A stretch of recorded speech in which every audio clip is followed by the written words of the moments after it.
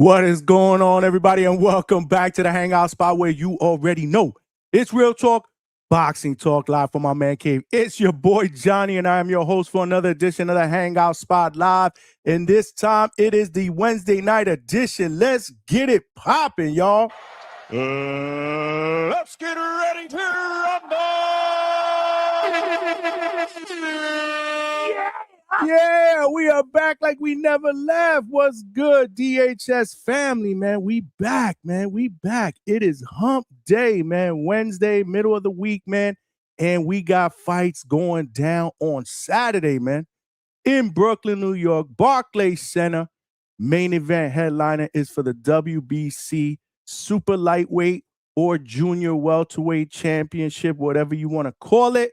The champion from Puerto Rico, Subriel Matias, against the undefeated challenger from the UK, Dalton Smith, man. And, pretty decent card. Pretty decent card. I was actually breaking it down today, doing some research, taking some notes.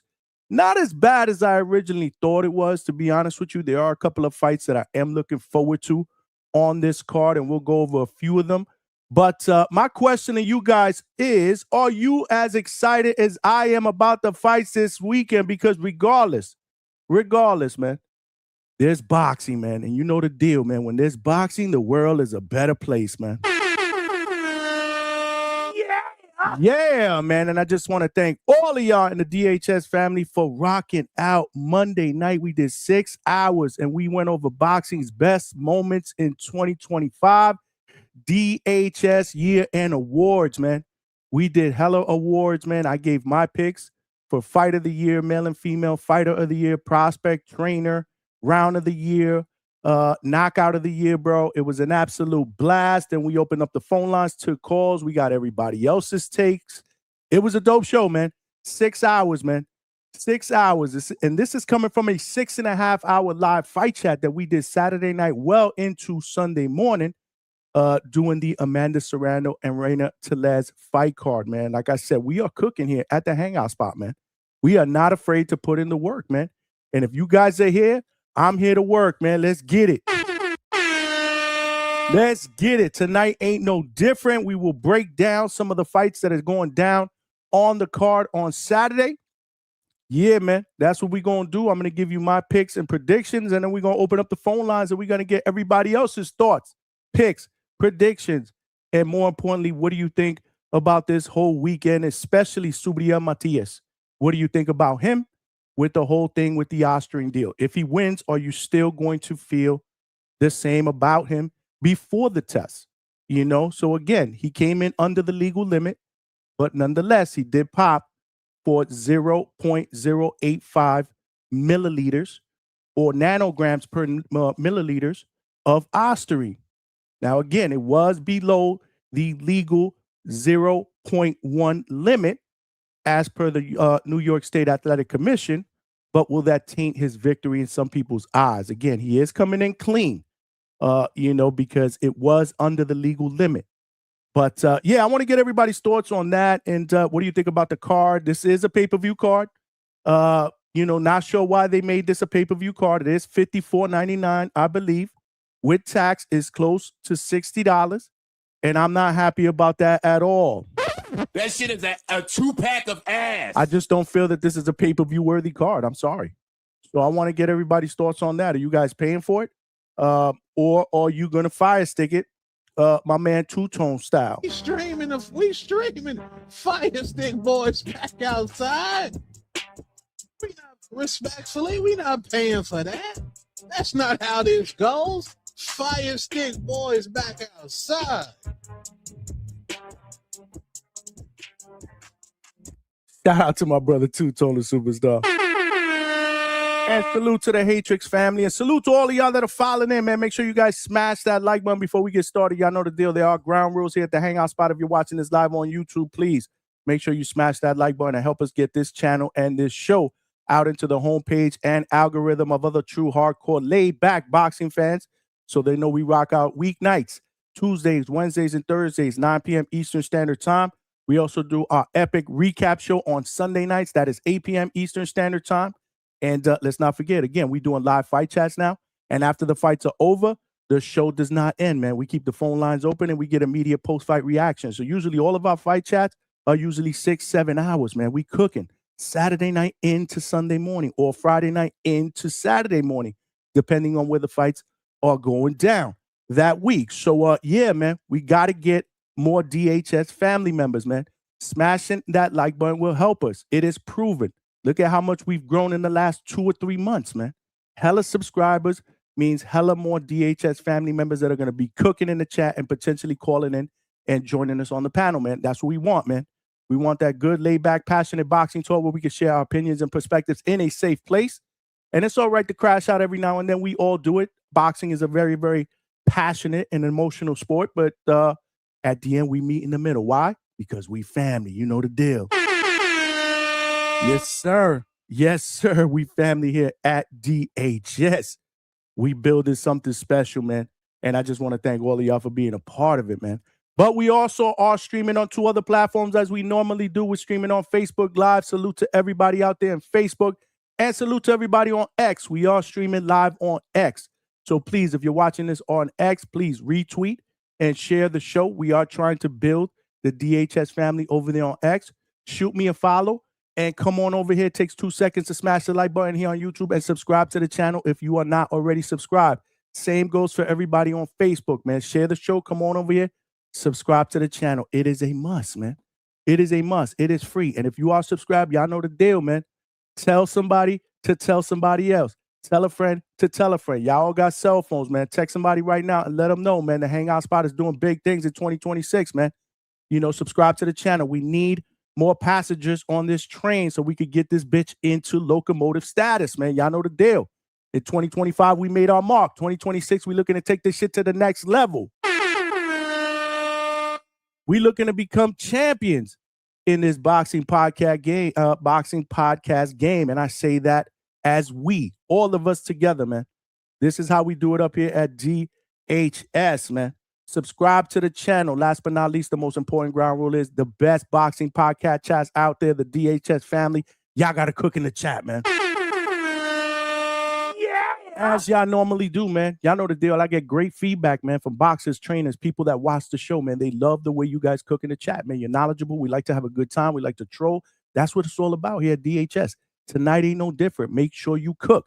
But if you do want to make sure you get a question or comment read out here on these live YouTube streets, the best way to get that across is via Super Chat because it will come up as a start message. I will see it. Our chats will be cooking. I can't see every comment, every question. So if you want to make sure one is not mixed, Super Chat is the best way to go. It'll also provide your boy with a little bit of a donation, and that never hurts because we are putting in the work, man. So if you want to provide a donation, be a Super Chat, Super Sticker, Super Thank You, or Cash App or Zelle, man. The QR codes are right here on the side of the screen, man. All donations are welcome because we are, like I said, putting in the work. We are the late night spot for the second shift and third shift overnight workers. You already know. And salute to all of y'all. We do have a 10 Super Chat. Go out there if you want to help a brother get there. It could be a Super Chat of any denomination. It could be $1, $2, $5, $20. It doesn't matter, man. Every penny counts, man. So let's help a brother get there. Who's going to be the first one to get us on that race to 10 Super Chats? We're going to be breaking down the fights. I'll give you my thoughts on the main event. I also want to talk about the other fight on the card because besides Subriel Matias against Dalton Smith, which is the main event for the WBC 140-pound title, we also have a fighter that I'm well familiar with. He is a Box Lab promotion fighter. Y'all know Box Lab is family here at DHS. Dominican, undefeated, Henry Cedeno. They call him La Bazooka, which stands for the Bazooka. He is 16-0 with 12 wins via knockout. He is going up against tough veteran Alfredo Santiago, who is also Dominican. So I'll give you my thoughts on that fight. We also have Puerto Rican Nestor Bravo coming in with a record of 23-1 with 16 wins via knockout. Looking to get back on the win column. Lost his last fight against Zolazeni Endogeni. And in Puerto Rico. He's going up against tough veteran Mexican Pedro Campo, who's been in there with a lot of big names. Most recently, Teofimo Lopez. And then we got our guy from Newark, New Jersey, man, Puerto Rican, Keith Cologne, Tsunami, man. He's fighting again. This is off fighting 5 times in 2025. He is 8-0 with 8 wins via knockout. That is 100% knockout ratio to start a young, bright career. He is a featherweight fighter. He is going up against a veteran, a Mexican veteran, man, Alberto Guevara.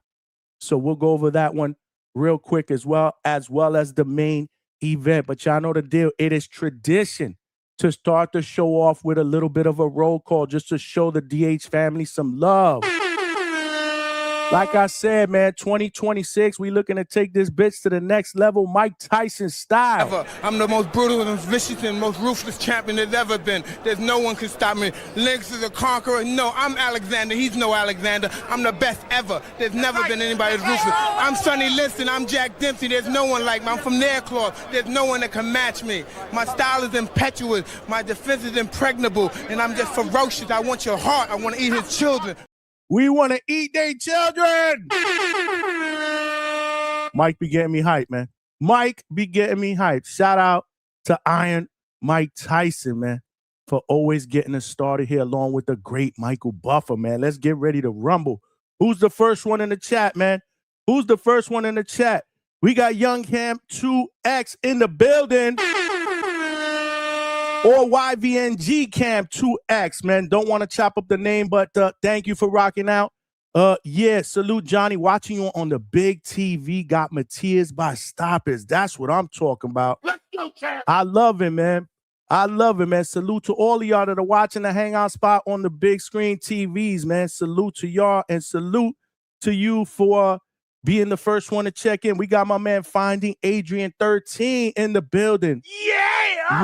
What's good, my brother? What's good? Thanks for rocking out on this Wednesday night. It is hump night, man. Couple more days, and we got fights on Saturday, man. Let's get it popping. My man Dwayne Styles all the way from Mexico. He says, saludos, Johnny. Just saw your message on IG. Hopefully it works out, man. God bless you, Johnny.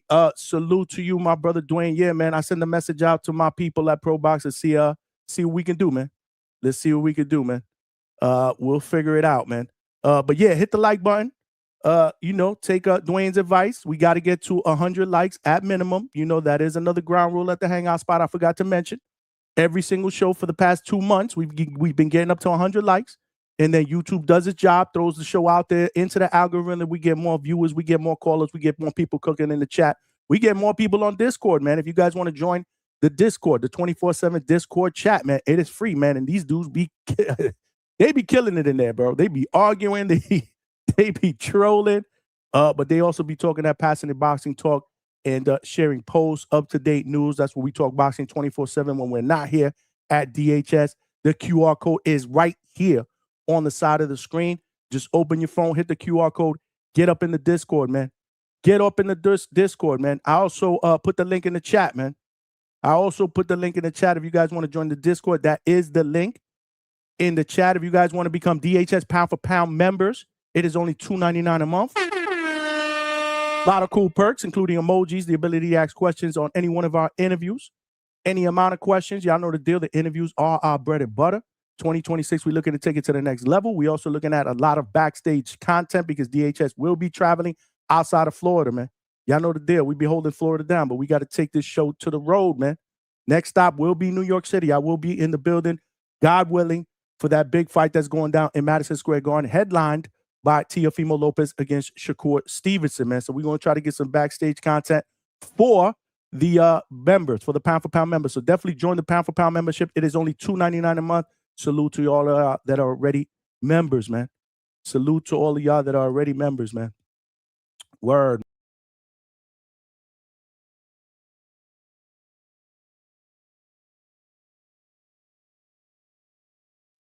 Technical difficulties. My bad. Don't know. I got to fix that.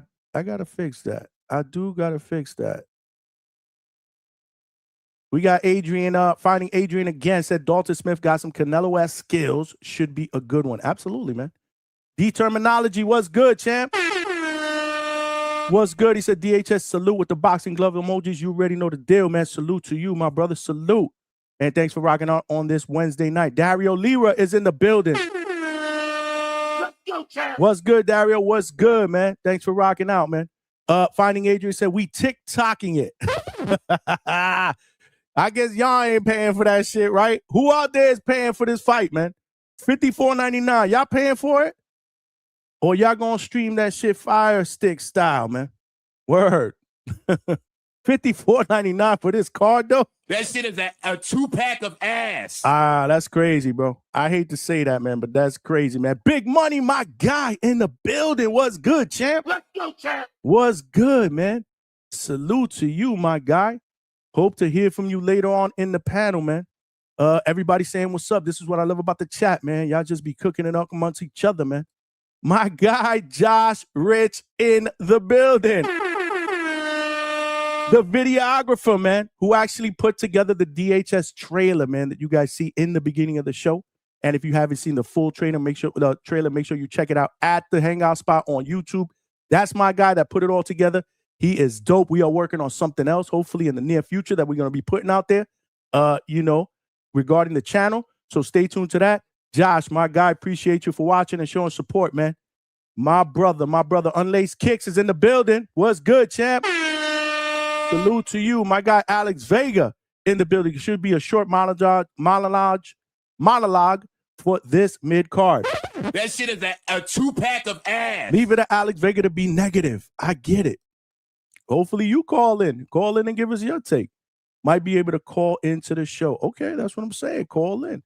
Give us your take. We got my man Finding Adrian getting us started early with the super chats and the 2-piece. Let's throw the woo out there for my brother. Cash moves everything around me.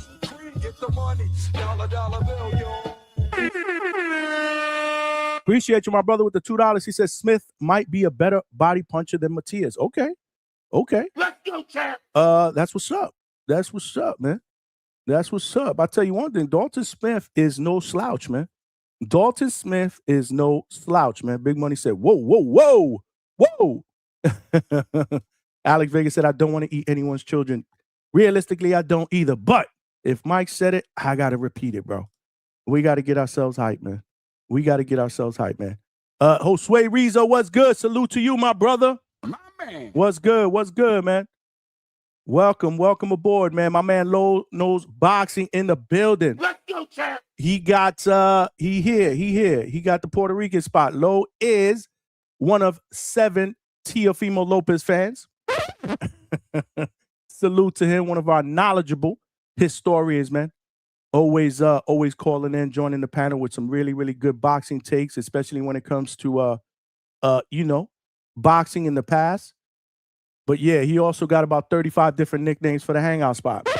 That shit is a 2-pack of ass. The Puerto Rican spot, the pack-up spot, the Mafia spot. Y'all know the deal. Smash that like button. We only got 31 likes. We got to get to 100. Y'all know the deal. I love y'all like family, but if y'all don't hit that like button, boom. We got to start sniping people, man. Mafia style. You know the deal. The Crash Out spot. Okay. Trini BX, what's good, my guy? Yeah. Salute, Johnny. Salute to the Sharpshooting Wrenches. What up, chat? What's good with you, man? Malcolm in the building said, I agree with the pack-up spot. Y'all only saying that because y'all wanted to talk shit 6 hours into a show when a brother was half asleep, man. These guys want to talk, go back and forth with each other, all under the influence, all feeling nice, and you got me looking like this. That's me. That was me that night.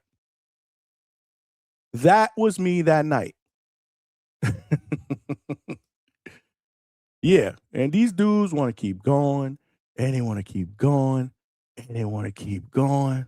Yeah, I was like, I need you to shut the hell up for the immediate future. Yeah, exactly. Word. But yeah, that's what's up.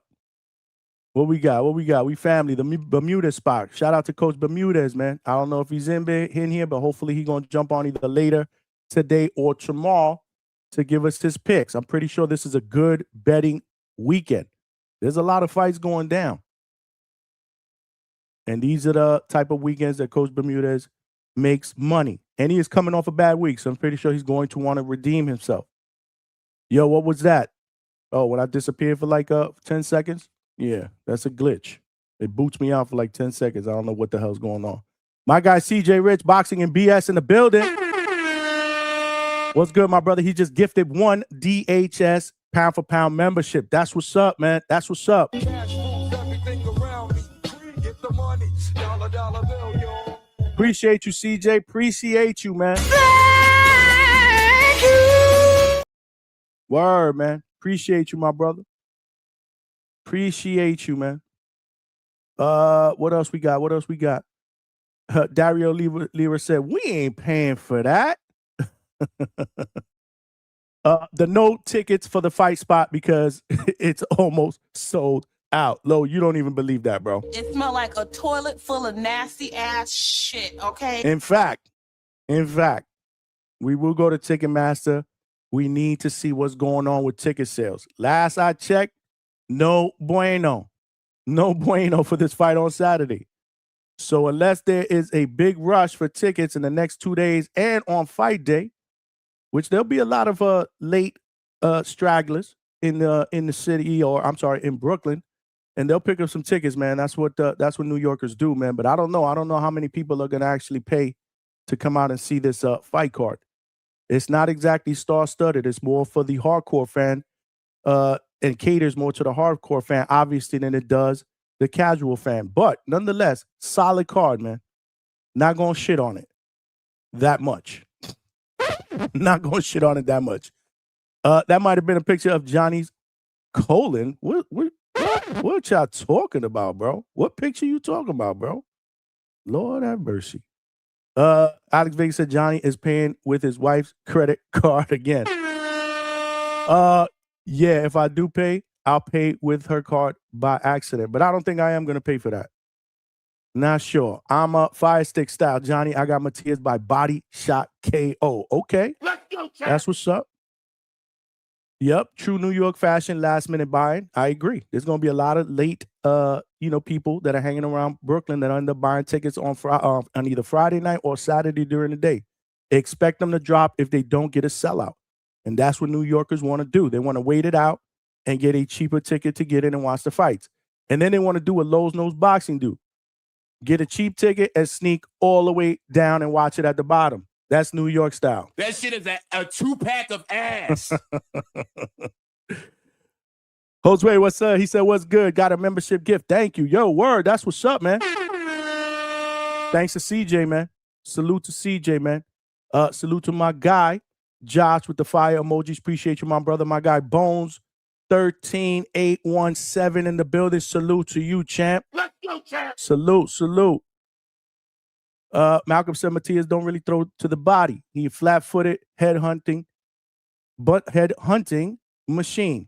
Even though he said bunting machine. But I knew what you meant, bro. I got your back. Dalton with the upset? Question mark? Let's see, man. Let's see. May 2026 bring Johnny success and baldness. Won't happen, CJ. You wishing on a star, bro. Y'all got to stop hating on my hairline, bro, in 2026, bro. Y'all got to show my hairline some love, man. I've been telling y'all for the longest time, this is by far, pound for pound, the best hairline out here on these YouTube streets. That's right. I said it.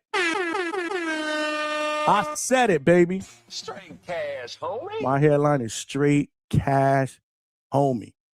Bones 13 said the Love Connection spot.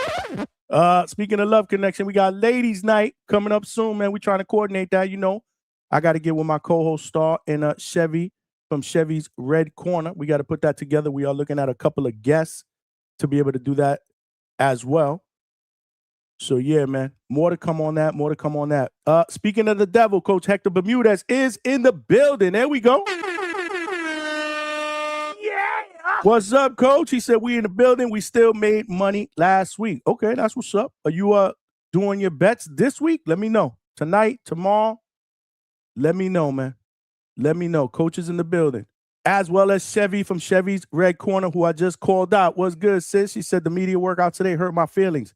Empty at Gleason's gym. That shit is a 2-pack of ass. Damn. If that shit was empty, was it open to the public? Or did you have to have a media credential to get in, Chevy? Let me know. Let us know in the chat. That's crazy. That is crazy. The sausage spot tonight. It's not ladies' night tonight, Lo. Mind your manners, bro. That black screen you put up. Oh. I didn't pull it up. What happens, what I believe happens when you stream off your Mac is if you swipe to the right real quick, it just takes me off and it boots me right back into the lobby and I got to get right back into the show. That's what it is, man. Sometimes, yeah, that's what it is. That's what it was. Okay. Chevy's up in here earlier. Salute to Chevy, man, who did call in Monday while she was at work to give her awards for the year, even though the dude behind her that she was taking care of was probably dying in the background because all we heard was the beeping noise. Word. Hopefully he's still alive, Chevy. But nonetheless, we love your picks for your 2025 awards, bro. What's good? What's good? Who else is up in here? Who else is up in here? The boxing outcome was good. You call yourself fans. Hey, man, people got to come out and show support. He said a fraud who didn't speak up for his countrymen wants views talking about the fight. You nasty ass frauds. Who you talking about? Me? I'm a fraud? What you mean? A fraud who didn't speak up for his countryman wants views talking about the fight. You nasty ass frauds. Now, you nasty. I keep it a buck, bro. I keep it an absolute buck. I told y'all from the get-go, bro. I keep the same energy. If you want me to excuse Subriel Matias for getting caught with any ounce of ostarine in his system and just say it's all right and sweep it under the rug, hey, listen, he's legal. He's legal to fight. Again, he came in under the legal limit, so he good. But realistically, man, there was something in there.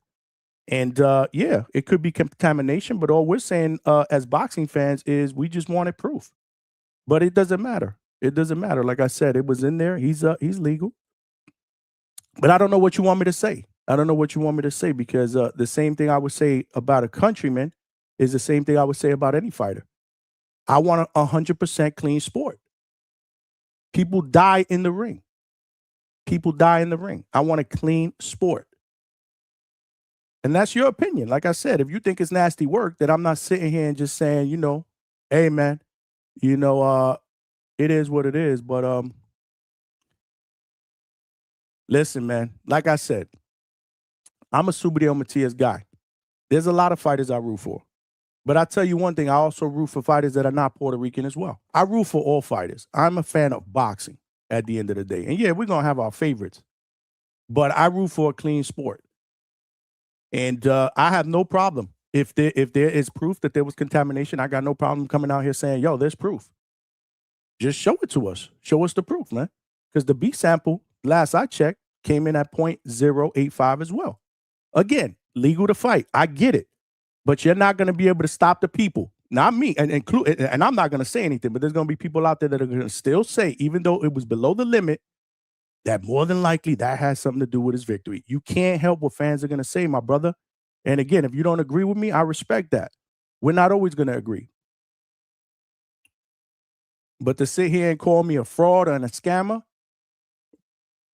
that's your opinion, my brother. Anybody can say anything on social media. You are welcome to that, as long as you keep it respectful. I've been called worse. But for the most part, most of the people that watch my show think I'm very, very fair. So, yeah. But yeah, man. What's going on? What we got? Who else we got? We got Coach said you at least you need to become a member. Nah, we good. If you don't want to become a member, that's good. That's fine. We good. But thank you for watching and tuning in, my brother. You know, like I said, everybody's opinion is welcome, man. Everybody's opinion is welcome. Exactly. It still had Austria. I don't know what this dude is talking about. I don't even know what this dude is talking about, bro. We got to address everybody, Chevy. Like I said, man, we got to address everybody. We got to address everybody. Low Nose Boxing wants a wrench. Let's get him a wrench. Hold on.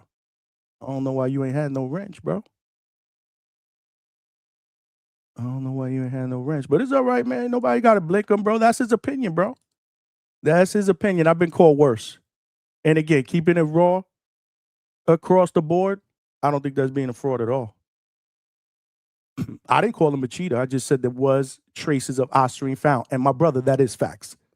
I didn't make that up. So if you want to undo the truth, you go try and do that. Here, we're going to keep it honest. Yeah. So, Coach, like I said, if Coach wants to jump on later on and give his opinion, on the matter, or obviously your betting picks. I don't know if you want to do that today or tonight, Coach. Today, tonight, or whenever, tomorrow. You are free to do that. But let's go over a couple of these fights real quick. Then I want to open up the phone lines and get everybody's thoughts on what is going down on Saturday. So, what we got? We got 41 likes. We still need at least less than 60 to get to 100. Make sure you smash that like button and subscribe to the channel. All right, what we got here? Yeah. So we got, like I said, we got fights going down this week at Barclays Center, Brooklyn, New York, headlined by Subriel Matias against Dalton Smith. This is for the WBC Jr welterweight title. Subriel is the champion. Dalton Smith is the undefeated champion that is coming back to coming from the UK. But before we do that, let's talk a little bit about this Keith Cologne fight, man. Like I said, Keith Cologne, Tsunami. You guys know the deal. He is family here at the Hangout spot. We've had him on a few times. He is a young, up-and-coming prospect. He is 8-0 with 8 wins via knockout. That's 100% knockout ratio. This is a big step up in competition, obviously. A guy that has over, 35 fights, 36 fights, 28-8, 13 KOs. Alberto Guevara, who's 35 years old from Mexico, 47% knockout ratio. This fight is taking place at featherweight. And like I said, just another step-up fight for Keith Cologne. Alberto Guevara has been in there with some good names, though. Let's look at his box rec real quick. Let me share my screen real quick. Let's look at his box rec real quick. While I'm doing that, make sure you guys smash the like button. So, like I said, he's 35 years old, Mexican. Born in Sinaloa, Mexico. He is coming off a TKO win, his last fight in June. But he did lose to Coach's guy, son of a legend, Armando Martinez Robbie. He lost by TKO in the 3rd round. He got knocked out the fight before that against Manuel Flores. He lost by unanimous decision against Isaac Lowe. Shakur Stevenson stopped him in 2019. Go figure. So, again, some experience, man. Lost by UD to Emmanuel Rodriguez. So he's got some names on his resume, people that we know. But for the majority of them, he's lost to those names. But, yeah, this is Keith Cologne's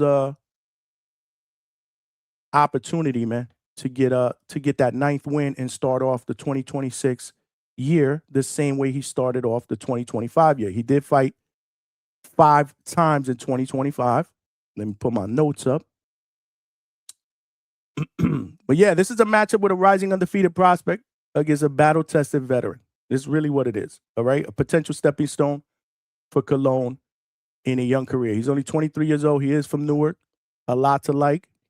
He's an orthodox fighter. He's aggressive. He's high-pressure style. And he's a devastating puncher so far in his division. Like I said, it's evident of his 100% knockout ratio.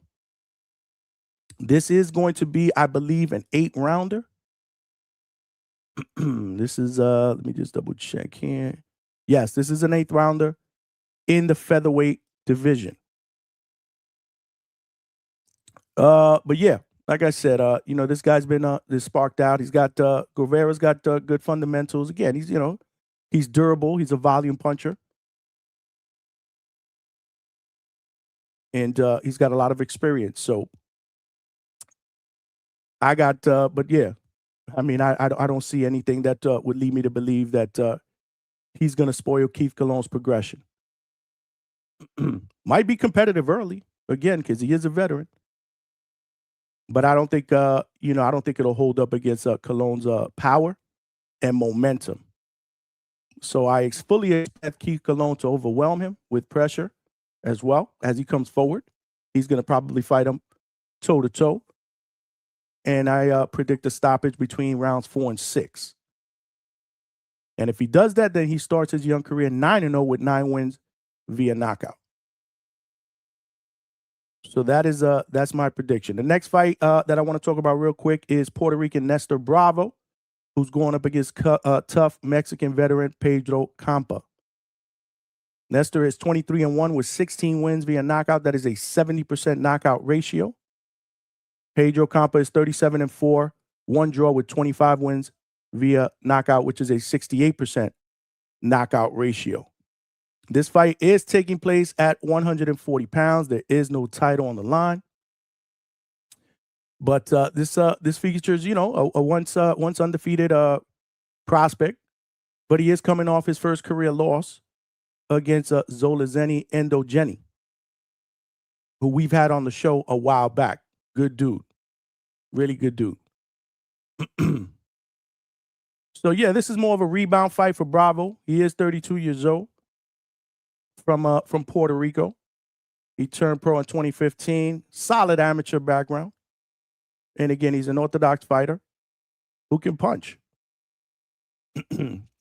He overwhelms his opponents, the ones that he's beaten, with aggressive pressure and, obviously, the ability to stop them.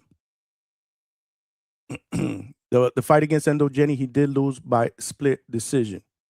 So it was a close fight.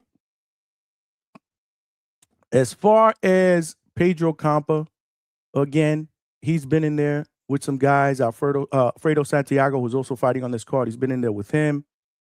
Brandon Lee, Teofimo Lopez stopped him. I think that was Teofimo Lopez's first fight at 140, if I'm not mistaken. So, yeah, a lot of experience, Mexican style, come forward, volume puncher, obviously.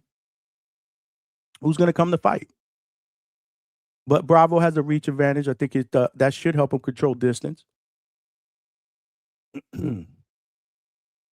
But like I said, this is a rebound opportunity for Bravo against a veteran gatekeeper. Let's just call it what it is. I think Bravo's power, his reach, should allow him to dictate the fight early. But you know, Campo is very, very durable.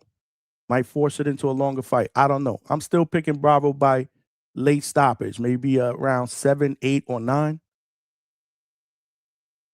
And that's my prediction for that one. Let me know your thoughts in the comment section. I'm not even looking at the comments, to be honest with you. Hold on. Let me see what's going on in the comment section.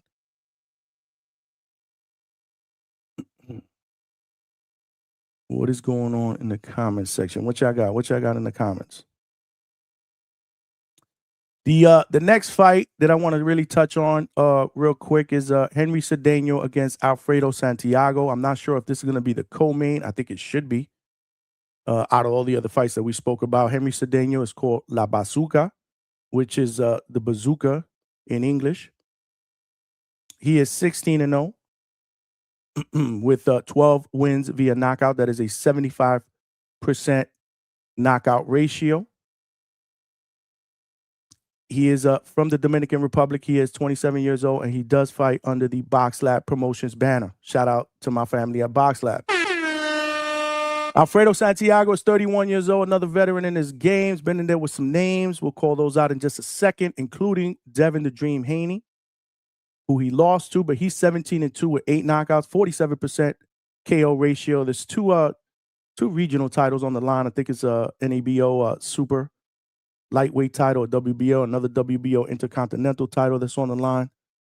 This fight is taking place at super lightweight, junior welterweight, 140 pounds. And yeah, man, I like Cedeno, man. I like Cedeno. I've actually covered 2 of his fights at the Caribbean Royale. And you know, there's a lot to like. There's a lot to like from Cedeno. He is let me get my notes. Smash that like button, y'all. We still need a little bit over 50. We're still not at 50 likes, and we got hella people up in here, and still people following in. Y'all know how we do here. But yeah, this is an experienced Dominican, Santiago, who actually lived in Puerto Rico, I believe, against an undefeated Dominican prospect. They both hail and were born from the same country. But they do bring contrasting styles into the ring. Alfredo is a couple years, about 4 years older. He's 31. Cedeno is 27. He has about an inch height advantage, so they're about the same size. And they both fight orthodox. But hold on, let me check my notes here.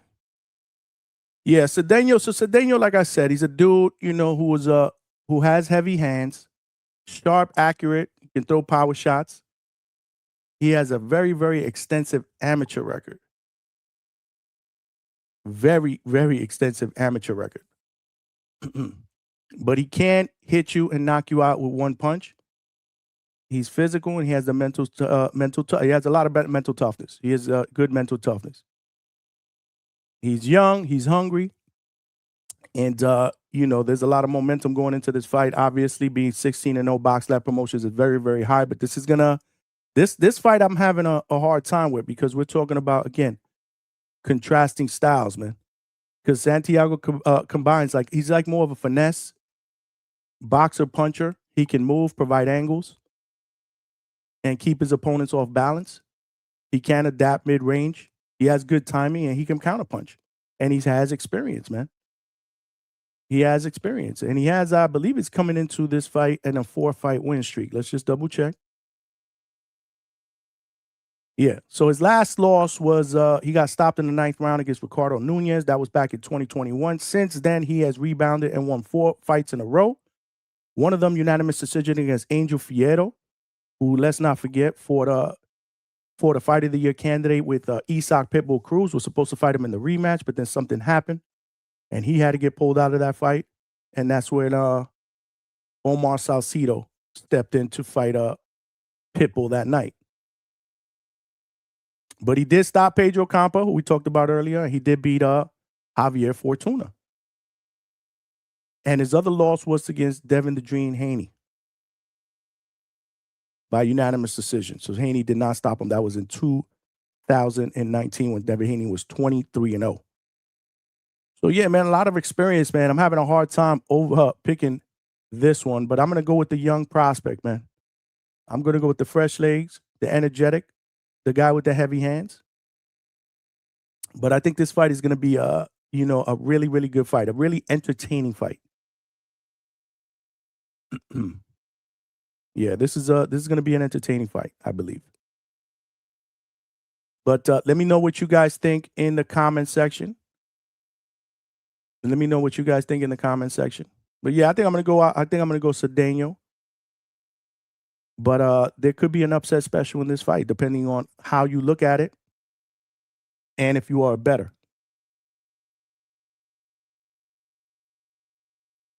Yeah, that's what I'm going to go with. And then the main event, obviously, we talked about it. Subriel Matias, who is the champion at 140 pounds, the WBC champion, coming off a victory where he took the title in a close, very entertaining back and forth fight with Alberto Puello from the Dominican Republic, who was the champion at the time. Very, very close. One judge had it a draw. He won by majority decision. The other two had it 7-5 in his favor. But there are a lot of people, depending on who you ask, might think that Puello pulled that off. Again, not a robbery. Not mad that he won, but I mean, it was a close fight. We can't call that we can't call it a robbery either way, but a close fight that I believe could have went either way. His only other loss was to Liam Paro. That was in Puerto Rico against a guy that was, that's a mover, provides angles, and can box. Subriel is a come-forward pressure fighter who throws a lot of volume, short, compact, hard punches. He will break you down. That is who he is. That is who Subriel Matias is. He's 33 years old, 23-2 with 22 wins by knockout. That is a whopping 96% knockout ratio. Dalton Smith, his opponent, is at 18-0, 13 KOs, 72% knockout ratio. He's 28 years old. So he's 5 years younger. He's about an inch taller. Subriel has about a 2-inch reach advantage. They are both orthodox. And Subriel, obviously, from Puerto Rico. And Dalton Smith from the United Kingdom. But like I said, man, Subriel is an aggressive pressure fighter. Come forward, marching style, fluid, short-range punches, generates immense power from his, from his build and, his technique. Rather than he doesn't swing wild. He's a short, compact. Again, he's just going to come forward, and he's more of what you would consider a close quarter fighter who can be considered, like I said, a phone booth, a brawler. But he's going to break you down, man, and that's his goal. I don't know if I wouldn't necessarily say he has one punch knockout power, but he will break you down. He will break you down with volume combinations, and he will overwhelm you. At one point when he was undefeated and he was the IBF champion, he was being called the boogeyman. A lot of people didn't want to fight this guy. His conditioning, in my opinion, is elite because he can fight this weight for the entire fight, which is crazy. He is on a 3-fight winning streak and losing that Liam Power fight, with one of those obviously being the win that we just spoke about. If there was a weakness, obviously he's hittable, and most offensive fighters are going to be able to be there to be hit because they're relying on their offense. So he is vulnerable to getting hit. He can absorb shots, but he's one of those that's willing to absorb to land his own. Skillful fighters can exploit that, though. Guys that move, guys that provide angle. Both losses, again, technical fighters.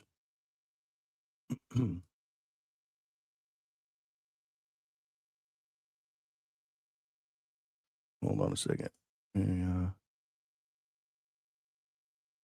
And then we got Dalton Smith, who's more of a boxer puncher, very, very technical, well-rounded. He's got a good jab, good footwork, good timing, can control distance and counter effectively. But my thing is he going to get drawn into a firefight? Because it's very, very hard to keep a guy like Subriel Matias off of you. You're going to have to command his respect.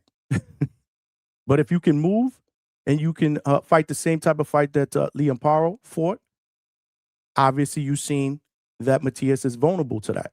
He has some momentum. He is younger, and he's undefeated. But he lacks that experience. I believe this is his first world title shot, a true step up for him. And he has never faced a puncher of Matias's caliber, man. So it's untested, man. His chin is untested against top quality competition. He does have some pop, but again, man, you're gonna have to prove to Subriel Matias that he's gonna have to respect your power because he's gonna keep coming forward. This is a classic puncher versus boxer matchup. Matias's pressure, power could force Smith into a war. That's what I'm thinking. If it's in close quarters, obviously you're gonna favor Matias. But if Smith can use his footwork and box from range and frustrate Matias with counters and then move, he can win some rounds, and he can win similar to what Liam Paro did. But this one's going to be interesting. Like I said, this one is going to be interesting. It could be a good fight. I think it could be. I think it will be a good fight. I don't think it's very, very. It's almost impossible for me to say that Subriel Matias is going to be in a boring fight based on his style. He's gonna force the fight. So I think this one could be a really, really good fight. But I'm taking Subriel Matias in this fight to win. Maybe late stoppage. That's my prediction. So we are going with the countryman.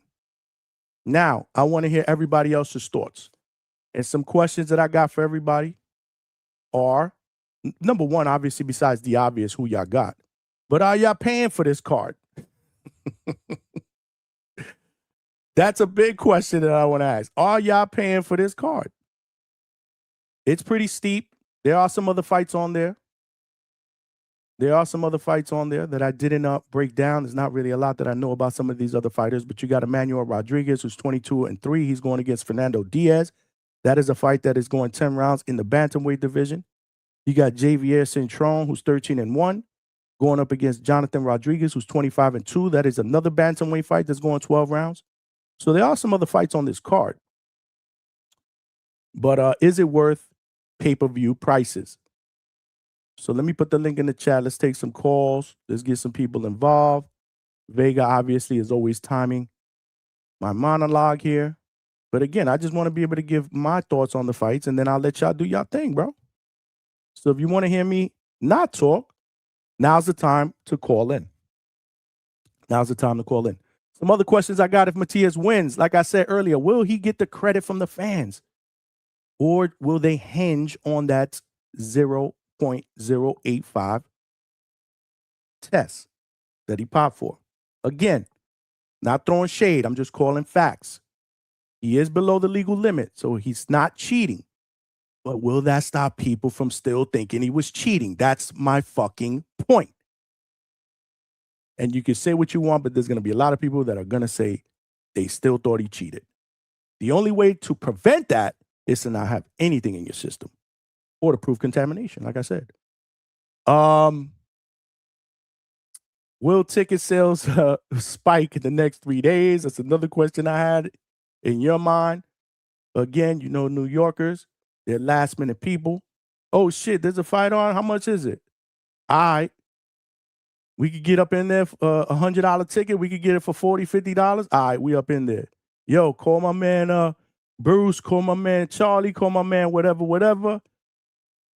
Let's all get up in there. Before you know it, my brother's buying 5, 6 tickets.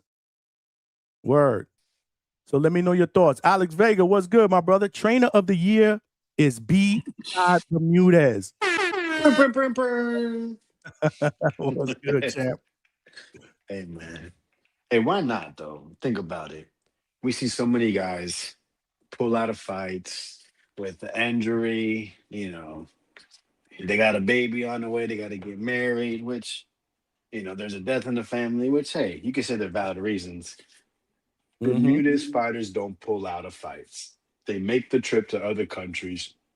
They make weight, and they go rounds. Bermudez gets them ready to go to war. Word. Shout out my brother Hector, man. Shout out to Coach Bermudez, man. But yeah, what do you think about this card this weekend, man?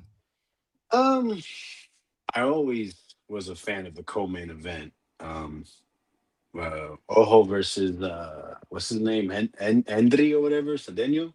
La Bazooka? La Bazooka. Always a fan of that fight. I've watched Cedeno fight a couple times. His brother too. What is his name? Udi or something like that? Udi, yeah. Yep. Yeah, they fight pretty similar. You would say the 160-pounder Udi. I would say he looks like he has a little more of a higher ceiling. But the one thing about them boys, they come to fight. Those dudes, they don't go in there and play no patty cake. You know, you hear Bermudez talk about a Dominican slap style for boxing. These guys ain't slapping. They're in there to hurt you. It's funny. I was messing with Coach. I was like, "Hey, Rohan kind of fights like them." Or like I compared him. He was like, "Never say that again." But you know, when I watch Andrito, I just feel like he does have some limitations. He gets a little too flat-footed, kind of works too much, only really attacks what's directly in front of him, you know, not really cutting the ring off. But he's going to come to fight. He's not in, you know, if you hit him, he's going to hit you back. And I think he looks like he's pretty heavy-handed. His record would back that up. With Ojo, right? Alfredo Santiago, you may have seen him before many moons ago on the Zone when he fought Devin Haney. I don't know if that was the fight before the interim or for the full. I can't remember, but it was basically on Devin's path to becoming a WBC champion. I remember he got dropped. You know, Devin was, I mean, as we see, he's a great fighter, but was levels above him. Then he got stopped. He got dropped a couple times and stopped by Ricardo Nunez, a guy that can punch, but, you know, one of those Central Americans that doesn't really have much technical ability, but is just a born fighter, can punch. Stopped him in the 9th. He took a year off, moved up a weight class, and like you said, 5-fight winning streak, maybe 4, I can't remember. And he's been impressive, honestly, since moving up to 140, taking that time away from the game to work as soon as. Oh, okay, my bad. I'm reading the chat too, my bad. I was like, no, pause. yeah, Like, I said something pause-worthy. No, because somebody remind me there's some super chats, but I didn't want to stop you. And okay, and, yeah, for sure. you know, you're in a groove right now. Yeah, I try not to be as boring as you. 55 minutes in, but I know I'm not the though. most Appreciate because you. I'm taking note. Like I took notes or whatever. I got to be a little bit more animated or something. or maybe just allow you guys to do it, one or the other. No. I mean, I get it. I think what we like about your channel, the ones that are here all the time, is that this is like like quote unquote real boxing talk, and you're gonna give everybody a time. The fighters on the card, and that should be appreciated. But yeah, Yeah, 55 I minutes, just didn't want Jesus to call, fucking I just Christ. didn't want to predict the main event. Like I want to, show some love to the other fighters too. No, for sure. For sure, man. I'm just fucking with you, bro. You're appreciated. Because yeah, just with that fight, because I want to touch on that first, because it's the fight that I'm most looking forward to. Yeah, Ojo stops freaking Carl Dargan. Maybe a lot of y'all don't know. Carl Dargan was the man in the amateurs here in the US. The man. Really looked up to. Everyone knows if you were a top US amateur or were in his region, you know who Carl Dargan is. Stops him in the first. Stopped Pedro Campa in the first round. Fight Angel Fierro, who Fierro was a highly ranked 135 pounder. Fierro moves up to 140, and Santiago cooks his ass. I mean, absolutely cooks him. I think it was the Serrano card. I could be wrong. And I'm pretty sure it was in Puerto Rico, that fight, or maybe it wasn't. Maybe I'm wrong, but I remember watching it and just like I was impressed. And then that fight with Fortuna, complete waste of time, but he gets the win, another stoppage. So yeah, I got Ojo. As long as he can take the power, that's going to be the biggest thing with this fight. Can he take the power of Cedeno, who, like I said, he's punching. Just keep his distance, control it. Like you said, counter. Those are all things. I mean, he has really good. He's Even though he moved up, he's really good size for 140. So I look forward to it. The main event, I got you know, uh, adverse findings, Matias. I think he's definitely coming in to really put on a abnormal beating on Dalton Smith. I think he's going to elevate himself in that ring, and I think it'll definitely be a positive result, if you get what I'm saying. I expect Matias to. I can't contain myself. Listen, I'm not trying to sound like I'm chucking anybody. I'm just saying what it is, man. I like Matias, man, but there's gonna be a lot of fans out there that are gonna still give him shit, especially if he stops this guy, even though he came in below the limit, man. And that's just what fans do. That's why I would Yeah, prefer no. that he had nothing in his system or obviously proof contamination, because I don't know what this dude is talking about, but the B sample, if I'm not mistaken, did come in the same 0085. Yeah. I mean, of course it did. I mean, that's the thing. It's like, why would it be different? It's the same piss. Like, it's not going to be I'm just contamination from the testers. It's supposed to be contamination from whatever he consumed. So right. I'm just stating the facts. That's all. But I'm rooting for him. I'm going for him. I'm just saying he just opened up the door for people to start assuming that maybe he is cheating. But yeah, I do want to. So yeah, I got Matias by like you I got him said, stopping. You got him stopping yeah. him too. I just think the pace. Dalton Smith needs time. He needs time to, as coach says, control the air. That's something he likes to do. 'Cause he's just looking to lighten Talk up to the him, game. Vega. Yeah, no, for real. I appreciate that terminology. That's something I I use got ever a since I whole listened bunch to of film more. If you study. join the Zoom, you don't want to join the Zoom no more. Yo, that day, bro, I was so, dude, I drove like 2.5 hours to do something in the morning. It was a wasted trip, and I got caught in traffic. I didn't get home till like, I was pissed. I was gonna say something to you today, but I got caught up. But anyways, yeah, Dalton needs to control the air, because he wants to basically do whatever he can do to set up the big right hand. I think he can punch. I think he's a really good fighter. I think this style's all wrong for him. But salute to his team for saying this is a title shot. This is what we work for. And even if Matias is look like an abnormal fighter at 140 pounds, we still believe in ourselves. We're still gonna take this opportunity and make the best of it and hopefully come out with a W. So shout out to them.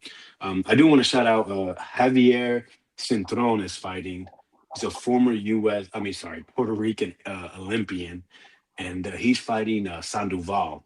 Oh, I that's think his name right. is So Victor. box rec, Jonathan Rodriguez, they pulled him out of there. Jonathan, Jonathan That's Rodriguez. that's who I have on box record. Him fighting. Javier Centron. Yeah, Cintron. He's fighting Sandoval now, right? Yeah, he's Look. fighting Sandoval. Yeah. Look, I So can you're share supposed my. to fight Jonathan first? That's what my screen says. That would have Didn't been a even good know fight. that they switched The one that fought Vargas, right? Mm-hmm. I didn't even know they switched that out. Oh, I didn't know either. I was just looking. But Sandoval, he gave you know Ricardo Sandoval, the one that beat Taraji, this alleged pound for pound guy. Yeah. Well, yeah. So it was Sandoval versus Sandoval. It was a Golden Boy card, and he gave Ricardo hell. So Javier, I know he lost to Ioka, I think. That I don't know. There's a lot of high hopes for this guy Centro when he turned pro, and he's kind of like never reached that yet. So maybe this is a get back. So I look forward to that, as well as listen. I've never watched a Keith Cologne fight, but him fighting Alberto, what is it, Guevara or whatever. That's interesting. That's showing that hey, they believe in this kid. They're feeding him the right kind of test. That's This a is the big guy step you up, should be. Mhm. Right. And this is how to me helps your case for prospect of the year. This is what I was talking about. Something that sticks out. Something I can compare to. Something that it's not just fighting some guy that works at Home Depot and paid a couple $100 to turn pro and is just, making, they're telling him he's making 1,500 and he's going home after the fight with $400. You know what I mean? Yep. So no, yeah, salute to the card. It's actually a solid card. But it should be like on my local station or like I don't know, ESPN Ocho or some shit like that. 41. Vega, before I agree. you finish, what makes you think that the Cedeno brother, not Udi, Henry is a big puncher? What makes you say that? I watched his fight against the other Cuban, Umada, I think his name is. And it looked like he was just feeling the shots. And when he was winging them. He was winging them in that fight. He's committed. But did you see what caused the stoppage though? I don't recall specifically. No. Did you see any other fights from him? That was the only fight. No. Yeah. So I don't know what God did him dirty.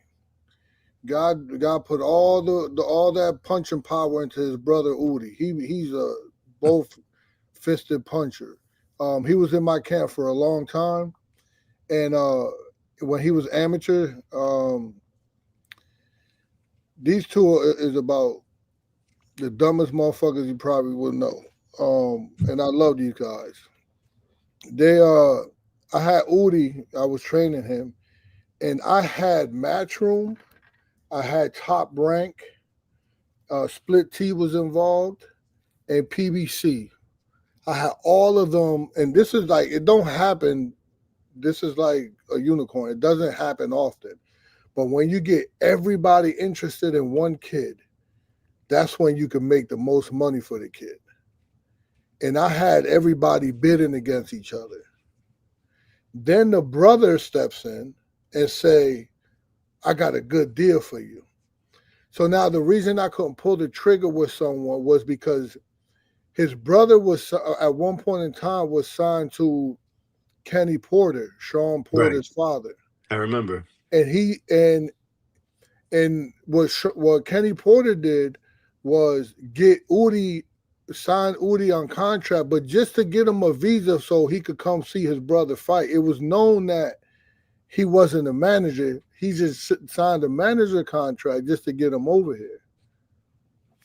So that contract was still alive, and I was just in contact with Kenny Porter. I was like, I just need the release, and then so I could do my thing with, And in the meantime of waiting for that, something happened where the brother was able to sneak in and say, oh, he's taking too long, this, that, and the third. So he took him, and he got something better. The dude got him a visa, whatever. I don't know what happened from there, but he took him from my camp. And I remember the excuse was like, oh, I got to go home. I'm like, you got to go home. This is like crucial time right now. So when he went home, Then I find out that his brother was in his ear, and his brother signed it with Marshall Kaufman. That's And Kings? Huh? Is that Kings? Yeah. So Marshall Kaufman is an awesome guy, right? But he's not a top tier promoter. And because his brother wound up signing with Marshall. And then Marshall signed it with Top Rank. I mean, I don't know if I'm not gonna get into it. If you know boxing, that's probably like the dumbest move ever. But if you don't, whatever. Arbitrary power. Do you? Oh, it ain't my turn. So I will say this. So he's not a puncher, man. No, you good, coach. You good. Cook, coach. Just let me read some super chats when you're done, coach. No. Yeah. You mad late on the super chat. You late enough. Let him read it so you can see how late he is. Let him read it so you can see how late he is. No, because I super chat and he brought me right down the line, man. Super chats go first, man. I know, but I super chatted so they don't pack up the man fan, and then they packed up the man fan. Bro, I was man sharing fans my need a screen. voice too, I was Papa. reading. They need a voice too. I'm just fucking with you, Johnny. I'm just fucking with you. I had notes up. I can't look at 5 different things at one time, so y'all gotta bear with me. But I do appreciate you reminding me of the super chats. Like right now, when y'all talking, I'm on them. But another thing too is it's hard for me to cut y'all off. I don't want to cut y'all off while y'all talking. So I'm trying to find a gap. Now you good. I appreciated you breaking down them other fights anyway. So it's all good here, man. Well, coach didn't appreciate it. It put him to sleep, but that's all good. I did see that one. There are a couple of chats that I do see. Trinity Bronx, my bad, $2. He said, don't pack him up, man. Fans need a voice too. I agree. Don't pack him up, brother. Everybody's entitled to their own opinion. I don't think I said anything bad. But again, if you're not a cheerleader or a fanboy or you don't agree with what the boxing outcome says, he calls you a fraud. That's just who the boxing outcome is. That's just who he is. But he's the same dude. He a troll that put in work. You see him in a Matias interview. He's a worthy troll. He's a worthy troll, if that makes sense. He's a Matias fan. I get it. I love that. But he's the same dude that came on this panel one time and criticized all of us. Why are we giving Ryan Garcia and all these dudes and Canelo credit for that pop for steroids and calling them the face of boxing? So I'm saying he's all over the place. I don't get it. Like I said, I don't get it. I told him, I said, boxing outcome. The outcome is you're gonna sleep with the fishes, bro. Nah, he good, bro. He good. He welcome back up there anytime, bro. Anybody's entitled to their opinion. Leonard Sterling with the 2-pounder. What's good, my brother? So yeah, he was trying to remind me that that fight was off, and now the Sandoval fight is in. Again, BoxRec be fucking up. I can share my screen. I can share. Yo, coach, Power lost his opponent, but it's next week. You putting Polanco on the plane? No, Polanco's special, man. Polanco gonna make his own way. He'll get there. He'll get there on his own. He's special. If I didn't believe in him, then I'll put him in that first thing smoking. Yeah, I feel that. Leonard Sterling came back with another 5-pounder. 42 pounds over here in 2K. Our normal pay-per-view is around 20. Not paying 42. X account posted ESPN Knockouts, Fox Sports, Brazil, and other Latin channels has it. Salute, man. Leonard always keeping us in the loop, man. Appreciate you, my brother. Appreciate the super chats. And my bad that I read them late. I'll try to keep up with them, but I gotta let these guys cook, man. Who's next? No. So I wasn't finished with Vega ain't finished. Good. Because, I was saying that he's not. It looks like he was from his last fight. That's kind of like because I said that, coach, and I took it from his last fight. So I was the one that said that I believe that he had heavy hands and he was a puncher. Yeah, no, his brother definitely do. I'm talking about him. I had him, and I don't know if you guys know who Carlos Gongora is. Of course.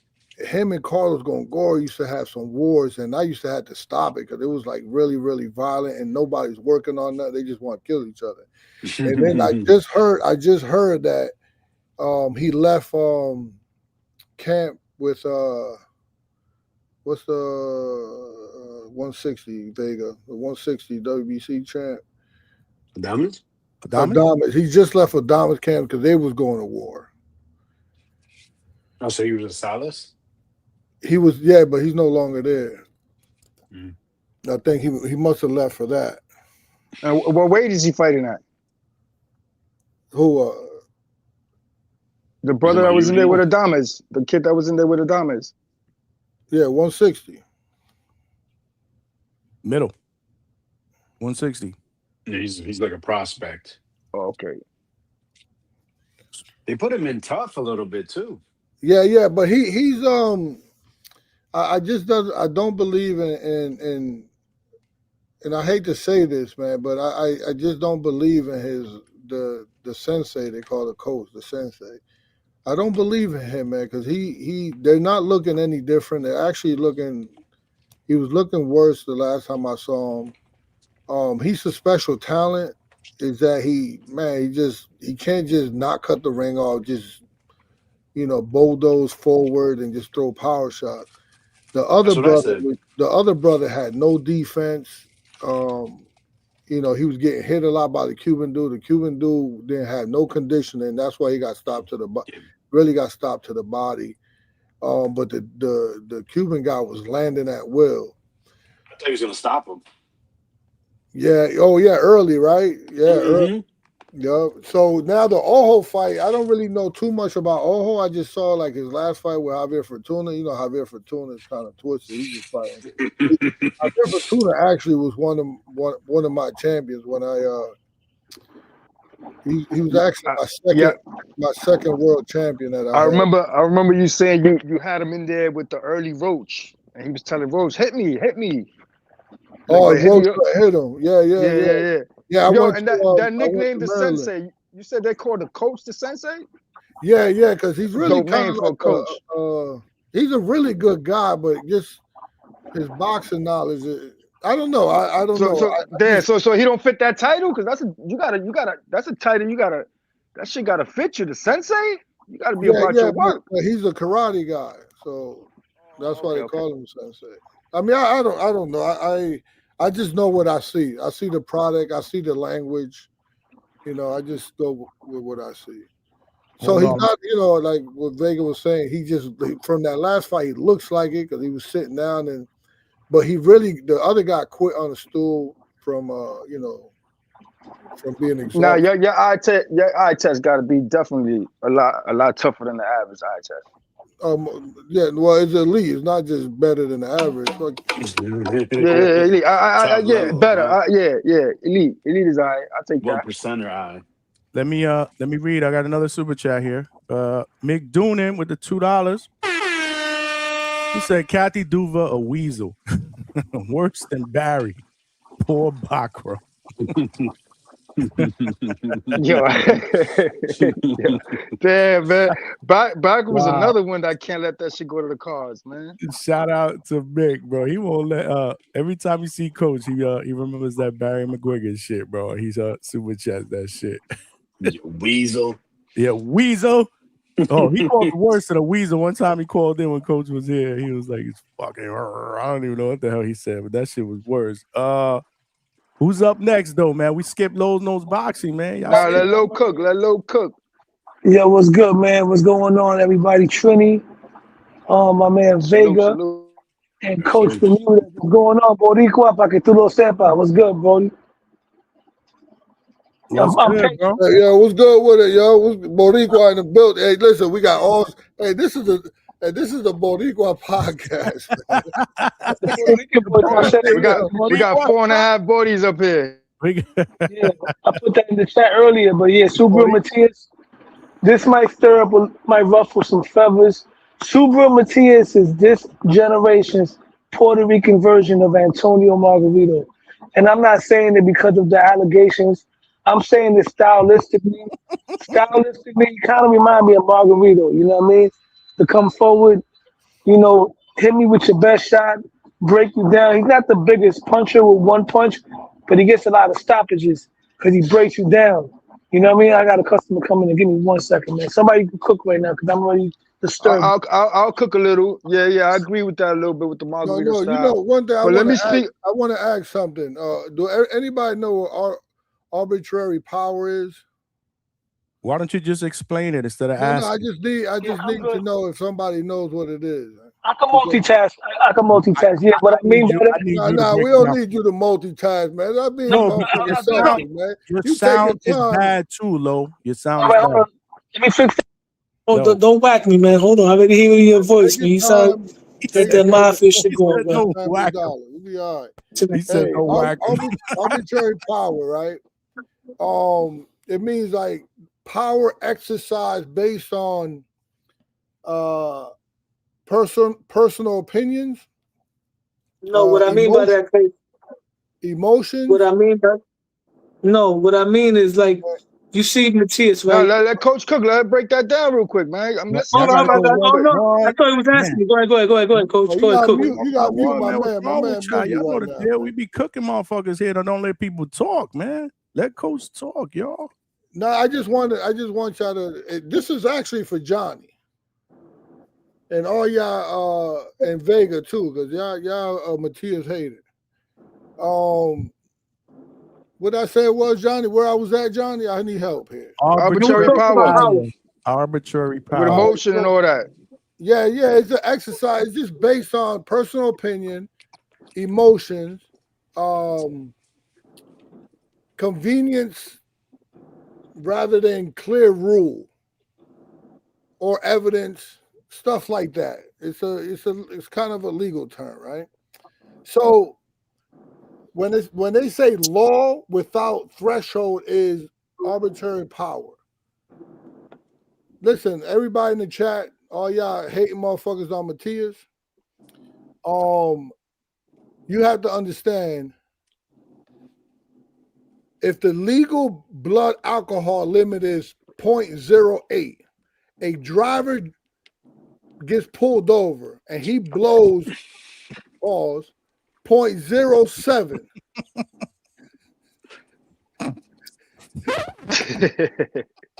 Yeah, sometimes you just gotta do it, man. Sometimes you gotta do it. A 2-pack of ass. Right. He was still drinking and driving, but not illegally. He was still drinking and driving, but he just came in under the legal limit. I made that analogy. Hold on. Who cooking here? Weeks ago, bro. Let me get the apron, right? Let me get the apron. Here's a clear principle. I'm not hating on Matias. Calling Subriel Matias a cheat. I called him a cheater. When the legal threshold is 0.1, it's not justice, man. So here's my question. I called him a cheater? Vega, this is for you and Vega. Vega called him a cheater. No. You guys I'm ignoring the law. Did I call him a cheater? You guys ignoring law, signs, and precedent. The rule exists precisely to draw a clear line. If you punish people below that line, the rule itself becomes meaningless. There is such a thing where you can come up because your vitamins have been tampered with in the lab that had ostarine. That is the fact. I said right? that contamination exists, but so it doesn't. But you saying but. So when you say but after you say a statement, it kind of like derails that statement. But you're not letting me finish the statement because there may be some validity from what I'm saying. If there's contamination, would you agree that it would be more than one bottle? I don't know. I was on a point, right? I was trying to make but hold on, but you didn't answer my question. So you coming after me, but I'm asking you a question. Forget my point. Hey, the chat, my point is this. Subriel Matias is not on any performance enhancement drug. Caffeine is a performance enhancement. Ostarine 0.08 and now being cleared is not. So his if he knocks, Vega says he's gonna knock this guy out. Vega is often right. If he knocks this guy out, he shouldn't. No one should be bringing up anything of it. Only the haters would bring up ostarine, right? So this is like where most critics expose their ignorance. Right? I always reflect back to the Danny Garcia Morales rematch, where a Hall of Fame fighter tested for steroids, which is a performance enhancing drug, And they go to Danny Garcia, yo, take this bread, you willing to take the fight? Keep on going. And he's like, yeah. You know what I mean? So I know a 0.8 Austrian level ain't changing the fact of how he's gonna fight, how he fight. And then you go back to his character, man. If you watch the Liam Paro fight, man, when he loses that fight, Matias knew he lost the fight. Look at his face. He mouthed the words and knew. They would have gave that man that belt.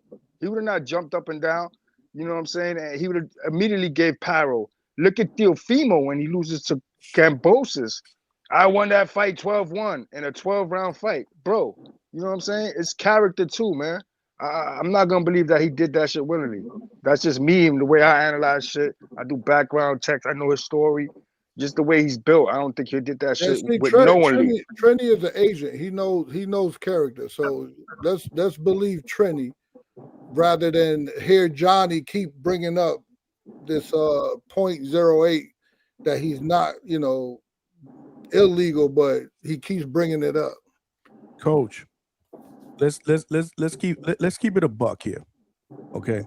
Let's keep it a buck. If he knocks out Dalton Smith, are there gonna be fight fans out there that are gonna say that he did it because he was cheating?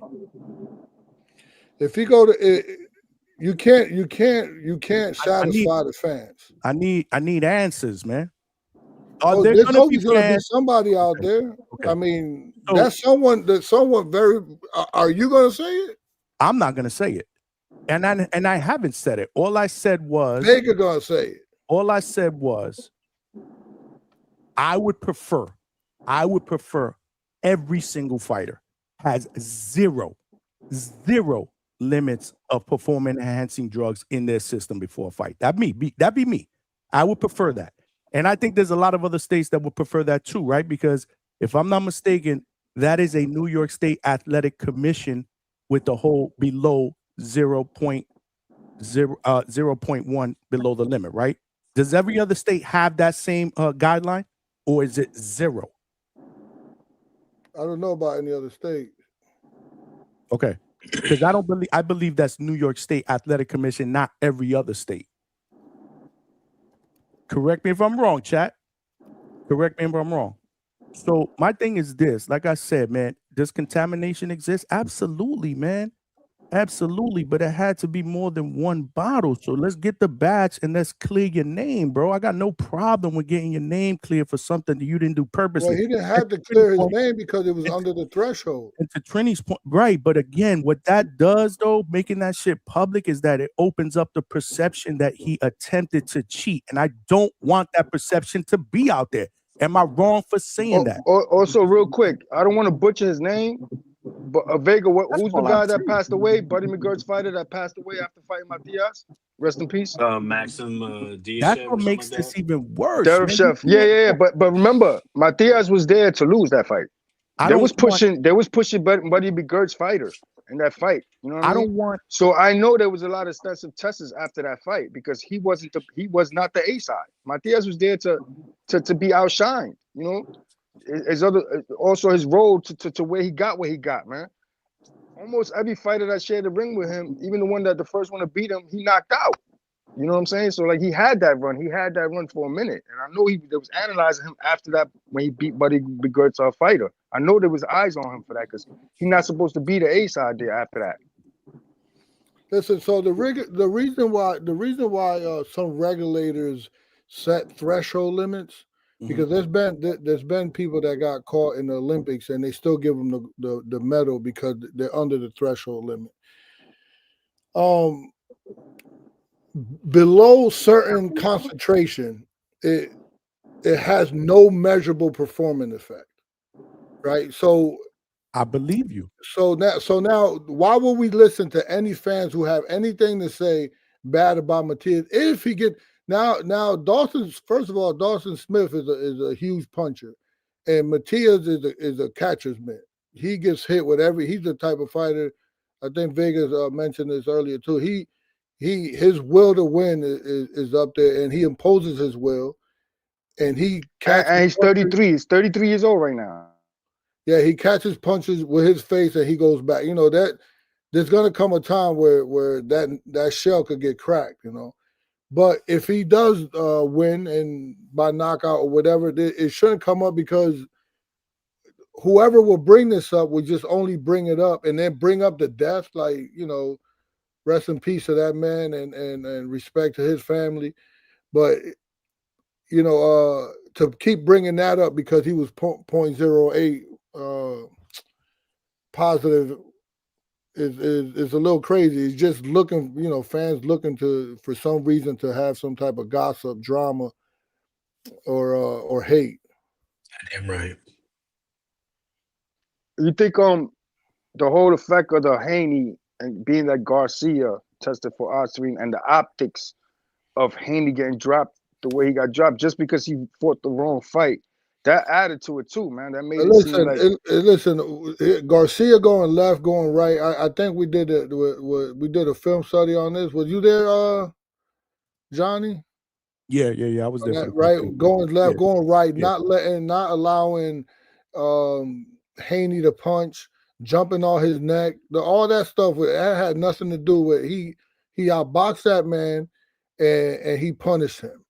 And then boo-hoo to him because you guys give him comeback of the year. How the fuck you give somebody like that comeback of the year when you got other motherfuckers out there really lost or really went through some type of deprivation in their career that took an L and struggled and grinded all the way back to come back to a win on their record? Then you guys give somebody for sympathy reason and got his zero taken away. Got his zero put back on his record and made millions, and then made millions the next fight and made that much more millions with Brian Norman. You guys give him emotional sympathy and give him comeback of the year award. Yeah, I'm guilty. I gave it to him. I'm guilty of that. I gave it to him. Call in and give your awards then. Who was your comeback fighter of the year then? Because I was I forgot his name, the Rene guy that Vega said. Who? Like that is no.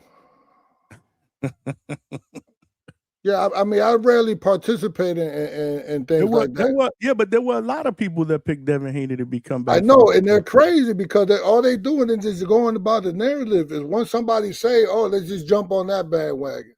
Like there's people out there that really went through the ringer. So who are those people? Educate us, bro. Well, one of them you can mention with Donaire.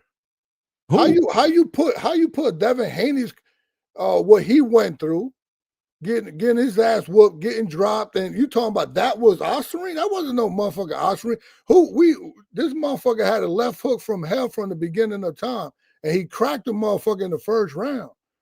So you put his career, that little shit that he went through, little Papa's boy went through, and you put Donaire, you put him in front of someone like what Donaire did. I picked Devin Haney. Yeah, there was a lot of people that picked him. But there's an argument for Donaire. Everybody's entitled to their own opinion. That's why I want to. Yeah, but it has to be logical. Donaire gets knocked out by Inoue. Climbs all the way, grinds it all the way back, becomes words. Man, this motherfucker is a legend. Yeah, I see his point. Yeah, right, and then I'm not saying you're wrong. I'm not saying you're wrong. When we're all giving our opinions, there's no wrong answer. That's how we. My comeback from Devin is more of the age we're in. Opinions.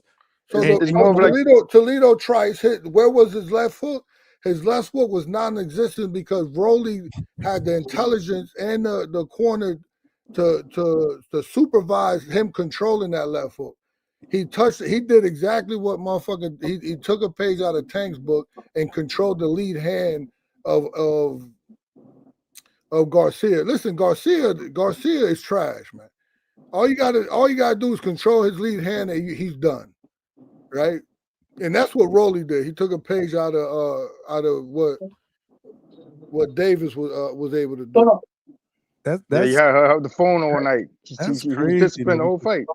Yeah, man. I mean, we want to talk about legal limits and Subriel not being under the legal limit, but Ryan was how much over the legal limit, and now all of a sudden we can't sit there and call him a cheater. Like, No, which one is it, man? listen, I'm calling him trash. I don't know what, cheater or not. He's still trash. But but Devin Haney got cheated. all right, listen, you could say that. I know what I saw in that ring. I know that Oscarine wasn't when you got a motherfucker coming in heavy, right? And you still accept the fight, right? Because you money hungry. So y'all accept the fight. Then the fight happens, right? Now within that fight, in the very first round, right? I don't give a fuck if it's a non-puncher. Everyone's dangerous in the first round. When you're not warmed up and the other side is fully at the height of their punching power, there's no fatiguing. My man, he got caught with a left hook. And then kudos to him. He got all the heart in the world to try to get it back. And he fought outside of his character. He was putting pressure. I don't know if it was what's our guy, Malcolm? I don't know if Malcolm said something about let's fight somebody and let's see Devin Haney put pressure on somebody or cut the ring off, or someone said something like that. Well, he fought well, but he tried to go forward, and he couldn't overcome someone like Garcia. I don't think Oscarine played a part in it. And I get that, Coach. That's your opinion, but there's going to be a lot of people out there that disagree with you. No, it's cool. But that disagreement is more respectful than a 0.08. When you start to say, "Yo, he won," you keep attacking me for that, and I didn't say that to hate on Matias, man. You keep calling me a Matias hater. I'm not a Matias hater. My thing is, I know what the fucking people are going to say after this, and I would prefer that he has nothing in there because I don't want there to be any fucking speculation that he's a cheater. That's my whole point. I don't want there to be one, man. I don't want there to be any speculation on any fighter, man. I love boxing. But it's a fact that it is a sense of what you said, right? And Eduardo Alvarez, I got some fighters that me personally call them trash. I got fighters here that are like, my man, you trash. You got to do more drilling. You got to work on your craft. We got a lot of people. Alvarez, I call my own fighters trash. Smokes. I don't have a problem keeping it real. And when I tell you, New York State Athletic Commission prohibited drug list that's calling in. I don't know who this is. It might be the boxing outcome. Who is this? Identify yourself, soldier. It's my guy Vega. Yo, what's going on, Johnny? It's the boxing outcome, man. Yeah, Come on, man. Hey, yo, no, hold on. Let me start off by apologizing to Johnny. You good, bro? There's nothing to apologize. Let me start off by apologizing to Johnny because there's nothing to apologize about, brother. I want to apologize. He doesn't, you know what I mean? He doesn't hold a grudge against nobody and none of that shit. He speak with whoever, you know what I'm saying, about boxing. And I just want to bring up the fact that, it's not the only drug on the list that you can have in your body to a certain limit. You're talking again. We're talking about Oscarine, brother. Right. But we have a list. That's and that's one drug out of this list, and he came in under 0.1. Now, what I was saying, I said that. Right. Now, the other day, what we were talking about, I never called him a cheater. But what we were talking, no, I never said you called him a cheater. I understood what you said last time, but the reason I can't compare the situation to assume or speculate that he is a cheater based on something. Hey, can I say something real quick? Right, that's all I said. Hey, let me a prohibited drug list guy. That's boxing outcome. Boxing outcome. Let me say something one time. This is something that I experienced with my own eyes. I was in jail one time, right? And there was this guy said, "Yo, I'm hearing that the guy's a snitch," and the guy produced paperwork that he wasn't a snitch. And then the dude went into him like, "Yo, why would you keep telling people that you heard I was a snitch? You keep saying you heard I was, and you keep telling everybody you heard, but I'm not saying he is. I just heard. I'm not saying he is." And that person got stabbed. What is my point in saying that? Go ahead. I'll let y'all answer that because I'm answering the chat here. I got people in the back. So Oh no, I just want to clarify something, and the whole thing is that the whole Canelo Wranglers. Huh? We gotta answer Coach's question first. Man, I don't know what to tell you about that question because right, so if you don't know what to tell, just say you don't know. Just don't go on and try to dismiss it because Trini BX is here. He could probably come. Go ahead. It's consequences for trying to put that label on somebody.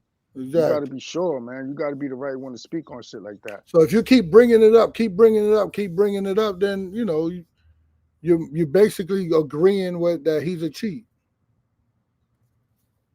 That's okay. I get it. I mean, I get your opinion, Coach, and you're entitled to that. That wasn't my intention at all, but if that's how it came across, I'm telling you that that's really what it was. But yeah, so the other day we were talking about Canelo and Garcia. Now Canelo was clenbuterol, right? And clenbuterol is at any level, any detectable level. So if Matias got popped with clenbuterol at that percentage, yeah, that would be understood. They could have, suspended him. They could have stripped him off the WBC, all that stuff. You understand? Mm-hmm. Now, Dalton Smith, he's the mandatory challenger, but we all would rather see Subriel Matias, and we can all agree we would rather have him fight somebody else like a Puello rematch, Teofimo Lopez, Gary Antoine Russell, Richardson Hitchison, but he didn't get the opportunity to do that. Mm-hmm. Right? Because Turkey wanted to let him know, yo, this is the mandatory, and we back in it with our money, and he's with Matchroom, and this is what needs to happen.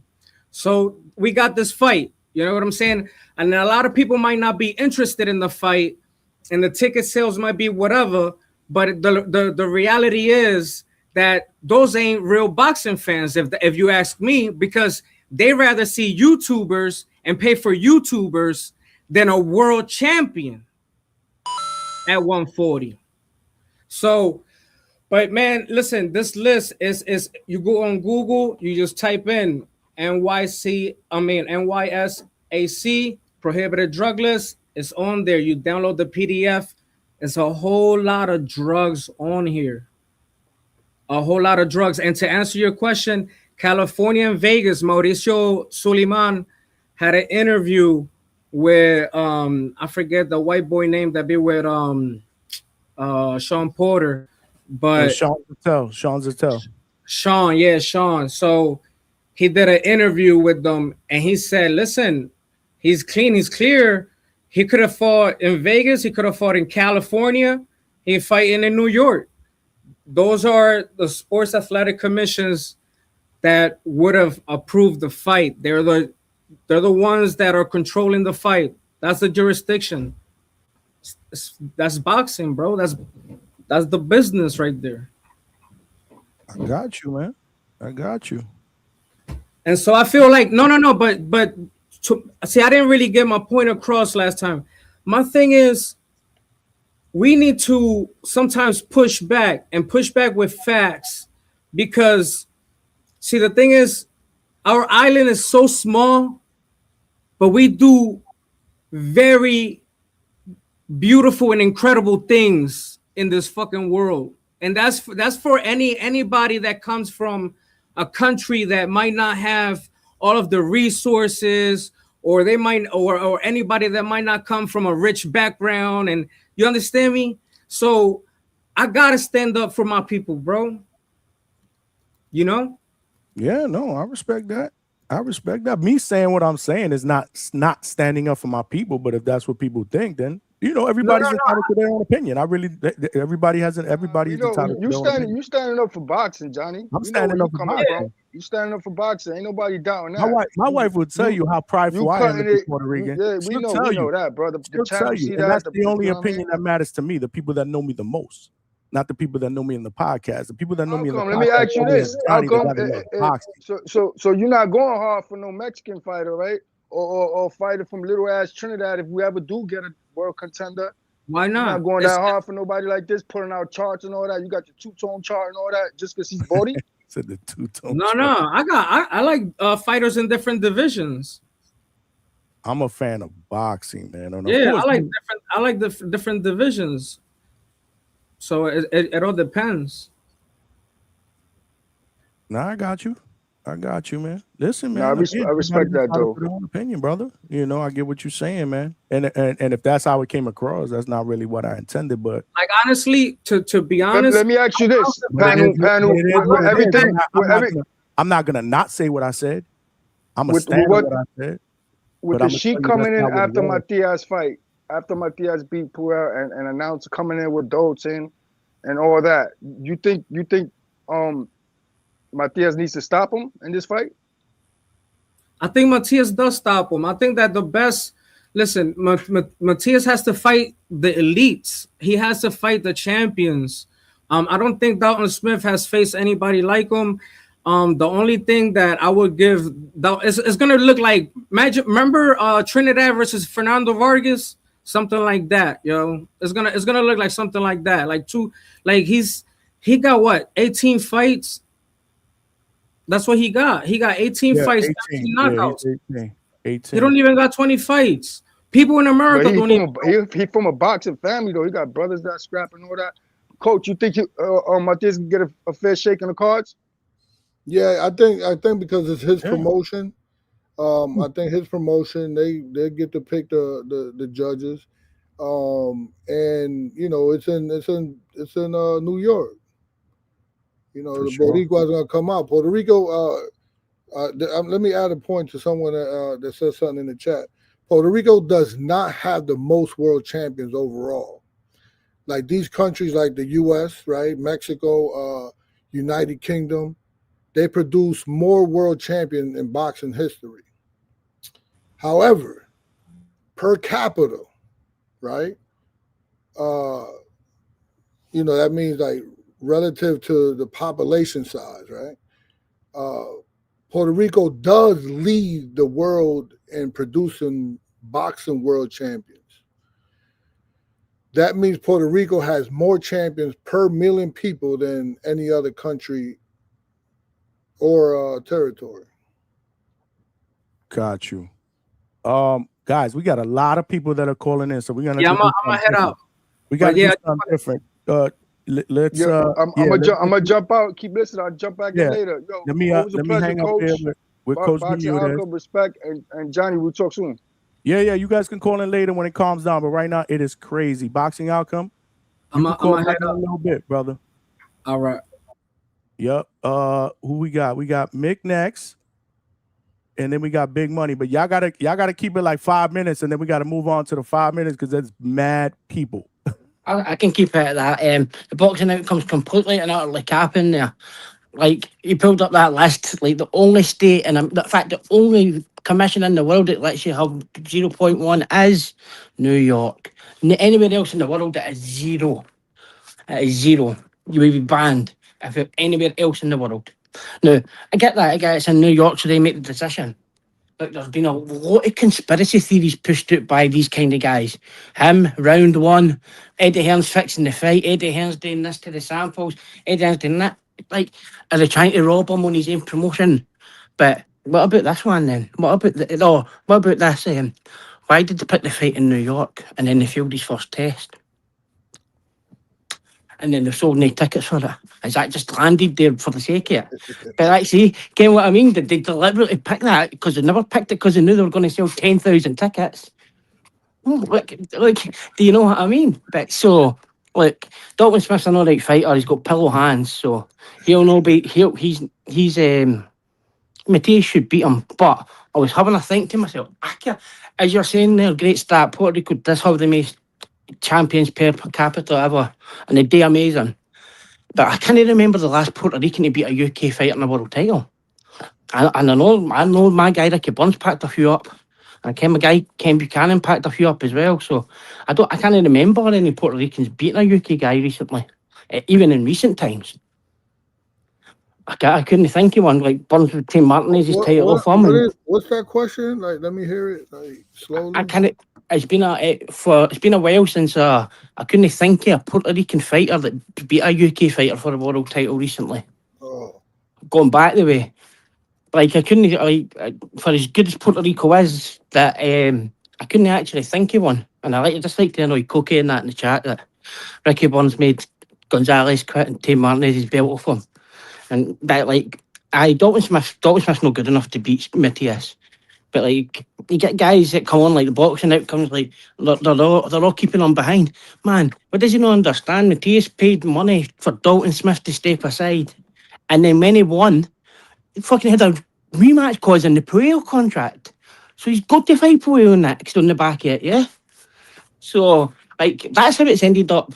It's been quite a mess, and it's been unlucky because it's been on the Turkey card, and then it's coming off a Turkey card, and then he got injured, and now we're really having to stick on the second week in January where guys, you know yourself, you didn't really get cards at this time of year for the reasons being it's just after Christmas, and then you've got the next couple of weeks you've got Cruz Marataya, Xander Zayas at Bass, so it's like they're all filled up, so they've got to go somewhere.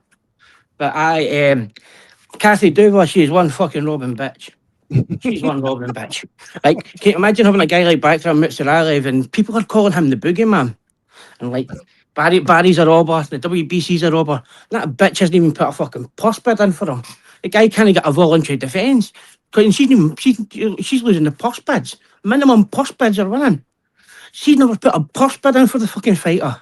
The last card they fought on the herds was fucking Kovalev and Edgar Alvarez in 2018. She didn't even put their own cards.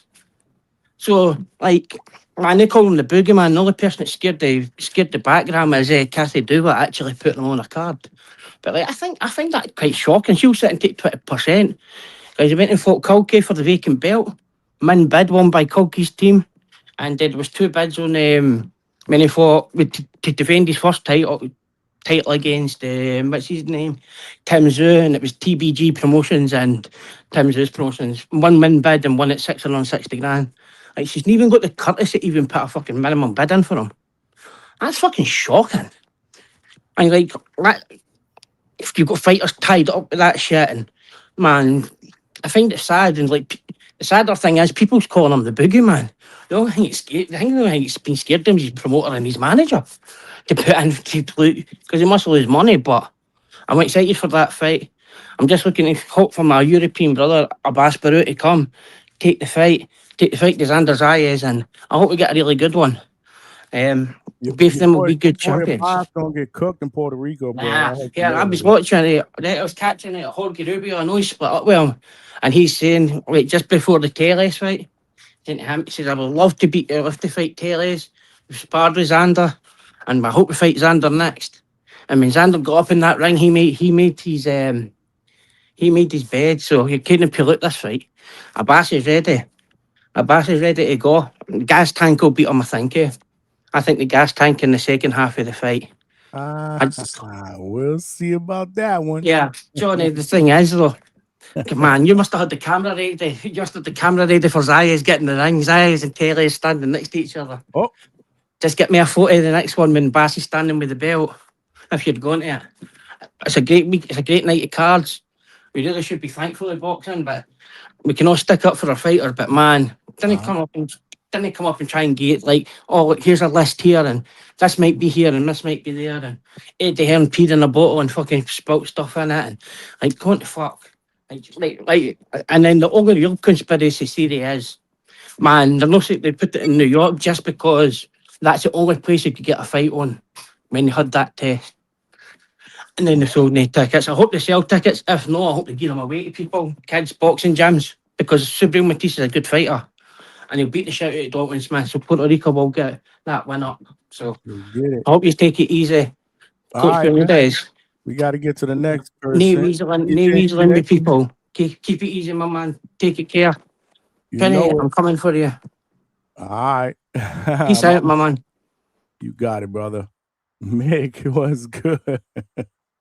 Man, y'all brutal in the chat, man. I don't know what the hell's wrong with y'all, man. Look at Chevy Red with the $2.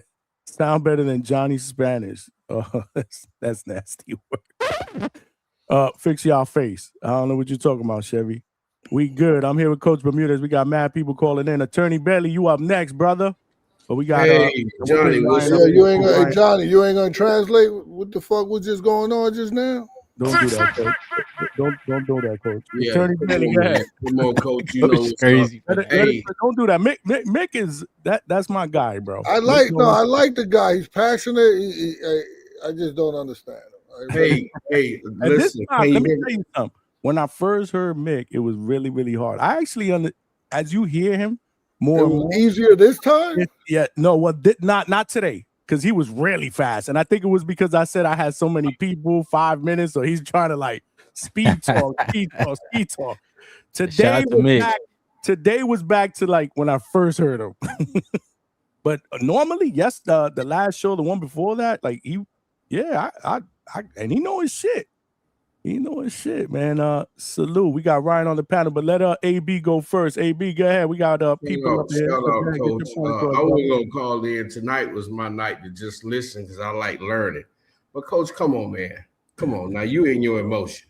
Coach, you in your coach. Because you gotta put the guard on. They coming after you. Coach, you done taught me so much. You and Vega, y'all get emotional. Because just by listening at you guys got great box knowledge. But Coach, you're wrong on this one. Johnny is right. This is about credibility. Okay? If it doesn't matter if you caught with whatever number you are caught, it's in your system. And the issue is you have to think about this. And I'm telling you because Malloy, and this is how the judges do it. They're not there in the room when somebody's committing an act. We don't see it. We don't know that they're doing it. I couldn't go back way back in the day and tell you in time that something actually happened. So we look at the circumstances behind it. And with circumstantial evidence, you can come to you can make a good probability. And with probability, it's going to tell you and lead you to understand something. In boxing, you have to have a standard. If we allow traces of any type of illegal substance and just push it under the rug, then the credibility of boxing goes out the window. It's already horrible. It's a performance-enhancing drug. It's in your system. And the problem with this guy, Matias, is he's a high-level performer. He's the champion. Now, out of all the thousands of fights that go on, their fights that's going on now, people don't get popped. They don't. What's the probability of that, Coach? What's the likelihood that this guy gets popped, and don't know what's in his system and don't know what he gets popped for?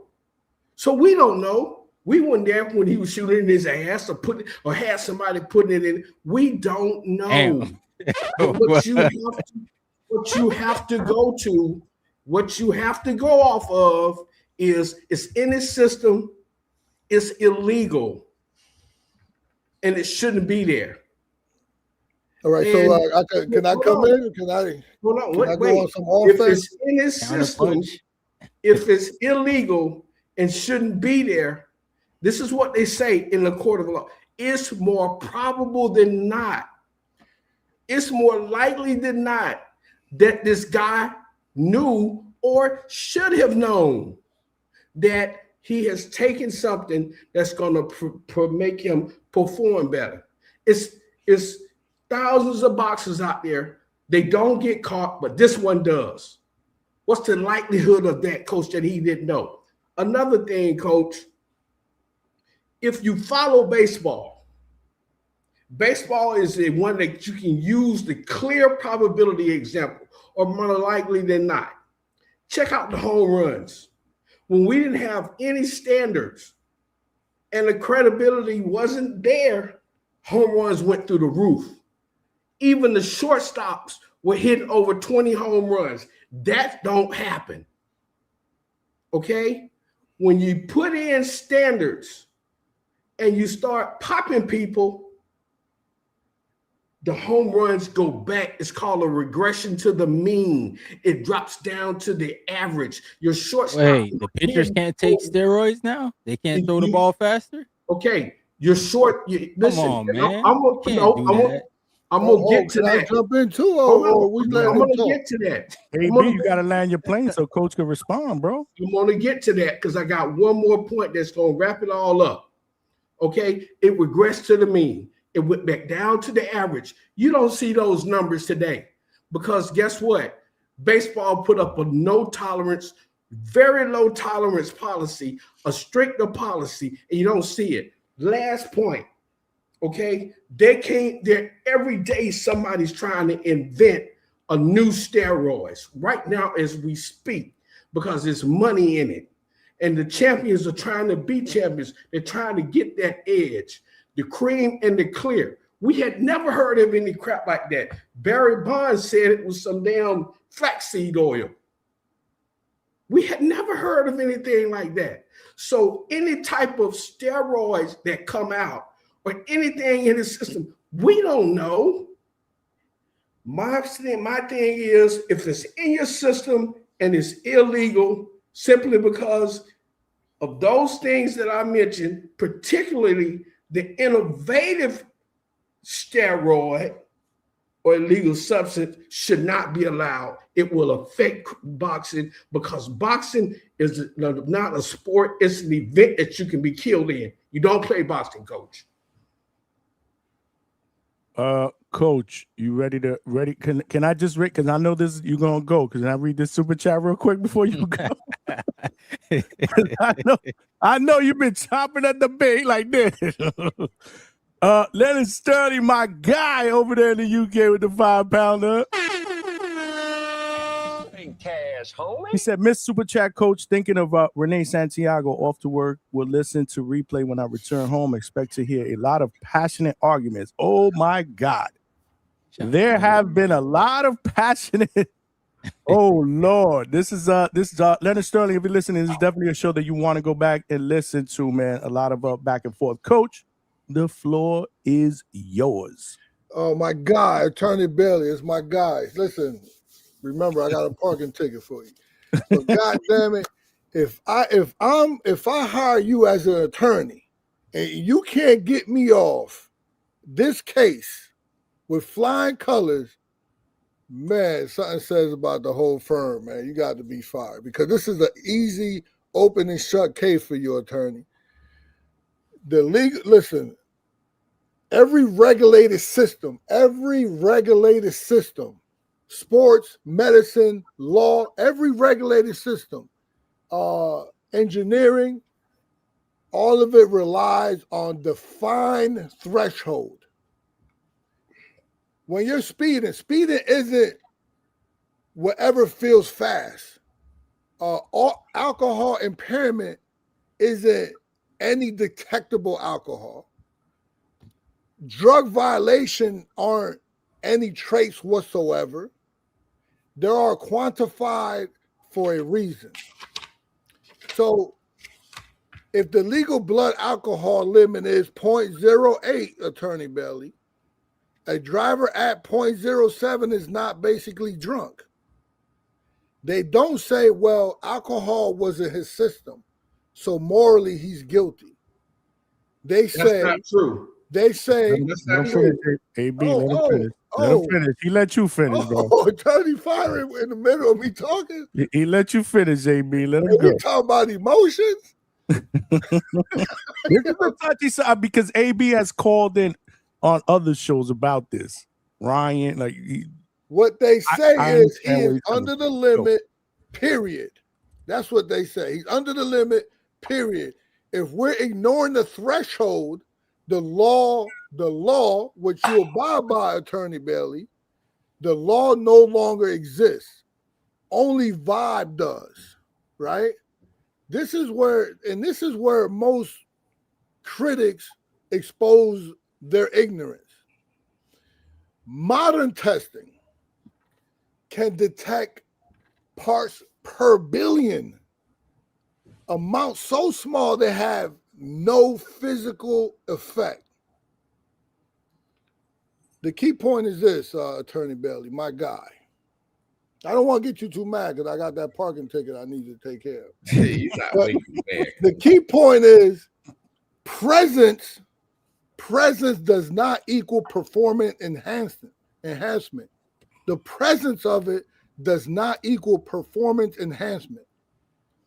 Many substances, right, linger longer after effects are gone.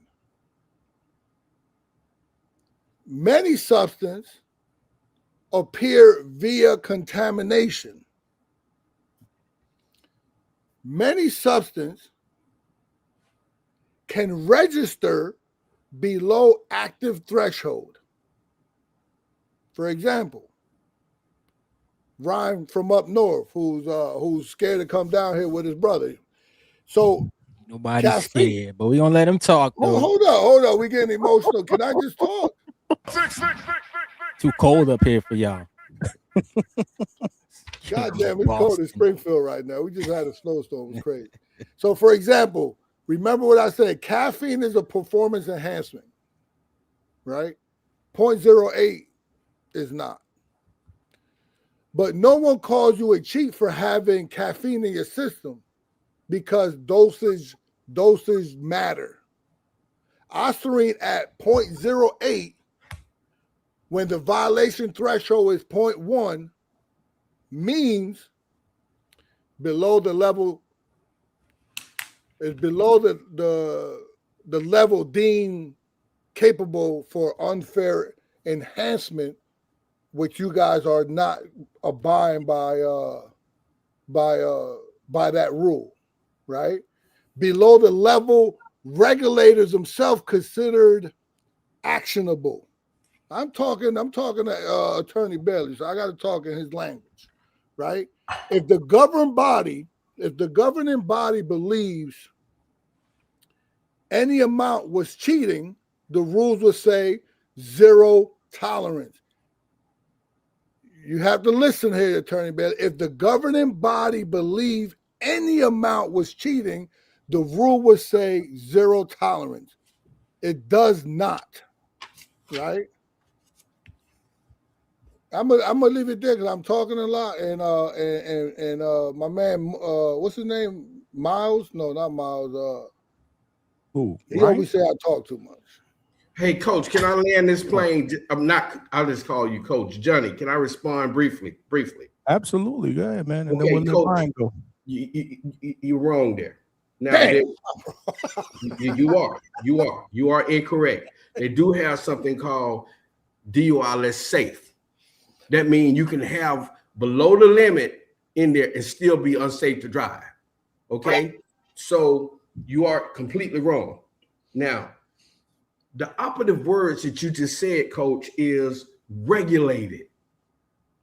Regulated in this sport is regulated, but is it regulated? The rules change. We don't have an overall governing body like the NFL or the Major League Baseball. They do, and they have tougher standards, and that's why you see that regression to the mean. That it actually went down. Then there is something, Coach, that you can't explain. And I can explain it because I'm a trial lawyer. There's dissipation. Over time, that stuff disappears from your system. And because we don't know the complete science of it, it's changing every day, Coach. And you're not an expert. You're a boxing expert, but you're not a doctor. You're not a chemist. Where's your sources? Give me some sources. You talked about that earlier about arbitrary, what'd you call it? Arbitrary, what was that word? You said it. Arbitrary power. Right. Meaning making a factual opinion without credible sources or other experts or whatever. You just made a factual opinion off the basis of a sport that is really kind of the regulation across the board is questionable. the operative word regulation that in your own terms you use is questionable.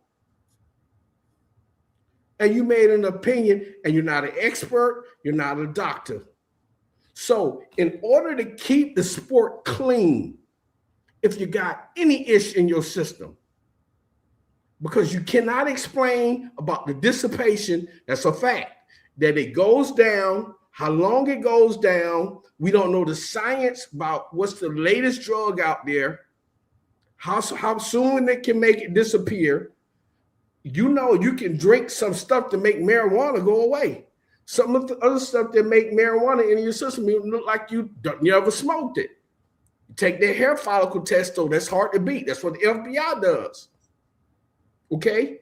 So those are experts. They've been doing this for years. That's why we got the leading experts in the world.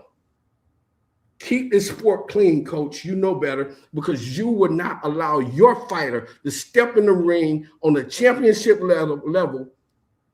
I know you're not going to put Rohan in some with a fighter like that monster with some stuff in his system. Last point. Matias ain't been the same fighter since they killed that guy. I hate to say killed. Go back and watch the tapes. I'll watch them. He was unrelentless. I don't know if he changed because the guy died, but that fighter I saw that night was amazing. Unrelentless. He's totally different. Whether it's because he killed that guy died, or because he kind of been popped. Well, you think he's better or worse? He's worse. He's really not the same dude. He's not even the Boyle fight. No, the guy that we interjecting. Man, when I hear cap, coach, I gotta call it, bro. That's cap, dog. Well, that's fucking cap, man. But you're making a definitive statement of your opinion. That's my opinion, man. I'm not saying that's a fact. That's my opinion. And this the hangout spot. And guess what? In America, you got a right to be wrong. Hey, man, that's true. I know you're from the UK, right? I'm not from the UK. You got a right to be wrong. That's why we left y'all motherfuckers over there. I'm not from the UK, bro. Just chill, dog. What the fuck? Yo, from bro, the motherfucking 6, dog. Hey, hey guys, thanks, coach. You know, with much respect, coach, I love you, but you're wrong on that one. That's just my opinion. And I could be wrong, but in America, you got a right to be wrong. I'm out. AB, man. Listen, man. This show is crazy, hey, bro. Damn, why we cut him off? Because he said something about NFL, and somebody in the chat said the NFL you can use HGH. In boxing, you can't. NFL, you can probably do some shit because they be doing shit on the sidelines. They do all kind of shit in the NFL. That shit is the. Why we let him get away with that? How you gonna say something like that? It's not factual that he leave. He said he was leaving. What do you want me to tell you? And there was hair and Matias said do the hair follicles. Yeah, he did. I ain't gonna lie. What happened with my man? Oh, my man just bounced and he just want to drop the mic. Why he ain't talking about Janabek though? If you want him to come back, he can come back. Janabek pop. We don't hear nobody complaining about Janabek. So what's your take on this, Ryan? I know you've been listening, man, and I know you were back there. I apologize. I didn't bring you in earlier. It's all good, brother. Man, there's so many guys cheating, so many cheaters. Man, Victor Conte told us about that already. He wasn't capping because they just kicked him out the club. That's what happened to him. They snitched on him and sent him out. But nah, man, there's a bunch of cheaters. Shoot, we heard Breadman. He said sometimes they don't even ask for testing because it costs money. And who want to spend all that money? I don't think Norman's fighting Sasaki in Japan. They ain't had no testing for that. Remember that? Man. So we got so many cheaters. and Attorney Bailey, you could put on that cape, bro, but this is the Wild Wild West. This is boxing, bro. Like this shit's different out here. Yeah, nobody. But do you condone it? Do you? I don't condone it. Nah, but like I feel like Subriel was under the limit, so why was it even brought up? I feel like somebody was trying to sabotage him because the people are gonna bring it up. Well, You know it, and I know it. If VADA's not even taking a hair follicle, then they really not looking at it like a concern. Like if anybody should care, it's them. It was Dalton Smith people, right? And I feel that they trying to get up out of this fight, try and get Matias out of there so they could get an easier opponent. Yeah. No, that's facts. But hey, the WBC didn't suspend him or strip him, so he was in with the rules. Like you said, it's like drinking and driving, man. You under, so you just get a ticket. Yeah. And I mean, someone like Attorney Bailey should know this.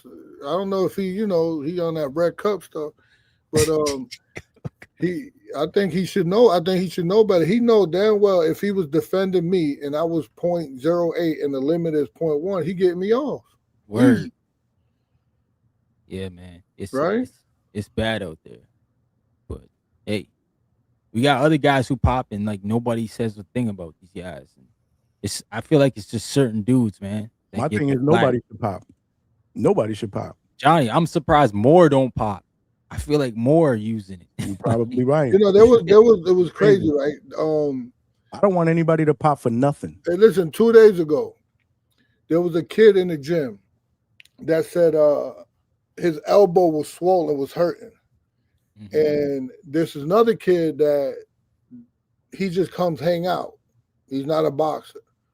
But he said, hey, I got I got something for the swelling. So he gave it to him. And I said, hold on, let me see them pills. And I just did a quick Google search. Mm-hmm. And I was like, yo, these pills, VADA got these pills, you can't use these pills. Yeah, yeah. So now if he would have took them pills and he would have got tested, he would have came up positive. Right. And he would have took it once or twice for his elbow that he thought it was okay because they look innocent. And he would have popped dirty. Would he have any type of enhancement performance? No, he wouldn't have. Yeah.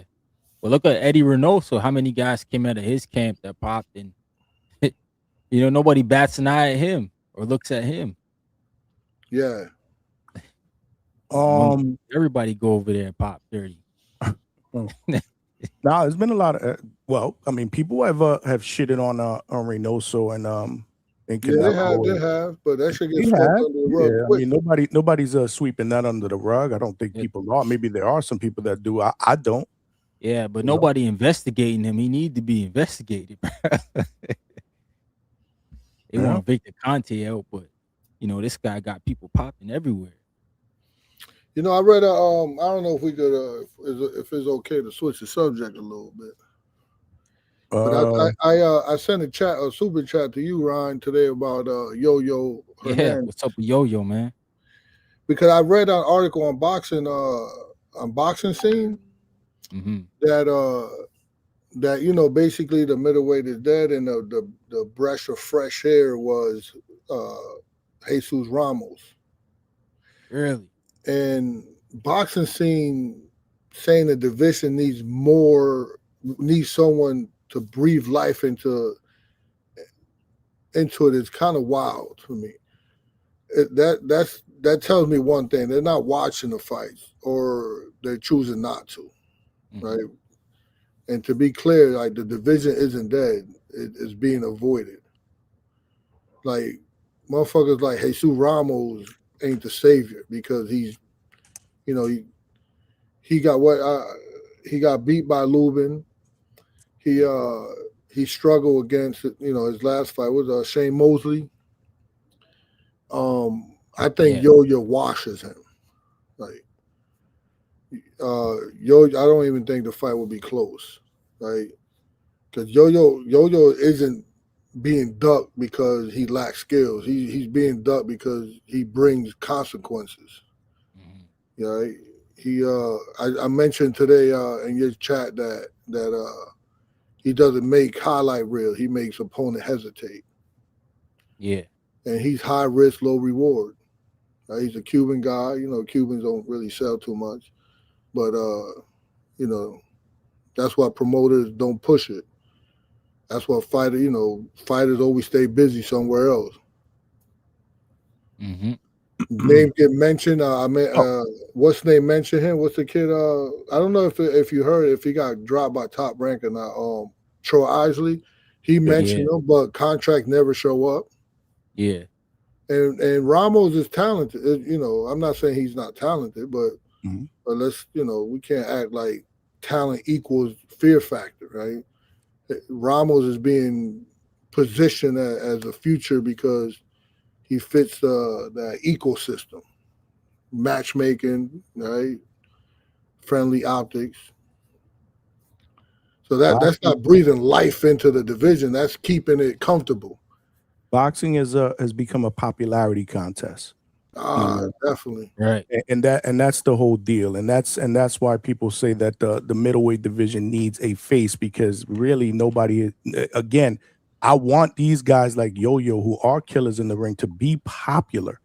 But for some reason, like I said, you go down to these lower weight, and again, we could go back to the whole innerweight thing, right? The whole name recognition thing. Look at how special he is, but he doesn't get the name recognition. He doesn't get the recognition of how great he is because he fights in the lower weight classes, and we don't know the people that he beats. That's the problem. That's the problem with boxing. It's a popularity contest. Yeah. So if the division needs life, why they need a popular face? That's what they're really, really saying. They need a popular face that you can say the middleweight division runs through this person. But how quickly you could get a face, Johnny, is they should fight the guy that's dangerous. I agree with you. The best should fight the best. Absolutely. Because Hernandez, Yo-Yo don't need any narrative.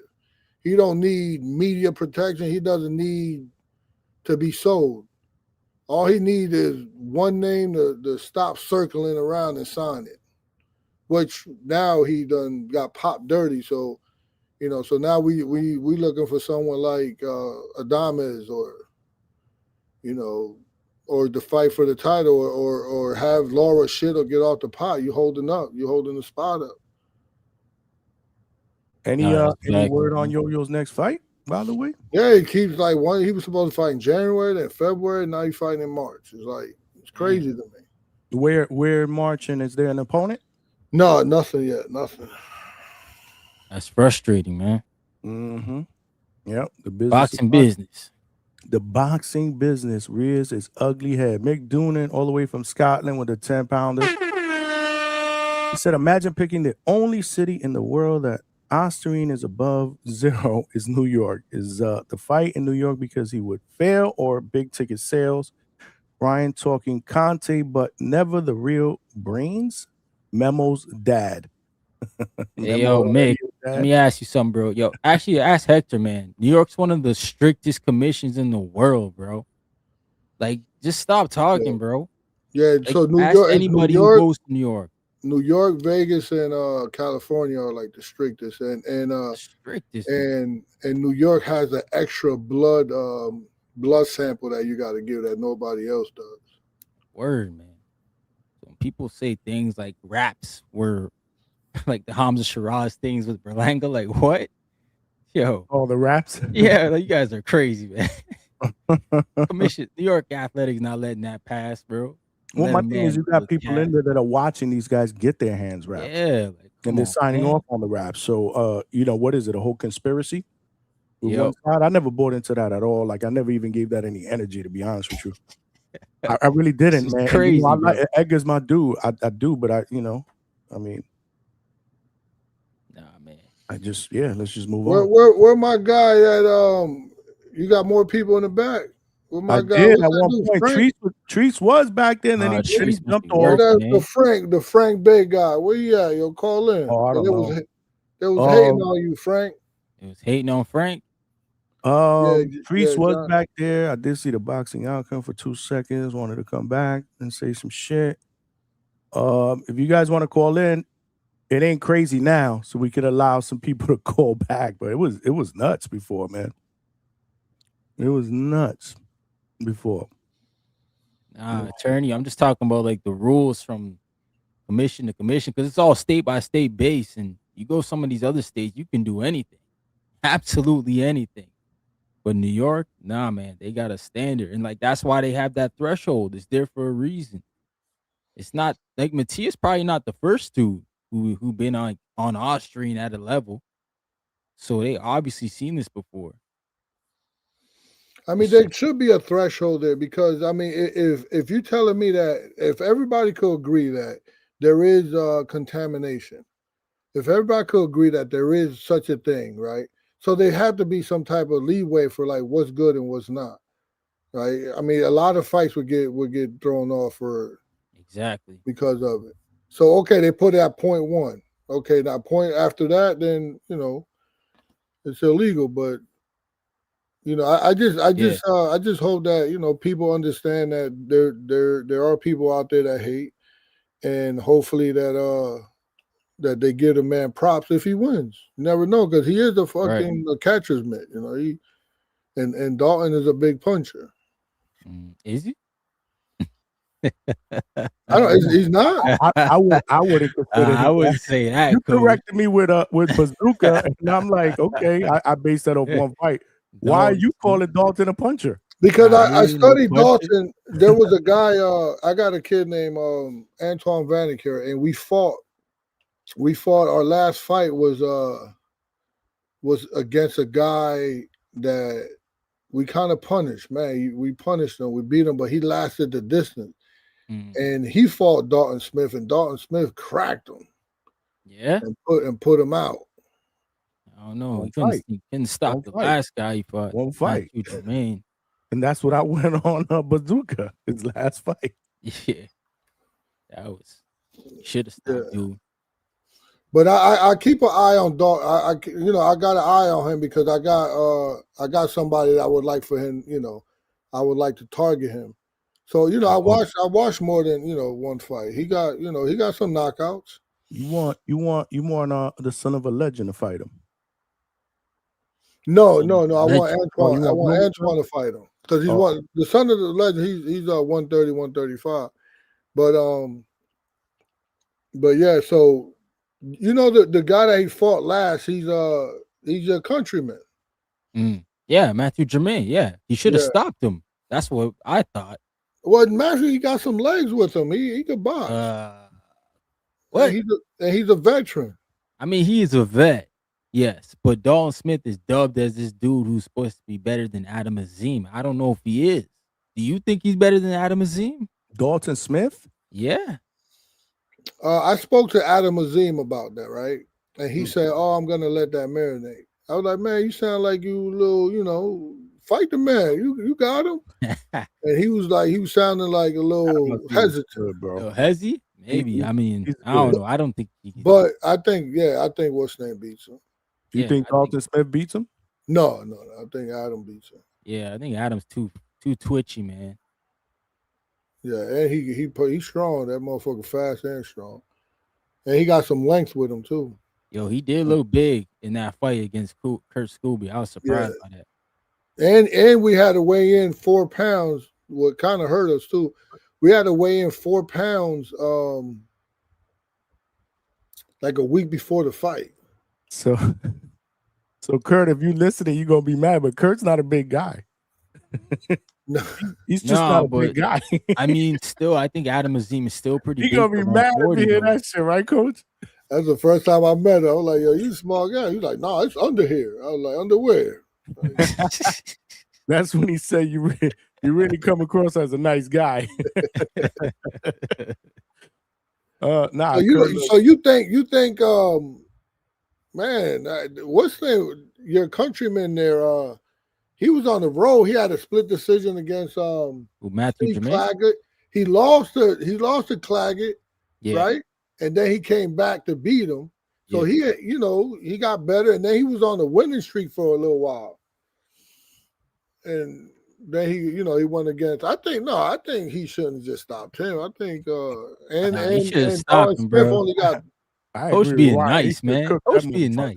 Cook that motherfucker. Stir fry. He's a championship contender right now. He going for a title, man. I mean, I think Matthew Jermaine. I think he grind, man. He grinded out. He the last time he fought was like a long time ago that he lost, and he was on the winning streak. I don't know how many fights he had, but he was on the winning streak. And he fought I remember him fighting an undefeated fighter, Hey, look him up, Johnny. I ain't wrong about that. Nah, you're not Nah, wrong. you He ain't was on a wrong. streak, man. I But just did. I just did. that's that eye of the tiger diet, bro. I know what that looked like. He And did he get dropped? By who? I Hold on, think hold on. Dalton did drop him, but he didn't finish him, man. Yeah, he dropped him like 3 times. Yeah, he did. Yeah, drop but him like 3 that's my times. whole point. It's like you're not a puncher then. He got no kill. He don't have that killer instinct, man. Damn, you don't got the killer instinct because he Subriel, couldn't finish come him? on, man. Let's just be honest, bro. Subriel should be able to cook this dude stir fry. You know that. You know that, and I know that. And that's I what hope so. I predicted late rounds. Well, what did I predict? Stoppage between 7 and 9? I don't know. Were you awake when I was doing my predictions? I think you fell asleep. I saw your Yeah, chat. yeah. That was crazy.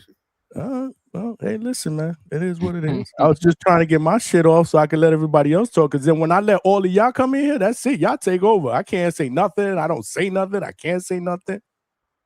You know, and I want y'all to cook. This is what the Hangout spot is all about. I'm tired of talking. I don't want to talk no more. Boxing outcome, what you got, man? Yeah.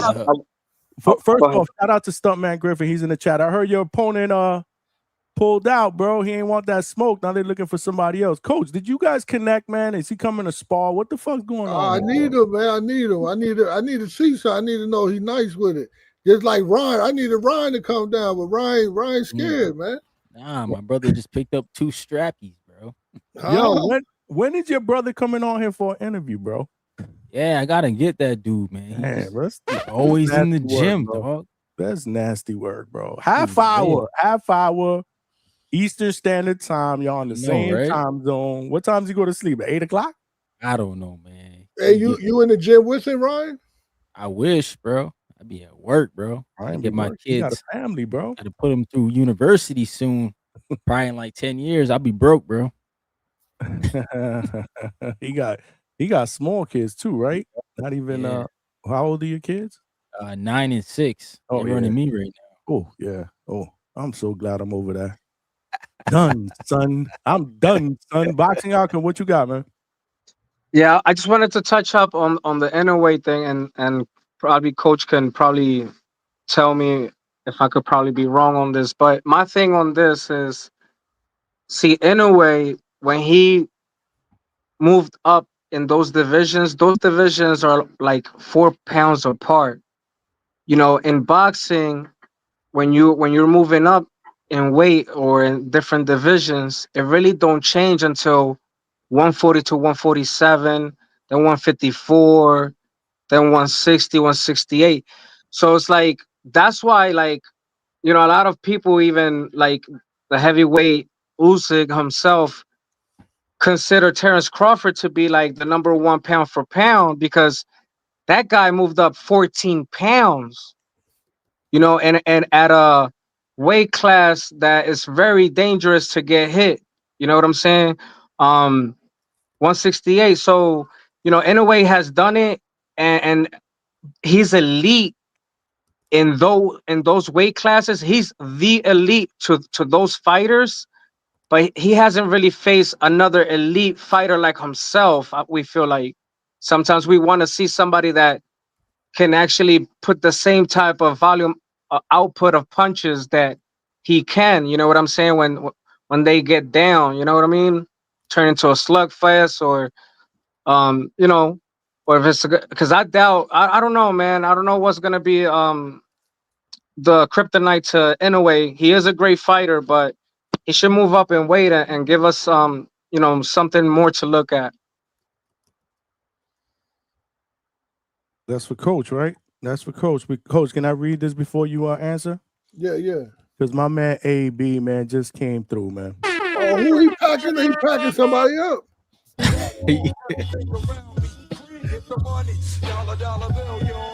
Coach, he just paid for the ticket right there. Look. Shout out to Hello, Attorney AB. Bailey. I appreciate you, man, with the 50 piece, man. Thank you, man. Appreciate that. He said, Johnny, Coach, Ryan, that was fun. I learned so much here. Guys in the chat, call in. Stop hiding behind the keyboard bushes. We all have opinions in here. Call in. That's right, man. Everybody got opinions, man. Yeah. There's no And I wrong just want answer to with say one opinions, thing on bro. that. Like, my opinion not weighing more than anybody on the panel. Attorney Absolutely. Bailey, you're right, bro. Like, everybody got an opinion. And yeah, y'all call in and let us know how y'all feel, man. Yeah, everybody got an opinion, and no, there's no wrong answers, man. We all, and it's okay at the end of the day. It's okay to agree to disagree. There's nothing wrong with that, man. We meet in the middle. We love boxing. That's all I could say. Coach, go ahead. You want to respond?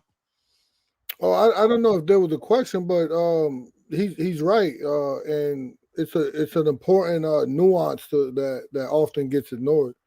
Here's moving up in weight is not the same challenge at every level, right?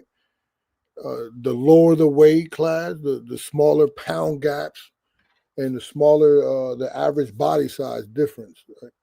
In a way, he's definitely elite, right? In a way, he's elite. He's a bad motherfucker, but context matter. So like you're moving up 3 pounds, while if I'm moving up from 140, it's to 147.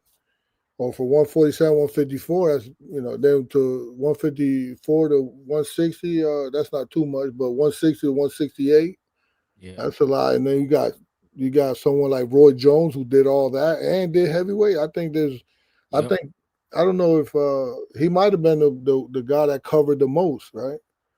And we don't talk about him being like weight class after weight class type of guy, but we do with Inoue, which is weird like that. But yeah, I mean, I respect the man. Absolutely, bro. Inoue deserved full credit for moving up and dominating. It's also true that weight jumps at the lighter division are much narrower. My biggest thing with Inoue is I love to be able to see him fight more in the States, man. So that when I go to somebody's house and I tell them about this dude, they don't look at me like, who the fuck is that? You need to know who the fuck this is. Just like I remember when Lomachenko was doing this thing and I was talking about him, I was like, bro, you need to see this dude fight, bro. From the Ukraine, man, he's a special fighter. There's shit that he does in there that you're going to be like, wow. But he was able to fight on those platforms where people were watching him. Like, I get the whole Japan deal, the fact that he doesn't need to fight in the States to be a star out there. I just need him to fight here. I want him to fight here. I'm selfish, man, for selfish reasons, man, at reasonable hours so that more people here in the States and his popularity can continue to rise and he can become that global. Because last I checked, the United States is part of the globe. People that argue with me, he's a global superstar. You can't say that if this dude walks into a fucking mall right here in Orlando tomorrow and nobody knows who he is. You can't say that's a lot that, of man. Let's just boxers, keep it a buck. But again, we live in, what did I just say earlier? We live in a day and age where it's all about popularity, right? But I want the right fighters to be popular. The special fighters should be popular. Not the guys like Ryan Garcia who are popular because they got 5 million fucking followers on IG. And this is no disrespect to Ryan. I'm just saying, this is the world that we live in. Those are the guys that get top dibs and all this other stuff because they're popular on social media. Meanwhile, you got guys that are more skillful than a guy like Ryan Garcia. And they aren't getting those type of opportunities. Why? Because they aren't popular enough. I think Inoue will get that when he goes in the hall. When you start reading down done and people start to hear that, they're gonna look where? Which is unfair because that always happens. No, say that again. He'll start getting that when he goes in the hall, when he gets in the Hall of Fame. He's definitely going to be the fighter that we appreciate more than when he's gone. How many fighters have we seen that with, bro? Like everybody I talk to is funny. Like I'm an old dude. Like I've been around. I used to watch boxing in the 80s. How many guys appreciate Pernell Whitaker more today? Right. But I remember people used to shit on him. I remember I lived through it when I used to be like, nah, man, this fucking dude, but he's boring. He doesn't fight. He runs. Blah. They used to shit on Floyd. They used to shit on Floyd, and now what? Everybody, Floyd. These are all dudes that are more appreciated when they're gone. But let's start appreciating them now that they're here. I know. It never happens that way. Like even Triple G, he's been talked about the most because he went in the hall this year. Like I never heard Triple G's name. Like he even talked about coming back to fight, and I'm like, what the hell? Like, stay in retirement, bro. Fight the good battle for the Olympics, but. Ryan, I think Mick Doonan got something for you, bro. He wants to come at you for something you said. I don't know what it is. Cool, man. Mick, what you got for Ryan, bro? Well, I was just about to have a go about the painting, but they say fucking Gennady Golovkin, man, he's first ballot Hall of Fame. He got in his first go. What are you talking about? He is the first ballot Hall of Famer. He's a first ballot Hall of Famer, man. Man, and yeah, Mikey Garcia should have got in as well. But then, Johnny, they say that. They say that, like, and then there's a guy that's a 4-weight world champion as well. They'll not give him the credit jumping for 35 to 47 when he punched fuck out of Pillow Hands Paulie Malignaggi and then stole his bird. But look, it's easier to take the piss out of Adrian Broner because he's getting caught asking for alcohol and that shit now. Do you know what I mean? So they're taking the piss out of that guy, but he went up, he tamed the jumps up and won the tamed Paulie's belt and then tamed Paulie's misses out the ring. He said, you'll never ever take a side check off of me. But Ryan, back to your point, I'll try and speak slower so we understand here. America is the only country in the world where the national testing body does not test pro fighters. The national testing body in America, and the only one that is attributed to the WADA code is USADA. For some reason, they use VADA. VADA is not a fucking recognised testing organisation. Everybody uses VADA. No. Everybody. See, that's how you didn't know about this stuff, and you shouldn't talk about it.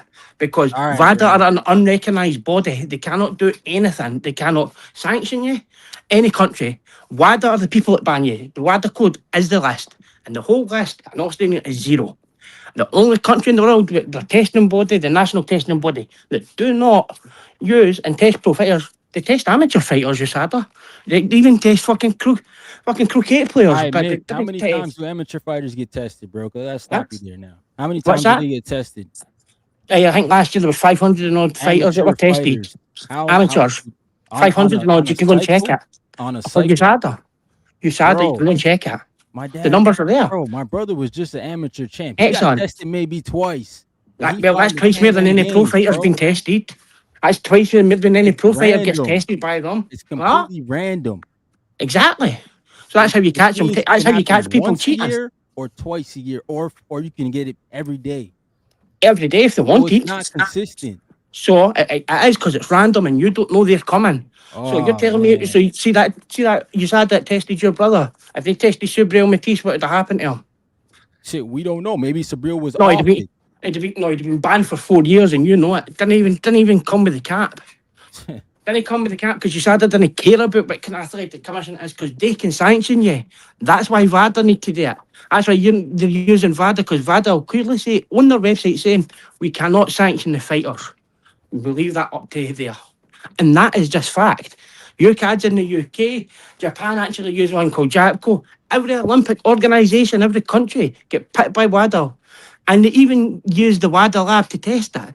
So to say, like, they turn around and say, like, it's all right because there's no fighting. What's happening? You say Janibek. What's happening with Janibek? Yeah, what's going on with him? Tell me. He suspended the HUD to open his set. They opened his 3 because the B sample was opened yesterday.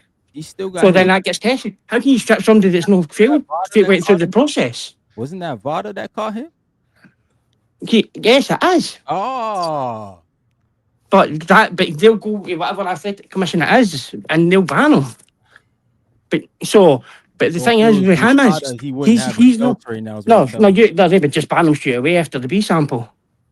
So why didn't Conor Ben get like the ban? Why was he still fighting? Because who tested him? Who failed him? Going VADA. So shut the fuck up, man. At least know what you're talking about with this stuff. Bro. You're just spreading random shit.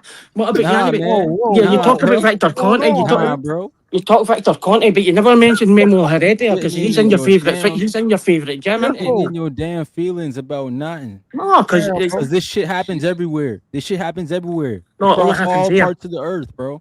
No, it doesn't. Because when you look in the mirror and understand that, you'll watch boxing a little easier. What? If you want to go there and sit down and cry about it, guess what? That's all right. You came on crying about Janibek and Conte.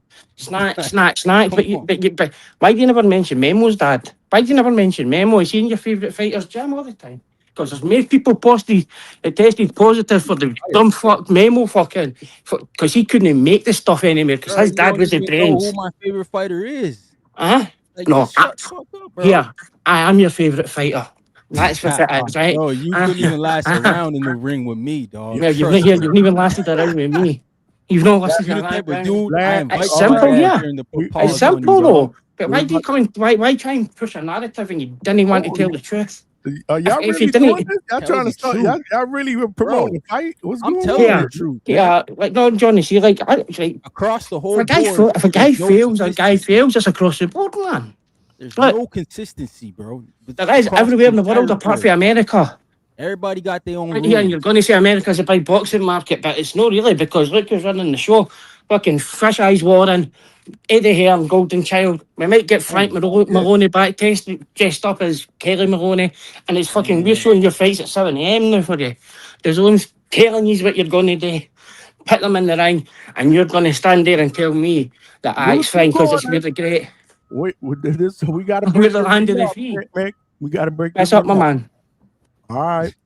But yeah. Lord, Salute, Mick. Anyway, Yannick's got the 2 belts. He'll get stripped and his B sample comes back positive. I hope so, Well, man. and we'll look out for guys. We'll just tell the truth when it happens. At least be honest, bro. and you can't let the boxing outcome and go. Janabek don't get stripped. They But used we to all come get back stripped. here and come and tell y'all me. hitting below. I hope he Y'all gets hitting stripped. after the bell, y'all. Huh? Y'all hitting after the bell.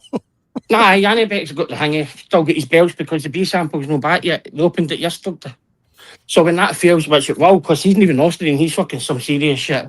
That must have been for Defo for fucking Memo's dad, or out of Memo's books, because they're the cheating ones. They and Brandon Rios and all they kind of guys. Memo, the strength and conditioning coach, man, he was just couldn't do the snack, couldn't do his dad's snack, couldn't do nothing. All he was a bellboy and then got Lucy and Booty caught Brandon Rios.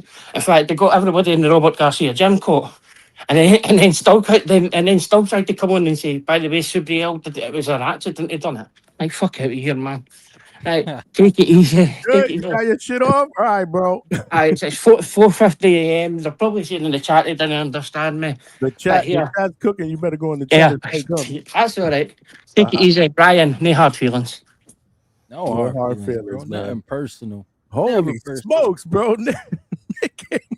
I done been through the TBV gauntlet and I'm already ready for these dudes. He said, y'all really was, there was almost fight. They almost started a fight there.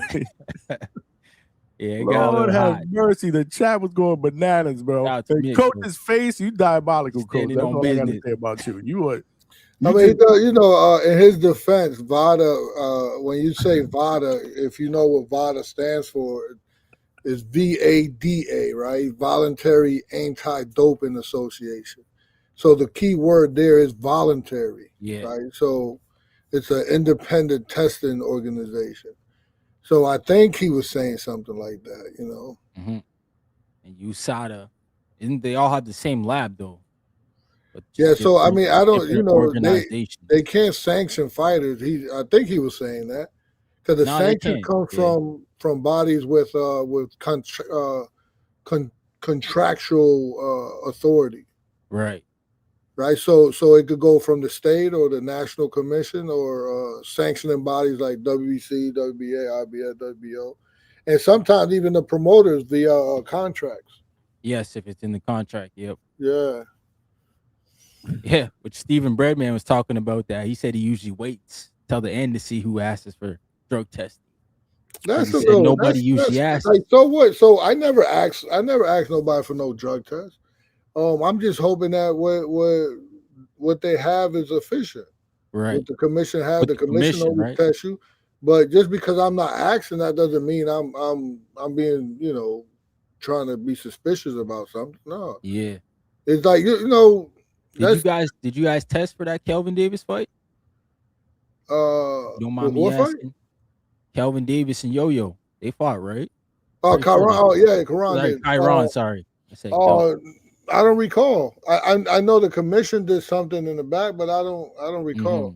I that tried was not Las to Vegas. put that in my mind and you know use excuses for that. I wanted to test. When I went to Canada. I wanted to test and Billy. Because that motherfucker got an engine. Shit, if he got it, then damn, bro, it didn't come from us. It came from the border. Yeah, because that motherfucker had the engine, and the Whoa, way whoa, my what do you guy, mean it didn't come from y'all? What are you trying to, Bro, why? because like the shit, our FDA is crazy, bro. I got you. I get That what you GNC ain't the same up here. That man. no, but yeah. there was testing though in Canada. When I went there, the time right after the fight, I'm like, I'm hoping there's some testing in the back. We got it. God damn, that motherfucker, we had him out a couple times and he just kept coming back. He'll go dead to the Oh, you're right. He's right. like And then by the time the bell ring, he coming out fresh. And there was one time where my guy heard him early in the round, was like finishing him almost, the ref is in there close about to finish. And by the end of that round, he got my guy in the rope working him. I'm like, this dude is a He's like the Energizer Bunny, bro. He keep coming, ain't coming, ain't coming. Keep the super chats coming, ain't coming. Let him Connor 4713 with the $2. Appreciate you, my guy. He said Resendiz versus Munguia is in the works. Who wins? I'll let you So guys. Resendiz is not fighting Berlanga? Yeah, that's what I thought. That's what is being said out there, but I don't believe that there's any truth for that. At least not today. Man, I thought Berlanga was gonna get lucky. I wouldn't mind seeing Resendiz against Berlanga for sure. But if this one it's a tough fight too. Signs up. What do you guys think, real quick? Because I do want to get both of y'all takes on the fight Saturday. I think now my man got caught, right? He got popped dirty. They come back clean or Munguia? Yeah, he was Munguia. Apparently he was good on the second. Oh, he was good. Yeah, the B sample was good. But it's guys like that they get lucky. They always around. The Mexican, they pull in a crowd. That fight gonna be crazy. But that's something I want Yo-Yo to be a part of. Yeah. Yeah. Hell yeah. That's 68 though. Those guys are 68. These guys are 68, yeah. Oh, okay, yeah. I thought that was Resendiz. Oh, that's right. He moved on. Fighter. That's the upset of the year. Right? I saw Yo-Yo a few weeks ago, bro. He looks like he could fight at 168, bro. Oh yeah. You guys and ever what's consider crazy that? though? But the crazy thing is that you'll be amazed that he could fight at 54. What? So why doesn't he? There's a lot of more names at 54. There's a lot of sharks in those waters. Names. Yeah, I'm just saying there's more options. Names. Yeah. Names, coach. That's the problem. Yeah, they'll just avoid him like the plague, like the 160 doing. I don't know, man. It's Charles Conwell looking for a partner. Oh, where's Treese at? Yeah, where's Treese at? Yeah, there's a lot of guys. Bell Saint, he's still out there. He ain't fought yet. Bell Saint's my guy, man.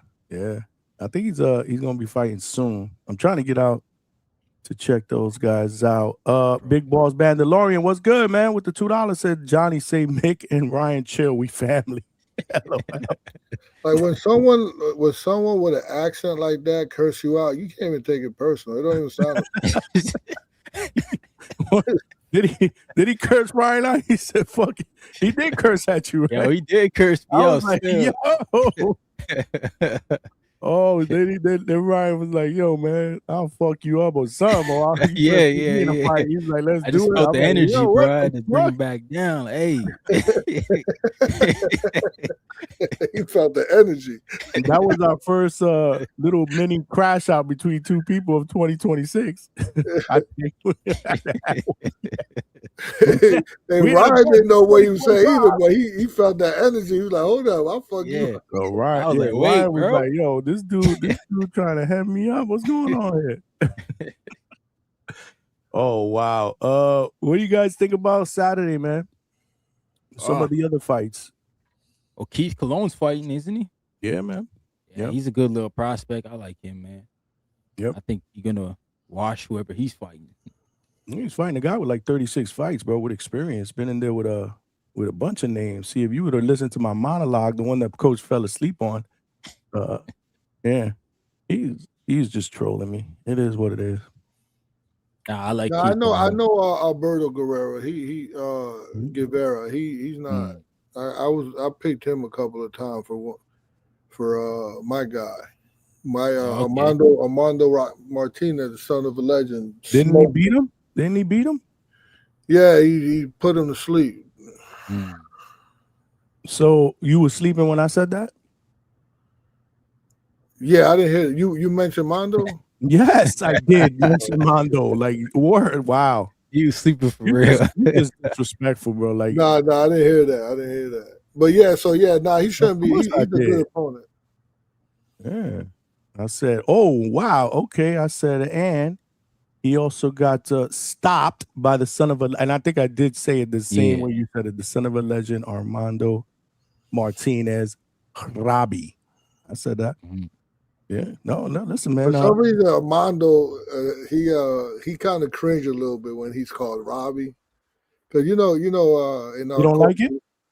Not because we get the so Martinez is his father's last name, and then Robbie is the mom's last name. That's how the Hispanics do it. Yeah. So, but it's more emphasized that he's a Martinez. Well, you're supposed to be, because that's your father's last name. Yeah. Word. Yeah. But the mother always. But when they come over, they act like Martinez is like a middle name. Correct. Robbie It's always being the a Robbie. mother's maiden name that's last, which is weird to me. Which it shouldn't be there at all. The mom should, the mom is the mom. It's over. Should be Mick just. Noonan wants to apologize to Ryan with the 2-piece, man. He says, sorry swearing. Am I still your favorite fighter? Right? That's what he said. He said, I'm your favorite fighter. So that's exactly what he said. Some shit like that. I was just reading the chat because the chat was going Mick, crazy. man. Salute to you, Mick. No hard feelings. I'm sure Ryan's a big boy. We can handle that. At the end of the day, we just talking boxing, man. Y'all crazy. Y'all get emotional over this shit. Hey, what's name said? What's that? Who? That last. He said the British don't take showers and their food is trash. That's crazy. Oh Lord, what's wrong with y'all? I'm not Never even had gonna no bring fish that and up. chips, bro. That shit. That's fire. crazy. Lance, Clarence, what's good? My man Clarence McLean is still there. We still rocking. Come on, man. You know the deal, man. We go hours. We the late night spot, man. We here for the second and third shift overnight workers, man, until I get tired and then I gotta boot everybody off the panel. That's usually what happens. Alfredo Santiago. You guys Yeah, think he's gonna win? I like that fight. I really like that fight. Yeah, I think Alfredo's gonna take that one. Think so? By decision? Yeah. I had a hard time with that one. I think. Coach, did you hear me talk about that one? Santiago. With who? He from the Dominican, bro. That Daniel, dude. you did hear that because you questioned why we thought he was a puncher. Cedeno against Alfredo Santiago. Oh yeah. I that's like the fight I'm looking at. I like that fight too. Yeah, Because I see I don't know how his best attribute is to box. Henry Cedeno. Henry Cedeno is a decent boxer. He had a really good fight with Andy Cruz in the amateurs, and he had such a good fight. I don't know what he thought. He had a good fight with Andy Cruz, and then the rematch came. It was a close one, and then the rematch came, and he was like feeling himself, and he went in there like he was about to do his thing, and Andy punished him. But because he decided to be, come forward when he was boxing and he was doing good. So in this fight here, hopefully he sticks to what he does best, and that's box. Because I think Alfredo Santiago could crack a little bit. He's a big boy too. Santiago's a big boy for that weight. Yeah, he is. Yep. He has a lot of experience. Yep. He fought Haney, right? Yeah. Yeah. Haney. Yep. One of his two losses. Ricardo Nunes, I think, is his other loss. Yeah, he got stopped in that fight. Haney beat him by points. I believe he got stopped. That's the only fight he got stopped in. Yep. I said that. Clarence said he's gonna be at the press conference tomorrow. Were you at the at Gleason's? I know Chevy was there. She said it was a ghost town. At Gleason's for the open workout for the fighters. Usually when they fight in Gleason's. Gleason's They had all Chevy commented today. I think she was there. She said it was like a ghost town, which is crazy. They not promoting this event at all. Let me see what the tickets look like. Hold on a second. Let's look at Ticketmaster. This is crazy. I mean, we got to see, man. We got to see what's going on, man. We gotta get people to go out there, man. I think you know what? I told people this the last time they were talking about a fight not selling. I think it was the Danny Garcia one. It was that the last one at Brooklyn. Yeah, I don't that know was, how it did. Yeah, that was in the Barclays. A lot of Yeah. empty seats or whatnot. But I told people, I said, listen, I come from New York. I was born and raised there, man. A lot of times we wait for the last minute, man. We trying to see if tickets drop, man. And then we're going to snatch them. That's what we do. Malcolm was in the chat. You know the deal. So I'm telling you, on Saturday morning, there's going to be cats that are going to go on Ticketmaster, StubHub, all these other whatever websites, and they're going to see a $100 ticket drop to $40, and they're going to cop it. They might even cop 5 or 6 for their people. That's just how it is, man. New Yorkers are like that. They're always trying to find a deal. Let's see what this shit looks like. Hold on. Smash that like button. How the hell we got all these people up in here live and we still don't have 100 likes? That's nasty word. We got over 100 people over here. Come on, y'all. It's free, man. Yeah, it's free. Yeah, man. That's crazy. But everybody's trying to go to that T.O. and Shakur. I see they added more tickets. Did they? Keep adding more tickets. That I did not see. But I believe they're closing off the 200 section at Barclays for this, man, which is nuts. Whoa. Yeah. That's what I heard. That's what I heard. Coach, why you ain't going to this fight card? This is only a 3-hour drive for you, man. Yeah, I might be going though. You gonna go? Yeah, I have a fight. Friday that is up in the air in Virginia. And yeah, because the opponent just fell out. Now we're trying to find another opponent. So then I'll fly in straight to New York to see if there's a lot of tickets left, man. Yeah. I'm just gonna say that. Can you put it up? Can you put the thing up? There's a lot of blue. Yeah, I'm gonna put it up right now. We're walking up. There's a lot of blue. There's a lot of blue. Blue means empty. Blue is not good. Not when it comes to ticket sales. Let me share my screen. Smash that like button, y'all. Hold on. Wow. That's crazy. I can see. Oh, what the hell did I do? Damn, you gotta like be. This shit is like really sensitive. Jesus. Yo, they couldn't do this in the Hulu theater, man. Yeah, I mean, look at that. That is a lot of tickets. Even down in the wow. Even like by the ring, like yeah. Wow. Hey, we still got 3 days, man. You got 2 for Thursday, Friday, and consider Saturday. I'm telling you, man, Saturday. I would love to see a stat or somebody that pulls up stat of ticket sales in the last Thursday, Friday, and Saturday. How many have sold by day and out? I'm telling you, I bet you Saturday right up to the day. Yes, that's just my prediction, man. Because there's a lot of shit going on. I don't know if you guys have ever been to that section of Brooklyn, Barclays. It's literally like it's very, that area right there is very similar to Manhattan. Like it's like the new Manhattan, and it's right over the bridge for you to get to Manhattan. But it's really like there's shopping centers, malls. There's a lot of shit going on. In fact, there's a fucking pizzeria there that's off the hook. I wish I could have a pizza from there right now.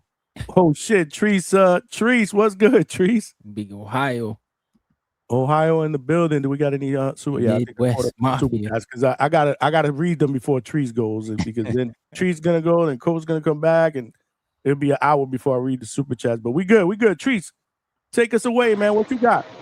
Y'all. What up? What up, though? I know you hear that background buzzing. Shout out to my. I hear the background more than I can hear your voice. That's nasty work. Hey man, I can't help it, man. It's just the equipment that I got to deal with. Hey man. Say, can y'all hear me though? Am I good? Can you hear me? No, we can hear you now. All right. A little bit better.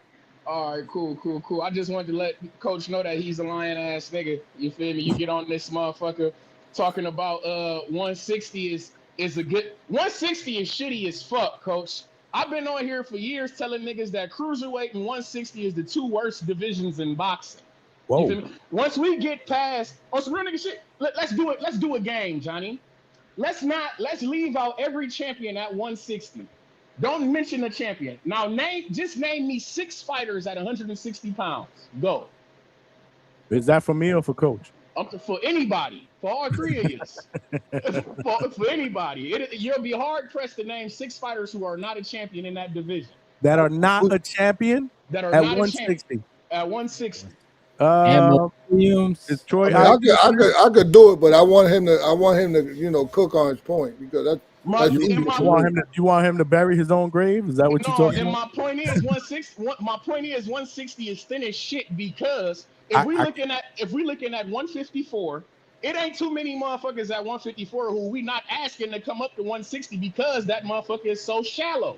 It's motherfuckers like Tim Tszyu could come up to he is at 160 right now. Yeah, he's at 160 now. He could come there you go. Tim Tszyu, Tony Harrison. That's 3 No, guys. Tim Tszyu is not moving out to 160. He's already at 160. His last Wasn't fight his was last at fight 160, Coach. Exactly. Now it's catch weight at 157. Oh, come on, Coach. Come on, Coach. No. That's a catch weight. Man, listen, man. That's a catch weight. Listen, man. That's not 160. So no. Hey, you know who Aaron McKenna is? Yeah, Aaron McKenna's good. Aaron McKenna. Who? Yeah. You know who that is? You got Isley. Isley's there, right? True. No, but you know who Chris Eubank is? Vito. Yep. Vito's there. Shit. Yo-Yo's there. Yeah. What you talking about? We just named 5 people for you. What the fuck? I said 6, Johnny. And I said 6, and you struggled for 5. You struggled through the 5. That's nasty work. Did he say 6 for real? He happened. I said 6 for sure. I definitely said 6. But Johnny, you see how much of a struggle that was, gang? That's nasty.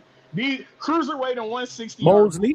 Shane Mosley, Jesus Ramos. Hey, listen, I hear you. 160. The only one struggling is you, Trice. I'm not struggling. I'm here with you. I'm not struggling. Tell him, Coach. 160 is thin as fuck. I know 160. I could probably name 20 160. That's a weight class that I look at every day. I bet you do, because you're struggling for motherfuckers to fight your fighter. You turning over all types of rocks. You digging up all type of ancient motherfuckers to see if they can fight your guy. I bet you know every name, just like I know every name at 130, 135, because I'm turning over all type of rocks to get in the ring with my nigga Albert Bale, but they ducking and dodging. You get me? I'm sure.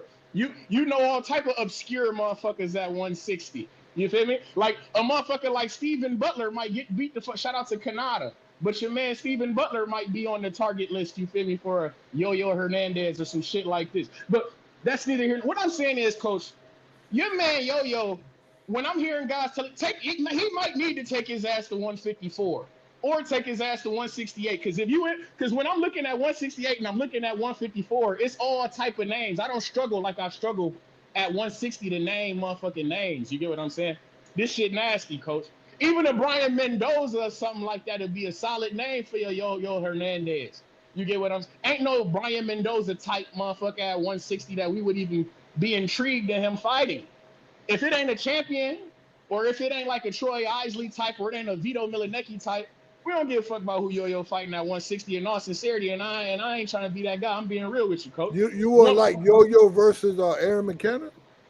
Not necessarily. No, not really. No, I wouldn't get that. Wouldn't move my needle. It wouldn't make me rush to my TV to watch that shit. No, in all sincerity, no. I'm being real with you.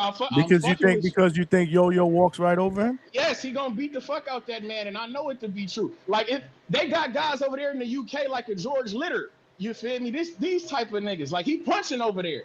Go fuck with him. Go over to the UK or something. Go get one of these guys.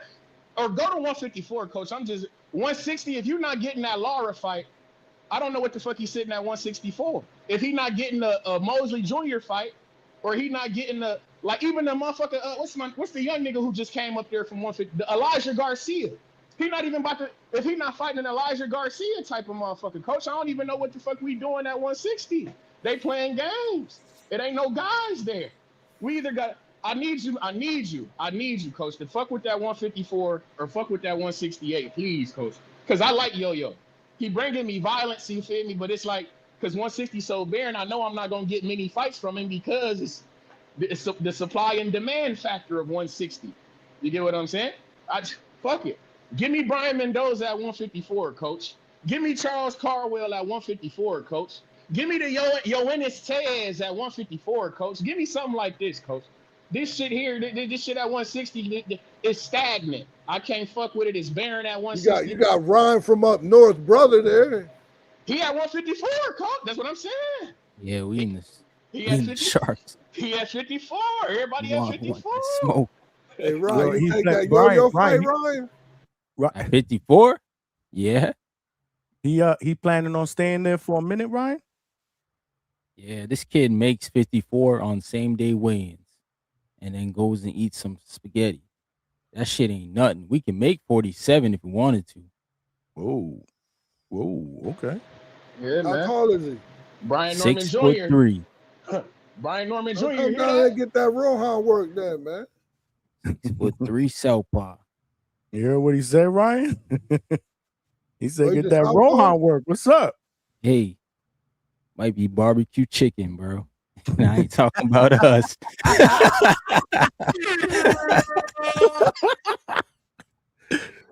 Tell him, man. Which might be like, you know what? Just stay up north, bro. Don't even come back. He's saying they're gonna put him in a microwave, cook his ass. I like it, man. And I you know, Rohan, when I heard Rohan talking that, I can still make 140, I said, Rohan sound like he like the ass, Ryan. Y'all might be able to get that off. Coach, Rohan's not making 140. He's not you know making that, 40, and I know dog. that Rohan's not making 140. There's no way. He might not make 47 too much. He might. I longer. was about to say he might be struggling to make 147. Get his ass up there to 154 and get him a Xander fight, bro. What's up with man. that? Go get in that Xander fight, man. A Xander fight at 154 for 2 titles. One Xander cooks a Bosborough. That's right. I said it, Mick. We gotta That's see right. it, I see? said it, Mick. We gotta see it, Johnny. I fuck with bro. I ain't gonna lie, I like a boss. I do. I like a boss, but hell no. I'm going Xander all day, man. Box his ears off, bro. I dig it, of course. Box his ears. And there's familiarity there. They were sparring partners, right? Yeah, he said like 80 rounds. They had 80 rounds. They did. I guess they sparred about 80 rounds. Yeah. Come on, man. Xander throws him in the oven, bro. 80 is quite a bit of rounds. That's quite a bit of rounds. Well, it's enough to know the guy. Oh yeah. But I don't know. I'm intrigued, man. I like it, man. We gonna see what the hell going on with this with the Xander though, in Boston. I like the boss, man. This fight, did y'all talk about Alfredo Santiago on this card, the Matias card? What I need to get your opinion on it. I spoke about it. I'm picking Alfredo Santiago. That's my motherfucking. So did Ryan. Yeah. I know you didn't heard me on here talk about gang before. That's one of my fighters, coach. We fuck with Alfredo Santiago the long way. He's a dangerous. He's not from Ohio. Why do you fuck with him? Hey, don't do that to me, Johnny. You know we international. I got my dogs. I got a couple guys, man. I'm international with it. Like I say, shout out to my dog saying Sutsumi. Yeah, he in my Japanese division. You feel me? I got my guy George Litter. He in the UK division. Him and Ezra Taylor. Yeah, man, they in my UK division.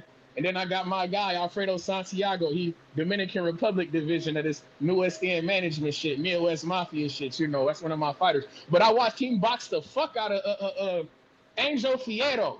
He boxed his motherfucking ears off, put him on the back of a U-Haul, boxed him up and moved around that motherfucker all night. And then I seen Angel Fierro get in the ring with Isaac Cruz, and all of a sudden that shit looked like life and death. I said, whoa. Styles make fights. I hear you. Yeah, that's true. Yep. And I hear you. Make fights. That's what that's all about. But my guy only loss from Alfredo Santiago is against that motherfucker Devin Haney. He's a bad motherfucker. If your only L's is against Devin Haney, I got to believe that you're a high caliber boxer. I'm fucking with my guy the long way. You hear me? I can't wait. I'm intrigued in that card. Dalton Smith, that shit should be a crash and bash, swang and bang, you feel me, type of action-packed fight. I'm fucking with it. I like Matias a lot, actually. I do fuck with gang. I wish Shakur was fighting Matias instead of fucking with Teofimo. You understand me? But that's neither here nor there. And I'm on this bitch to say it again. That Teofimo and Shakur fight is fucking bullshit. We do not need it. You got undefeated champions at your division at 135, and I want to see you fighting them fucking guys.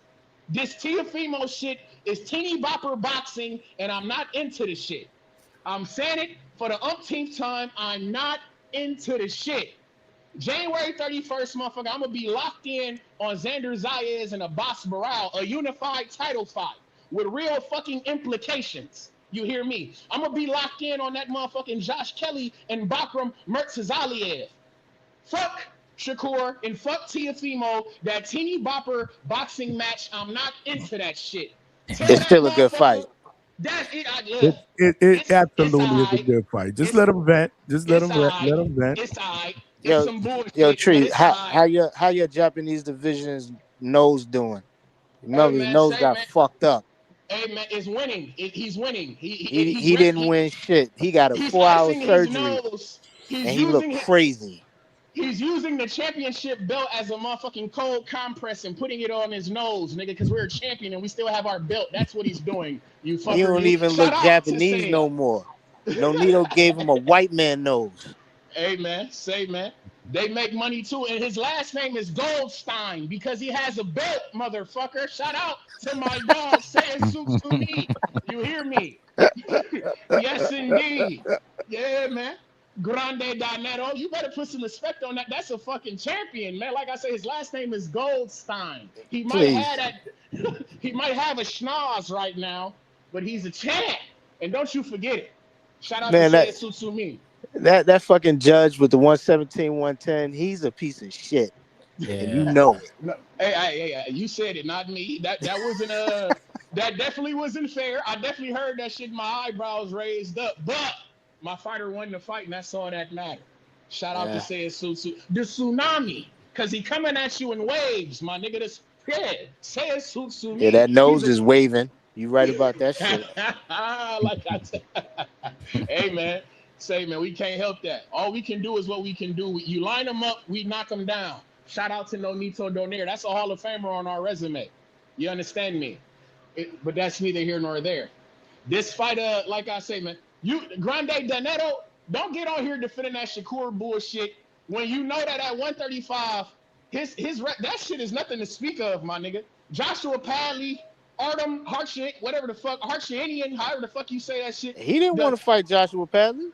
Well, why the fuck? Listen, man. Late minute replacement, bro. This is Kid Floyd, man. Kid Austin. And even the Kid Austin's fight was bullshit. When that fight got announced, motherfuckers acting like niggas was excited to hear that shit. Wasn't nobody excited to hear that shit? That he fighting Floyd Schofield? What the fuck? A nigga who ain't never done shit? Man, come on. Y'all gotta cut this bullshit, man. Y'all gotta stop giving these niggas these passes, man. This is crazy. Just because the nigga name is Shakur and he fought on top, man, no. And then they making me pay for this bullshit with Teofimo, my nigga. If they was on ESPN for Top Rank, my nigga, this would have been a free motherfucking card on ESPN. They would have not made nobody pay for this shit. Y'all gotta stop this shit. This shit is ridiculous. They grown up now, man. They got pay-per-view now. None of these niggas ever been on pay-per-view before. None of these niggas ever main evented a fucking pay-per-view and I gotta pay for this shit? Are you crazy? This motherfucker He's selling, bro. Man, listen, they say you crashing out in the bathroom, bro. They say you in the bathroom crashing out. I'm in the bathroom crashing out because this is a toilet. What they say, Johnny? Because this is a toilet full of shit. This is a toilet full of nasty ass shit, and I'm not feeling it. You feel me? It smelled like a toilet full of nasty ass shit. Okay. Oh shit. Edwin De Los Santos, you decking and dodging my motherfucking fighter. This is teeny bopper boxing, and I won't stand for this shit. January 31st, nigga, we will not be watching that shit. Shout out Xander and shout out to Boss He Morale, lying. my nigga. He lying. I'm not lying at all. Oh, I'm not lying at all. You bring the ginger ale. I got the whiskey. You Cut the shit. I'm gonna be bringing it for the Abbas Baral and Xander Zayas fight. Trish didn't watch that Times Square fight. When I told you that was teeny bopper boxing, I wasn't bullshitting. I ain't watched that shit. I did not watch that bullshit. That shit was garbage. I'm not fucking with it. You was on the Boxing Voice panel calling that shit. Bullshit. We was out off the ginger ale and the whiskey, making sure that we don't watch that garbage. Because that's teeny bopper. All that fights on that shit was garbage. And then they got motherfuckers fighting niggas who I don't. How the fuck these niggas on the card fighting each other? But they fighting against motherfuckers but not fighting each other? I don't pay for that type of shit. That's like with this the Night of the Samurai. It's a slow build. I don't give a stop doing that weak ass shit. This motherfucker's crashing out. He's crashing out. The He night of angry, man. This night of the He angry. samurai shit. This night of the samurai shit. I wasn't watching that. I didn't watch that shit either. Because why the fuck is Nakatani and Inoue on the same card but not fighting? I don't support that type of shit. That's bullshit. They're fighting in May. They're fighting in May. And that's when you come get a real nigga like me in May. Nigga, we'll watch you motherfuckers in May. But in December, I wasn't watching that bullshit. No need to. I'll see you motherfuckers in May. Just like in May or June when this motherfucker Shakur get a fight that I give a fuck about, you feel me? Or Tiafimo get a fight that I give a fuck about, I'll see you motherfuckers then. But January 31st? Oh no. I cannot support that shit. But shout out to the Hangout spot. Shout out to my third shift workers. And shout out to my nigga Alberto Campana. You feel me? Latino night, Cinco de Mayo, William Cepeda. We want your motherfucking head on a spike. But y'all be cool, man. Trees, you know they got Nature Valley bars. You get some more fiber in your diet. Because he fucking sound like you got crashed out. Why was he yelling for? Wild shit. Oh man, Trace was passionate. Oh man, you need more fiber in his diet. Well, that shit was funny. Look, everybody says soundbite sounds like Brim. Oh no, Johnny soundbite tree sounds like a Brim, aka Popeye. Damn, Brim catching strings. Yeah, that's true. Brim be yelling like a motherfucker too. Oh man, that day he was on here arguing with everybody. That shit was crazy. Arguing with Two Tone. That was an epic back. No, they were arguing, like cursing at each other. And Tone was on it. Ooh, man, that was bananas, man. Trees, shout out to Trees though, man, for bringing that energy, man. For real, smash that like button, y'all. Money, what's good, man? Chilling, man. What's up, Ryan? What up, Johnny? What's up, Coach? What's happening, man? What's good with it? Nah, man, I'm chilling, man. You know, doing my 1-2. Still studying, you know what I mean? What you got, man? Big money? Yeah, that's big money. Grande dinero, man. We got a white dude on there. What is that's Marco, dog? Right there, because that looks kind of suspect. That's Marco. That's like a pause picture. I think that was from the episode of TBV when he was crashing out. Are you serious? Like Mike from Omaha called in and got it, you know, Mike from Omaha. He always get at Marco. Oh, he goes in on Marco. I heard he goes in on Marco. And Marco crashed out one time. But yeah, Coach, it's me up in here. What's happening, man? You see, I sent you. Johnny missed out on that last Zoom. He missed out on the good one. You do those at the wrong time. It was at the right time, Johnny. What day was it and what time was it again? The right time. On the right fucking day. Okay. Yeah, that tells me all I need to know. What you did on Saturday, like at 6 o'clock, 7 o'clock, or Friday at 6 o'clock when I'm out having dinner with my wife, having date night. I think that's when you did it, on a Friday night, right? Hey, listen, when I do it, tell wifey, she understands, man. You about to learn something, man. Yeah, man. I'm married to a Puerto Rican, coach. I don't know. She kind of supports your podcast, man. You're on here every night for hours. No. She and does. I heard you're about to do it every day now. I would like to. That's the goal. Can't get there yet, though. We ain't there yet, but eventually, yes, I'd like to. But we gotta make some changes. I know Trice is listening. And Trice, if you believe in your fighter Campana so much, right? I would definitely put the word in, because I would have Armando Martinez fight him with no problem. And but the problem is that your guy can't send a contract. Like, it's no one. You're saying people are ducking him, but he has a promoter. Have his promoter send out a contract, and I would agree to anything. You heard that, Treese? Let's get it popping. I'm gonna clip this. And send it to Albert Bell. I'm gonna clip that right there. Hold on, let me put a timestamp on this shit. We gotta clip that. I would love to see that fight. Absolutely. He was supposed to fight. Albert's my guy too. He was supposed to fight on the Jake Paul Tank fight card. He was. Really? Yeah. Oh yeah. There was a about that. Yes. And then when they obviously pull that off the table. They didn't put him on the Joshua one. Shit, let's make it happen, Captain. Yeah, let's do it. Let's do it. He needs a fight. Armando, when do you expect him back in the ring? Actually, March. Down there in I think in Florida again. Where in Florida? At the Hard Rock. Same. Oh, okay. All right. Let me know. I'll swing through for sure. Hey,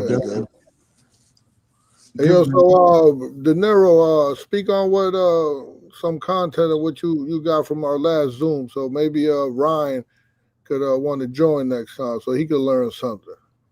Oh man. So he I was could in learn there. I was in something, there bring for a it back little to bit. his brother. Money. Hold on, Money. I gotta. Did you jump on late?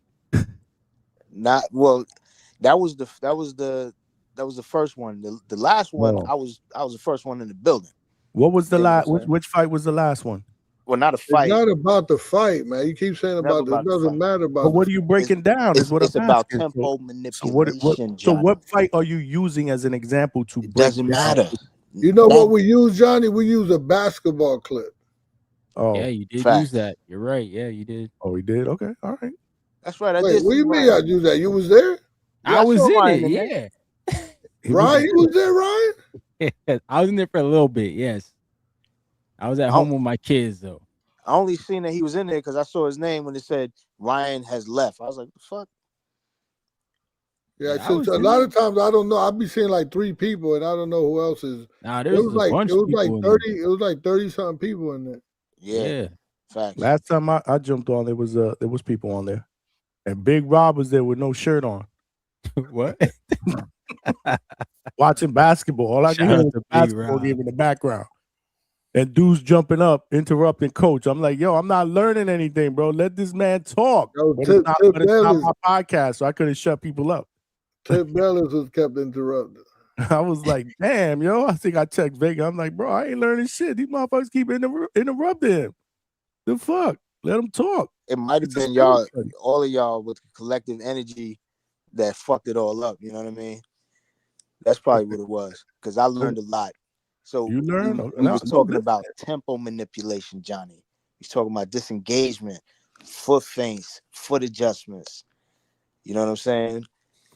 The tempo scripts that boxers use when they want to manipulate the tempo of the fight.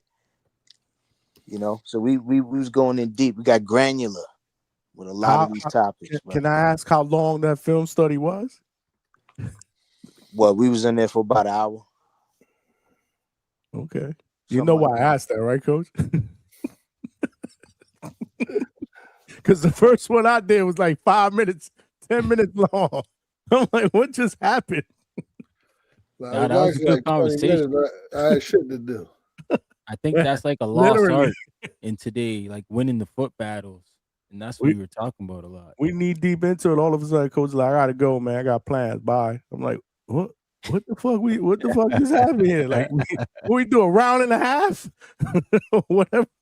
We were breaking down the Ryan. Well, he was. I know what he was breaking down. The whole defense did, but damn, it was quick. It was quick. But yeah, no. Tempo manipulation is definitely advanced high IQ. That's about controlling the rhythm, speed, and emotional pace of a fight. No, but that stuff is fun to me because I like to bring perspective to people. Yeah, I can't help you. I can't help it, Coach. I can't unsee the shit. Now, when I watch fights, that's all I see is the tempo, the speed inside the moment, the tempo and the time control, and the pace. Yeah. How much you force those moments across the whole round of every fight is. I can't unsee it now, man. And if you can't control it, bro, you'll see it on the fighters that get worn down round over round. It's like I feel like if you watch a Crawford fight, you'll see that a lot, bro. His pace and the way he moves, and basically just makes guys submit.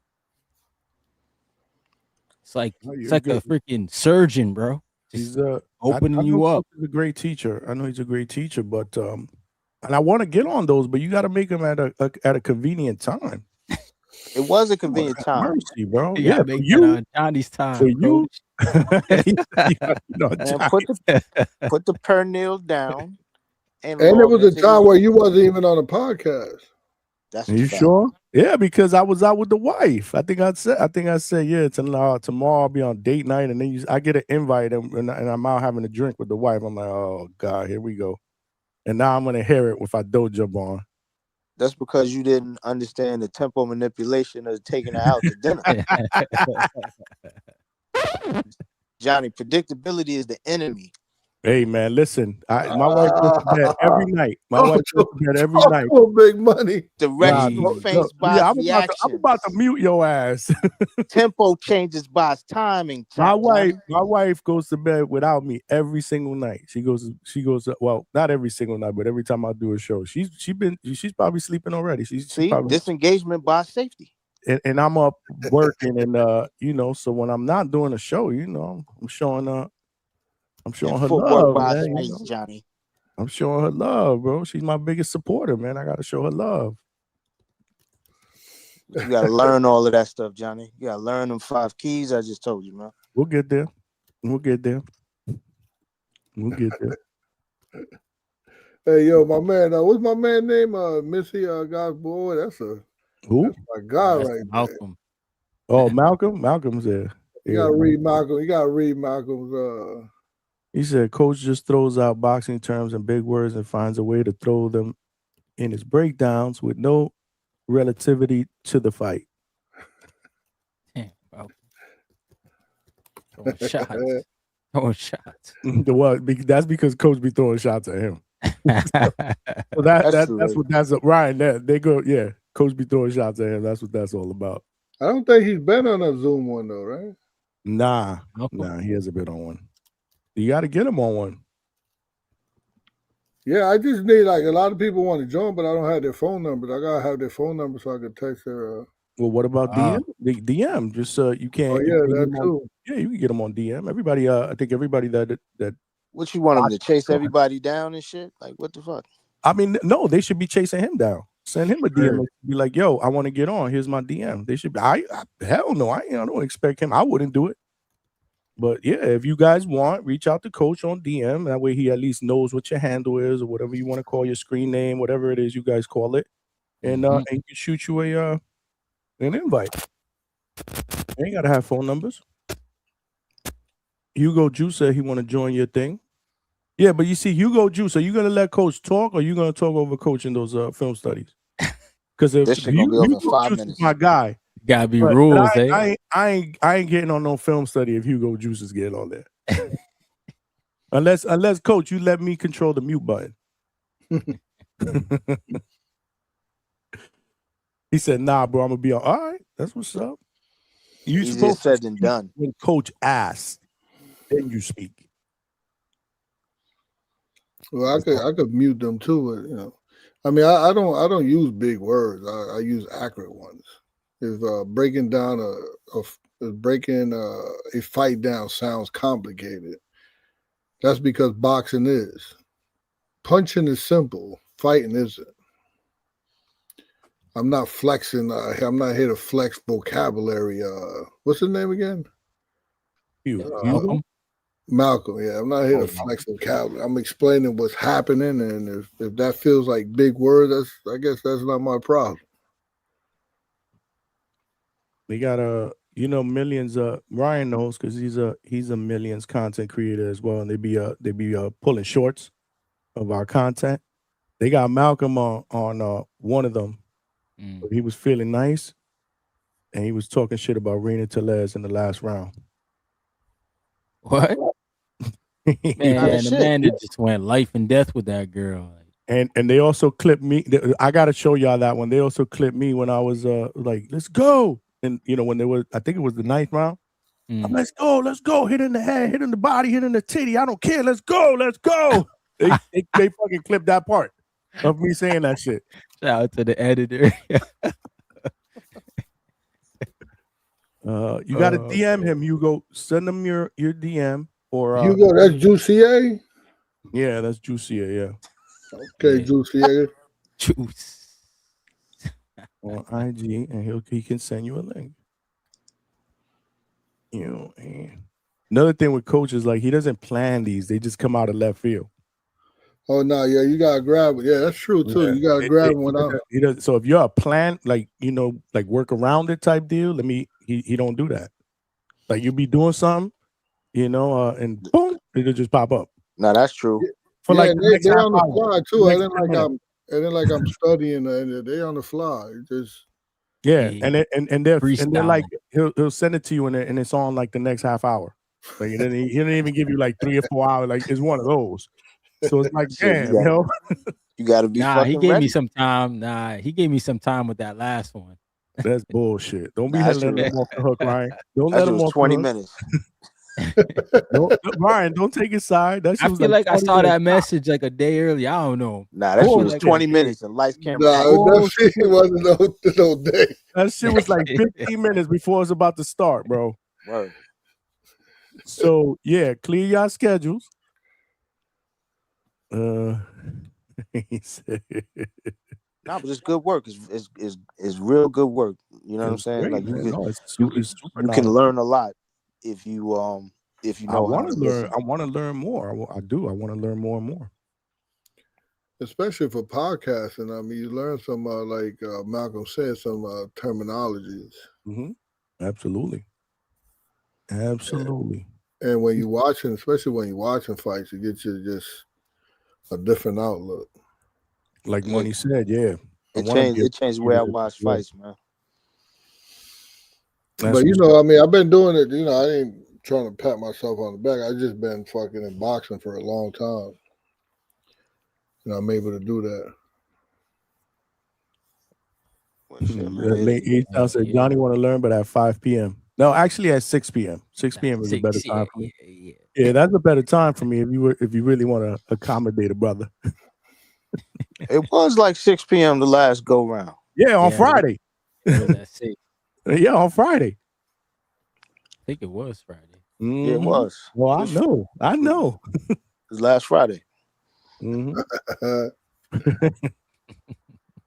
And then, but what Coach don't tell you, right? He don't give me no credit. What Coach don't tell you is that same Friday when I was out with the wife, and I'm chilling, I'm thinking, tonight's my night off, whatever. I get a message from Coach. Why ain't you online? We need to do this. We need to do our picks. And I'm like, damn.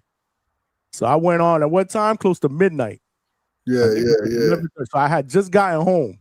We're gonna chill, and I was like, damn, babe, I think I'm gonna go live.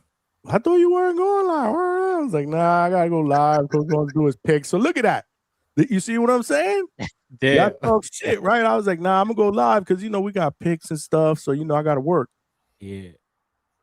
And I went on. I think I threw out a thumbnail in like 10 minutes and I went live. And then I went live and he didn't jump on for like an hour after I went live. Can you believe that? Can you fucking believe that shit? Yo, yeah, you sweat. I'm like talking by myself. It's 11:30 at night. I'm like, yeah, man, we about to do our picks. And Coach, is jumping on. And I'm like, I had to send him a text like, where are you? I'm here because of you. We got a lot of I got a lot of people watching though. There was a lot of views, but still, like I was running out of shit to talk about because I had just did a freaking 6-hour show the night before. Yeah, So that was but then he finally jumped on, and let me tell you something. That show went, man. I think we did like 4.5 hours. So like 3 o'clock in the morning. So it was about 11 o'clock. I think it was about 11 o'clock when I jumped on, something like that. That was like it was just a little after 11 something. Yeah, maybe about 11, a little after, and it was till 3 after 3 o'clock in the morning. I shut it down. So it was good. It was good. Look, Malcolm said he never gave us a late show. What do you mean, bro? I'm here till 2, 3 o'clock in the morning, and that's not late. These guys want me to stay till like 6 o'clock in the morning. They want you to break day, man. Hey, like we on the block. Yeah, that's what H-Town said, man. H-Town right. If they send me super chats, it'll keep me up. But H-Town just sent you one. Who sent me? H-Town? Hold on. Oh, he did. H-Town, what's good, man? Appreciate you, man. He said, Johnny, if you want to be the best, no days off, champ. Oh, listen, bro. I don't know if you guys, if this was the only thing that I did, then I would agree, man. But I do have a day job. Ryan has a day job, right? Or Yeah. job, whatever. But I gotta, I got a day job. Yeah, I think if you quit your day job and do this full time, you'd be successful. I you know what? I would love to be able to say the same thing and believe that, but how am I going to pay the mortgage? Your wife got it. You be using her credit card anyway. The mortgage and the car notes and this and that. I can't, financially, I can't take that chance right now. But man, one day we're gonna get there. Trust me, man. We're gonna keep working, man. We're gonna keep working. Yeah, he can't pay the mortgage and take his wife out to dinner with her credit card every week. Man, you gotta cut him some slack. Right. Somebody, I think Vegas said earlier in the chat that I'm gonna pay for that Saturday card with her credit card. She'll kill me. That card. That's Subriel Matias. Damn. That shit is $60. Are you paying for that, Ryan? Hell no. Damn, look at that. Just like 80 for me. 8? Oh wow. Yeah. Currency exchange. What's up with that the zone thing that you were talking about in the chat? Yeah, I didn't buy that, man. So what's the difference between the version that we are paying for, or well, not me because I'm not paying for it, whatever, $400 for the pay-per-views for the entire year? What's your? I don't have it, but I thought I heard somebody say like some of the pay-per-views are like kickboxing and like other stuff. So like they're wondering if that's a part of the 12, which can be an issue for sure. Why don't none of y'all call customer service? I didn't pay for that, man. Well, there's a difference in is it because of the difference in currency, or is just you have, I don't know, the zone in Canada is a different entity? I don't know. I'm asking because I don't know.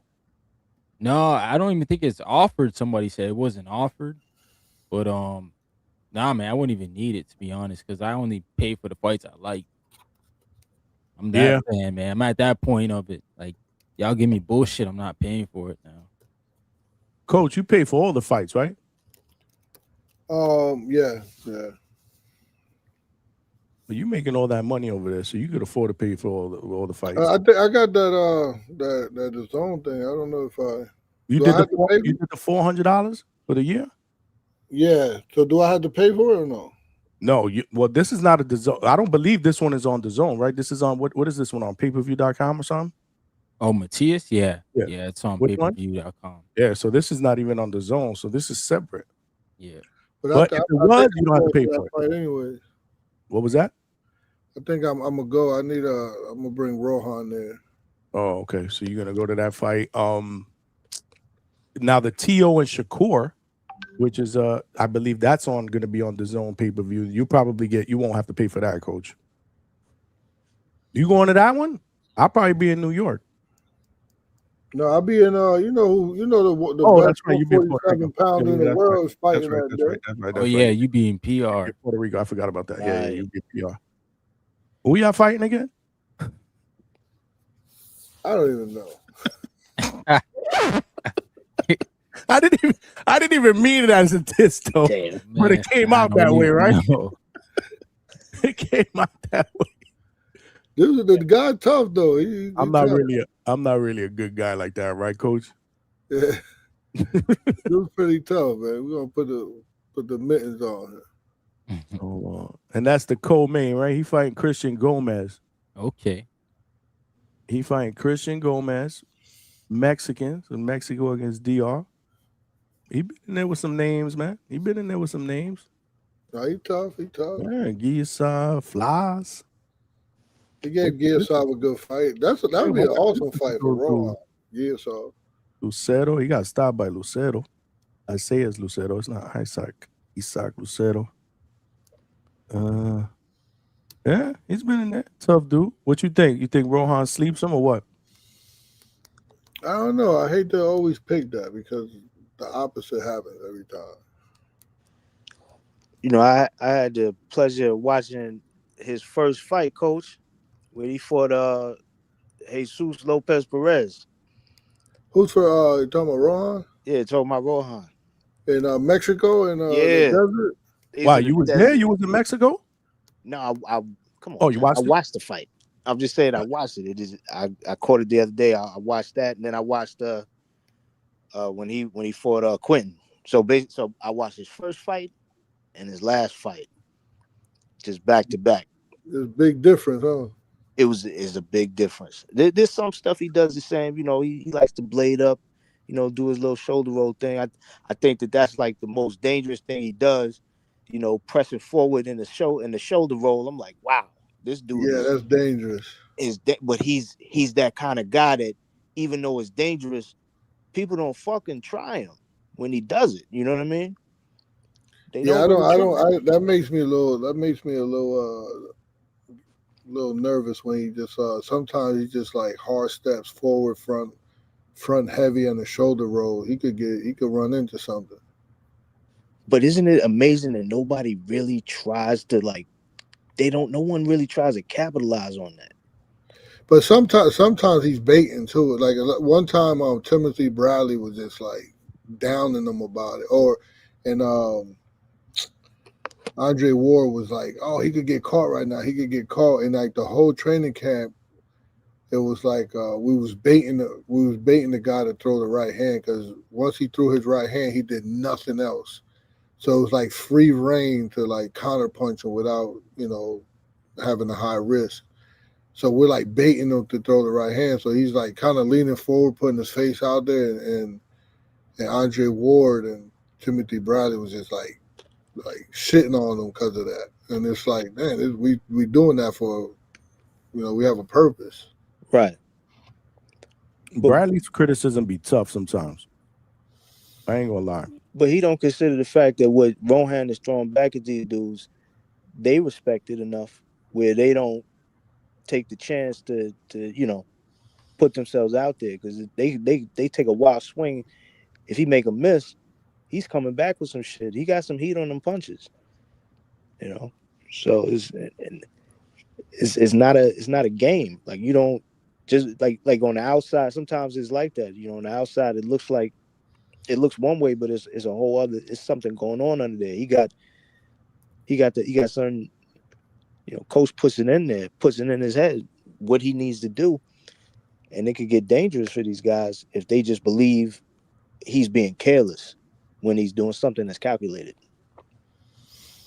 Yeah, in boxing, you could do anything you want in boxing as long as you have a purpose. And sometimes like especially that fight, Rohan was like smacking that dude around, and the commentating was like, "Oh, the guy's crafty. He know how to survive, and they just talking about the opponent while they could just easily, because the commentators could make a fighter, right? You know, they talk good about them. There's a lot of casuals out there that get swayed by what the commentators are saying. So you know, like they could help us out by talking about what Rohan doing versus, you know, like saying that homeboy could take a punch and he's a survivor and he's a veteran. You know, like, my man, you wasting that time when you could be talking about Rohan. Yeah, they were like, oh, you know, the only time that he loses a lot of fights, but whenever he does win, it's by knockout, and you know, and all of the nonsense they were talking. Rohan was piecing him up, and first off, this is his first professional fight. He took a 6-rounder. Yeah. And he was just destroying this dude for 6 rounds. I couldn't make it to his first fight. I was at another fight. Man, it looked hot as shit out there, Coach. I don't know if you'd want. Yeah, it was during the pandemic too. It was like word. The ring call girls wasn't even getting in the ring. I'm looking at cheeks on the outside of the ring. I'm like, what's going on here? Coach would have looked like what he looked like in Australia, man. Patrick Ewing in the fourth quarter. Patrick Ewing in the fourth quarter, man. You were like, damn, when we like Senor Sabor with the sweaty nuts. Fuck out there, man. Look at Coach sweating up a storm, man. Team Al. What people don't know, it was a media workout. Media, yeah. You told us that. Timu Al Heyman, man. I love the Timu Al Heyman with the $2. He said, Coach, Polanco versus Crocker. Can we get that smoke? Come on, man. You don't need me. Hey, Brian up north could answer that question. They don't need me to answer that. Eddie Hearn not gonna do that. They're not gonna send that contract. Listen, man. Timu Al Heyman, man. Watch that interview that Joel did with what was it, Brad Goodman? Yeah. That said there were 3 fighters that are easy to matchmake because they never say no. That are easy and hard at the same time. That no one wants to fight them. Right. And they say not yes. because of them, because they're always with it. Yeah. Is Rohan? Don't tell me. Rohan. I know the other 3. The other 2. I'm sorry. Rohan, Keyshawn, and Shakur.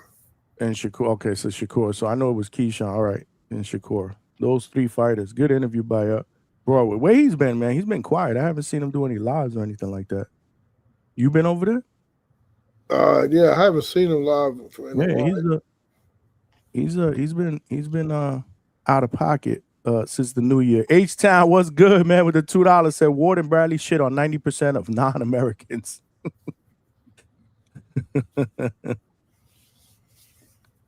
H-Town be seeing everything, boy. He be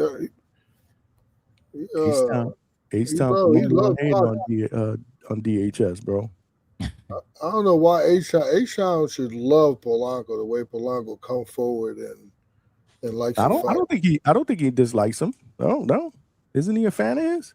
I don't know. H-Town, you a fan of Rohan? No, but he should love Rohan. The way, like, every time he described like a fighter that he likes or how he want them to fight, that's Rohan style. Yeah. Exit to Red said he'll be paying pay-per-view to support Matias. That's what's up, bro. Shout out to Exit to Red. He got that that pick right. What was it? What was that pick? Han against that Han fight. Holly Holm. Come on, man. But why you shout just Exit to Red? I got that one right too. Why you don't shout me out? Wait, Coach, you picked Holly Holm? Yup. Wait, that shit is a 2-pack of ass. My man was banking on Sure the did. You brought it up, so don't even say that I'm hating on you. You brought that shit up yourself. Yeah. Yeah, I was like, what is this man thinking, man? Yeah, because I saw man, and yo, honestly, the like it was like 30 seconds. It took me like about 20 to 30 seconds to be like, dang, I fucked up in the first round. I was like, she old as shit. Ryan and Money, it took me 2 seconds when I was on live that night that he brought me on. Like, what am I doing here if he's picking Holly Holm? Why are we here? Yeah, that cop beat the shit out of Gandalf. So I watched her for a second, and she had no jab, and she was wide open. And then I saw Holmes last fight. I was like, oh man, she, we could probably outbox her, Exit to Red, not good. There's a lot of blue. I put the screen up earlier. So if you want to get a ticket, you wait till Saturday. Your boys, your family, you could definitely get probably, a few seats in the same row. There's a lot of tickets left, man. Let's see. I mean, let's see how it plays out. You still got technically 2.5 days, 3 days. Now, was those tickets the original tickets, or were those resellers? Because a lot of times the resellers they'll buy up a bunch of tickets and they look like it's still available. I'm looking at Ticketmaster, so you tell me. I think Ticketmaster is majority aren't resellers, right? Like I forget what it is. You gotta check something with the details on it. StubHub, all those other ones. Yeah, you're gonna have resellers, but Ticketmaster, I'm thinking that no, you might have some resellers there, but I think the majority of these tickets that they put out there is being sold by the venue. I would think. Hey, why Frank Bay ain't call in? There's a lot of blue. He ain't got nothing to hate on. He only call in when he want to hate on something. Well, Frank Bay, I told you people be hating on you, man. Yeah, you did say nothing to hate on, bro. And they did. I was hating on Frank Bay when Frank Bay came on, and he wanted to give his I think his upset of the year, and he said I want to pick Jose Resendiz, and everybody jump on it. It ain't Jose, it's Armando. It's Armando Resendiz. And he was like, "Oh, I'm sorry. Like you too, Johnny, was jumping all over him against Plant. I don't remember that, but it upset though. Yeah, but he Like, because he said, because he said his name wrong. yeah, actually he didn't say it wrong. You guys jumped all over him because you guys thought you was right, except by saying Armando. Who else was on the panel? Who else was on there? If that's I forget. I don't know. Y'all just jumped all over him. Lord. And his name is Jose Armando Resendiz. I got to go back and look at that because I don't remember that at all. I mean, we might have been laughing or giving him a hard time. Where Frank Bay at, man? I don't think it was. I don't think it was perfect. He Frank Bay said, "Put him in, put him in." Hey, man, he said. Maybe you could tell me that's Coach's favorite. You always sticking up for him. Now, because a lot of people be hating on him. I noticed that. Damn. Hold on. Getting a lot of hate. I don't remember that though. I think that was probably that had to be more of a joke. We were messing with him. Nah, you guys was all over. You guys, no, it's on Mondo. You try Is it quality hate? Get out of here. Good That's hate. not quality hate. Exactly. Knock it off. That's not quality. And the man was right the whole time because his name is Jose Resendiz. It's Jose Armando Resendiz. Is that what you're saying? Go ahead, Frank. Defend you. You got Coach defending you, so I don't know why you came on here to defend yourself. But when was this? This was the other night, I guess. Yeah, I had said Who was it? Was it me? everybody. He's right. It was everybody. Everybody jumped on. Once he said Jose Resendiz, the whole panel was like laughing at him. It's cool. I wasn't tripping. I expected. Well, he was tripping for you because I don't think you were tripping. I think it was more of a, I don't know, messing around with you type troll. Well, I don't think it was like we were. No, they wasn't messing. They was glad. They was glad ready, he huh? was wrong. Hey, Frank Bay, they was happy he was wrong. Everybody. Exactly. Right? You remember that? Yeah, that I was just being humble. Like, okay, I guess I got it wrong. Like, I don't know 100 fighters on a Rolodex. I don't even remember that, to be honest with you, because we all make mistakes. We're gonna clip that. We're gonna go back. For sure. Thank you. I didn't even realize it. Honestly, I knew I was right, but if everybody tells me I'm wrong, then I'm like, okay, maybe I'm wrong. Whatever. Spin the block. The cop and please spot. Lord have mercy. Get this man a violin, both of them. Jesus Christ. Hey, yo, but they were It was because you're right. Is Frank Bay said it? It has to be wrong. Yeah. I think we were messing with you, bro, more than anything else. Nah, that's not what happened. All right, whatever. Hey, I apologize if that's the case. No, you don't have to apologize. Yeah, you're right. I don't have to apologize. You don't, exactly. You don't have to apologize. Don't. Right. I don't have to apologize. What's good, man? What's good? Nothing. The boxing talk. I love it. Talk or you just want sympathy? Which one is it? Because if you want sympathy, this ain't all the above, man. All the above. Whatever people bring, I'm ready for it. You know. You want to talk boxing? What's going on? What you got? What you guys were talking about? You guys were talking about earlier. The whole Matias thing. Oh Lord, yeah, that was we went down a rabbit hole with that, with the whole Osterine and that kind of stuff. Yeah, I think it's selective outrage because Alicia Bumgarner popped in and everybody forgot about that. I mean, they left posting her pics. That was and proven. nobody gave a shit. Yeah, but wasn't that proven? What was proven? That it was contaminated for Alicia. Who knows, bro? I mean, it's hard to keep up. Right. You tell me, Ryan. Wasn't that? I don't know. I just know she's not getting no stoppies now. I ain't saying the story on that. What was it, money, Ryan? Yep, leave that alone. If you so you know. it wasn't proven. I don't know. I think it was proven. So it was proven that it. But I was don't even think they used VADA. They used something else. Yeah, it might have been USADA or WASADA, one of those ones that make like you talk about. That's deeper, darker. But my question, because I was agreeing with Coach Bermudez, but my question was, what was the argument? I don't understand what the argument was between Bailey and Bermudez. Oh, because Damn, you're gonna have to go back, Frank, because it's a rhetorical question. What's the argument?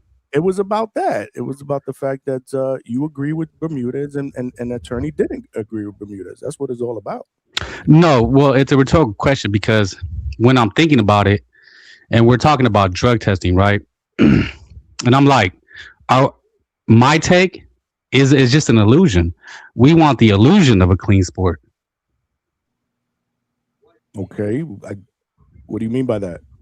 Well, you have people paying 30. Well, I don't know how much they pay for snack, right? But it has to be in the tens of thousands of dollars, right? No, I don't believe so. But go ahead, keep going. Well, does anybody have how much they're paying for these supplements? They're not paying. They're being sponsored. Yeah. By who? Even still, the price for that stuff is not. It's not very expensive. Okay, but the point was brought up about how much these guys are paying for drug testing. Well, drug testing is different. Oh, drug testing, that's a whole different thing. Mm-hmm. Okay. So why isn't it universal if we want a clean sport? Because we don't have a universal body. Exactly. We don't have it's not a sport like basketball and baseball and football that have a commissioner. It's different. Well, then it's an illusion, right? Oh, yeah, for sure. It's the illusion of a clean sport. Global. The shit goes on global. So if you have enough money, then, basically, so you're a fighter, right? And you're hit with, well, do the drug testing. Well, I don't want to pay for it. Well, then you're guilty.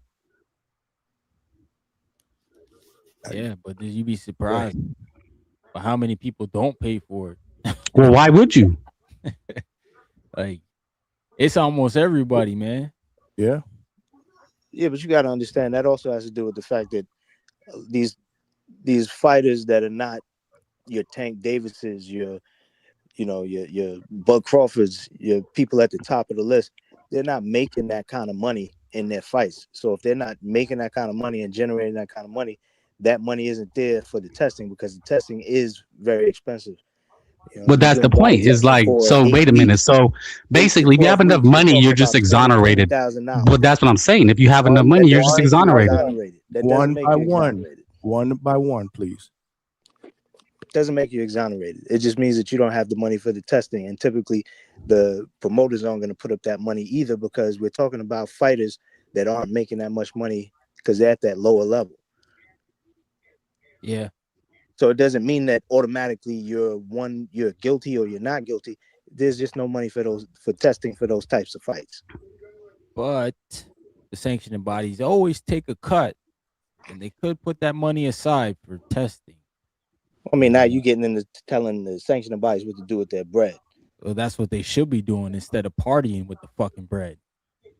Well, I'm not going to speculate on that either. But that's my point. It comes out of the fighter's purse. Am I wrong or right? Yes, it does. So why would you do that? That's terrible, man. Well, it's not necessarily that comes out of the fighter's purse.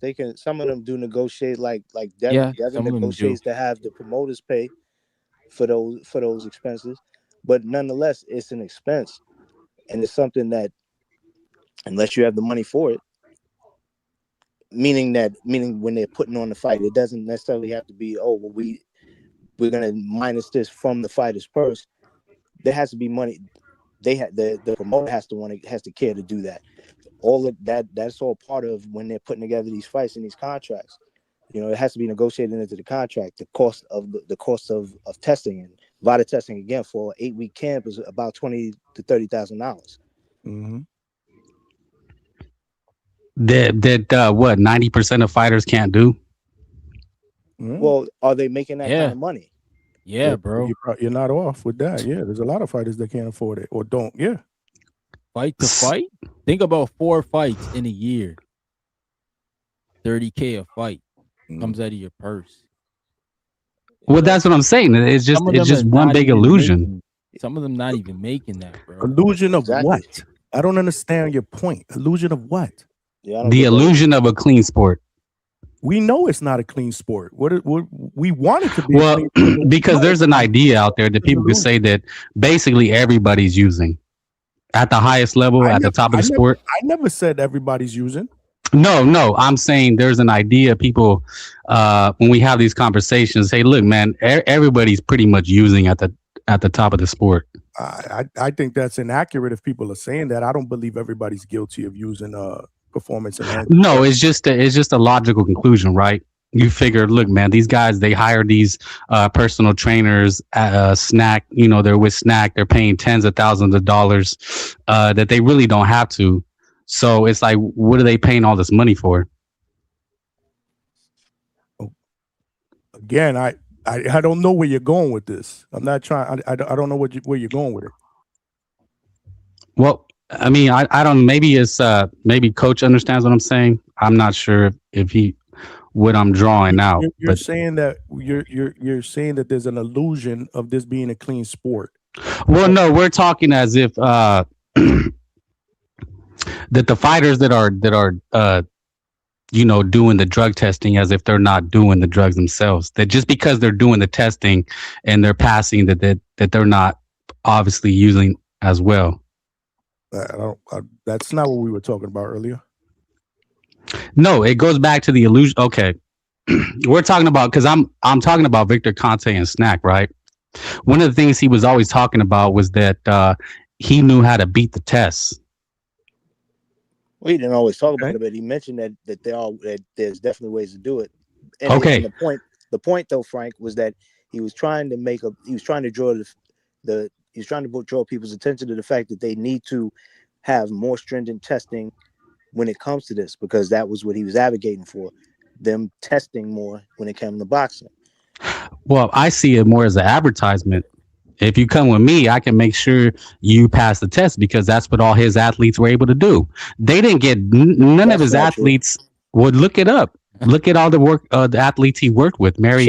Shane Mosley popped. No, he didn't. Yeah, he did. No, he didn't. He came clean in a deposition. You think this guy would tell the feds what he's doing? Yeah, that's exactly what he did. No, he didn't, bro. No, that's crazy. Look it up. No, he didn't, bro. No. Look at what Victor, he bragged about it. Why do you think he couldn't work with any other sports agencies? They kicked him out of baseball. He got kicked out the club, bro. There's a whole bunch of Victor Contes out there that are probably way better than him. There's a whole bunch out there, man. Look at what H-Town said. He says Shane didn't pop. You guys said he popped. He did not pop. So you're factually wrong. You think he the only one? You told me Shane popped. He didn't. Okay. Well, literally rushed out the Olympics, bro, because they were popping. Excuse me. No, all his athletes passed. That's what he's advertising. Nah, bro. I can make sure he brags about it. There's literally video and video upon video evidence of him saying, yeah, I helped all these guys pass. I knew how to get around it. I can do it now. I forget their guy's went name. to jail, did he not? Did he not get a charge for that? He literally got charged for that, bro. And he was out to make even more money. All right, so you make all this money and you're gonna go do something again that the feds already know you've done. Like, bro, let's just put common sense in the picture here. Like, take the conspiracy shit out, because y'all need to stop. That's not a conspiracy theory. He bragged about it. That I'm not saying that you made all this money back on these vitamins and you're gonna go tell the world, yeah, I'm cheating again. Like, come get me again. Does that make any sense? For the money, I mean, people would do anything. Bro, you're going to go tell the world. Yeah, it's a calling card. That's what I said. It's advertising. All right, bro. I guess Terrence Crawford's the cheat. Devin Haney's the cheat. Well, no, Terrence Crawford blamed Manny Pacquiao. No, because Terrence Crawford out of his own mouth, he said he doesn't recognize Manny Pacquiao because he was a cheat. They all cheating, though. So exactly. So what did you just say? What did you just say? I mean, by your definition, no. What did you just say, bro? They're all cheating. No. I'm going off your word. You're saying Victor I didn't say that. He can beat it, so they all cheating. That's exactly what he said. Look it up, bro. No. He didn't say that. No. He didn't brag about it. What he said was, if they not having a competitive edge, they're not winning. Which is what I said. I feel like more guys should be popping, because I feel like there's more chemists out there way better than Victor Conte. I don't think he's partaking in that anymore. I had it wrong. My bad, Ryan. It was Andre Berto. Like, I think Victor Conte's out of that world, and there's a whole bunch of them other dudes everywhere. Oh, so you do believe a lot of people are cheating? Bro, I've said that. Like, yes. Then when I just said that, you guys said, "Oh no, I don't believe that. That's a conspiracy theory." I don't believe You Victor said Conti everybody's cheating. No, he just said he believes a lot of people. It's the same. It's similar in the sense that a lot of people. No, because you're taking a target at one guy, and I'm like, I don't think that guy. Who's the one guy I'm targeting? You just said Victor Conti, man. Well, he's the main. He's the superstar of it. He bragged about it. His athletes passed. Yo, I'm telling you, that man been through the ringer. He probably worked with the FBI. He trying to find the other dudes. That's where he probably at. You're speculating that? Man, okay. Which athlete that Victor had outside of Andre Berto? Because apparently he went off the program, and that's why he. Berto was on snack when he popped for Nandrolone. Yeah, and then Victor, I watched the interview where Victor said that he went off the program and took some shit. Right, he So wasn't working directly with Victor, meaning Victor didn't have him come into the facility using all of the machines and everything. So yeah, that's correct. But to Frank's point, he was on snack and he popped. He just said no. Somebody just said he was off it. He got off it and popped. He didn't say he was off it. You should listen to what we both were saying. What he was saying was that Victor said he wasn't working with him, and I clarified that Victor was not working with him, like having him come to the place that Victor brings the fighters, and he has him going through the different machines where they breathe through the machines, and he goes through all of that, goes through the whole camp with him. No, Victor wasn't working with him. But your point earlier was that if you're on snack, you'll pass all of these drug tests, and I'm making a point to you that he was on snack and he popped for Nandrolone. So you're wrong about that. Wrong about what? About what you said, being that if you're on snack, you're not going to pop. Did I say that? You did. No, I didn't. You said working with Victor if you're on snack, people don't pop. Chat, rewind. You can rewind and see when I said that I didn't. So you're making things up. I said that Victor Conti bragged about that, being able to do that. He bragged numerous times that he was able to beat the test and he can still do it. You also conflated. So you said I said it, but I didn't. Why they don't pop? No, I said that's a calling card. He's advertising like, "Hey, look what I can do." If you ask me, that's conflating. Conflating what? What he said? With snack being the thing that's going to help you cover, that's going to cover you so that you pass these tests, which is not true. What isn't true? What are you trying to say that I said? All right, let's cut the shit. You think he's a cheater or not? Confuse the issue? You think he's a cheater? No, because you're putting words in my mouth, and I'm trying to figure out what you're saying. Break this up. I got to read some shit. Yeah, this is not fun to listen to. Sorry. Timu Al Heyman for the $2, man. Appreciate you. He said Hitchens a clown for ducking Gary Antoine Russell with profile up talk. Profile up talk. Okay.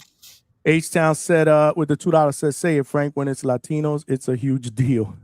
Is that what you're trying to, is that the point you're trying to land? When did I say that? I'm asking you a question based on what H-Town said. No, he's being funny. He didn't mean that's what I did. Got you. That I'm trying to do that.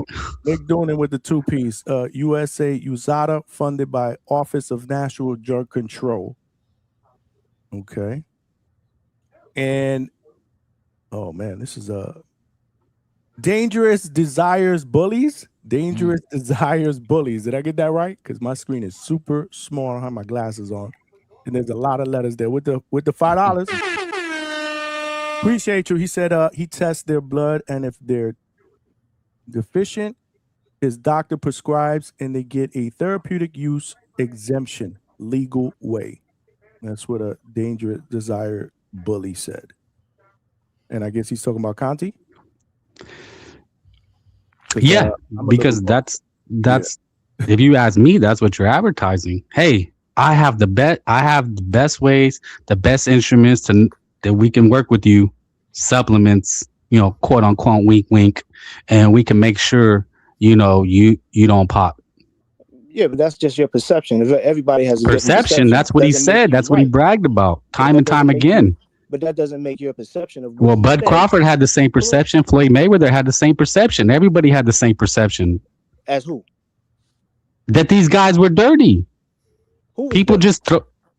That Manny Pacquiao was dirty. That's what they were throwing out. That's how it all started. What does that have to do with what we're talking about when it comes to Victor Conte? They're throwing out allegations. Who's dirty and who's not. So right, like, what does that have to do with Victor Conte? Do you think Crawford was dirty? No, that he's advertising that, hey, I have the best step and we can get around it. So you're saying that Victor Conte helped Manny Pacquiao? What?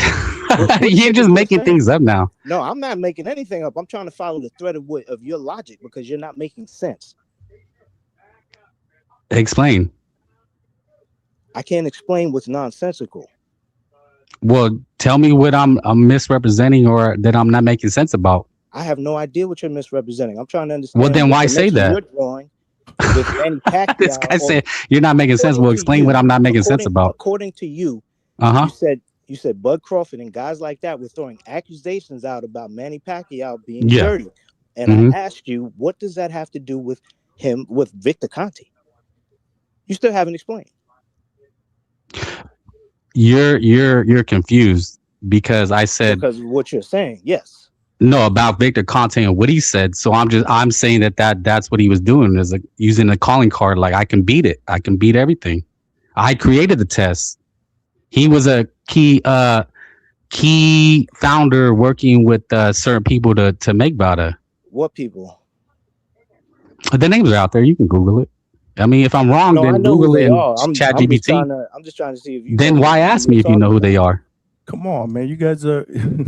Well, no, he says who are they? Like he didn't know, so I'm saying who.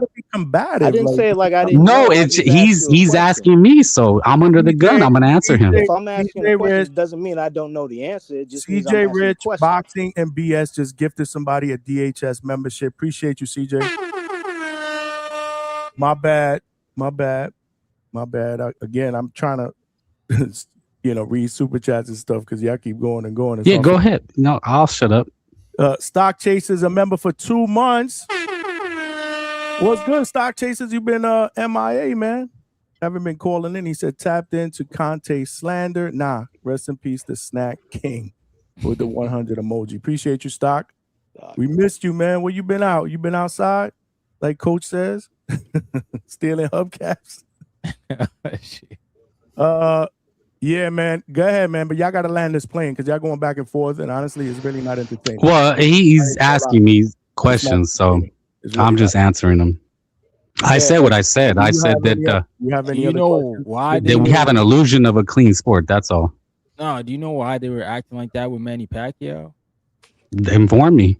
Because he refused to do Olympic-style drug testing. Did he? He refused to do it until the Floyd fight. That's why the fight took so long. Where and when? What do you mean, where and when? Well, you have the information. Tell me. Brother, you just didn't live through that. He's telling you that's what happened. You want him to bring... I don't believe him. Yeah, I need the fact information. You gotta believe me. Chat, you can tell Goofy here, since he don't believe me. No, it's just... You don't understand why the fight was never made, so... You can go do the... Well, there's opposing stories. That's all. There's opposing viewpoints. He didn't want to agree. He didn't want to agree. The moment that he did it, Pacquiao stopped knocking out people. Is that what happened? So we can do the whole... Just like you did the... Victor Conte. We got a lot of people now that want to call cheating. In. So. Well, no, there's different viewpoints. No, you're giving me your viewpoint on the situation. He stopped knocking people out. Well, no, you're giving me your viewpoint on what happened, and people have opposing views. They don't believe what you believe. All right, and people don't believe what you believe either. So we on the same field. Okay, so don't give it as fact that it was strictly Manny's fault. What do you mean? He literally said he didn't want to do it. No, it was Floyd Mayweather accusing him. Floyd Mayweather threw those allegations that he was cheating with no evidence and no proof, and he got sued for that. You got to take some other. And Manny won. Do you remember that, right? Trace, what's good, Trace? Manny refused to do it, dog. No, but didn't he get sued for that? And Manny won the defamation lawsuit? Yeah, because... Okay, then. So where was the proof? So we can just throw allegations without proof, right? So like your narrative, I'm challenging it. I would call him a drug cheat, too, if I'm saying let's do Well, Bud Crawford already did, and Manny and Floyd did, too. So, like, we gonna call you what it is, bro.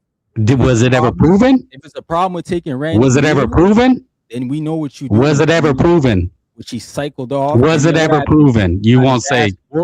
got his ass Because dropped that's by your narrative that Monday. you want to believe. All this other shit Because that that's your narrative that you want to believe. All this other shit that happened after he That's stopped. your narrative. You know what? That was all in 4K. You can go on Your YouTube and watch narrative all that them you're trying to shit down. spread was never proven or That's a true. fact, bro. It's not a fact.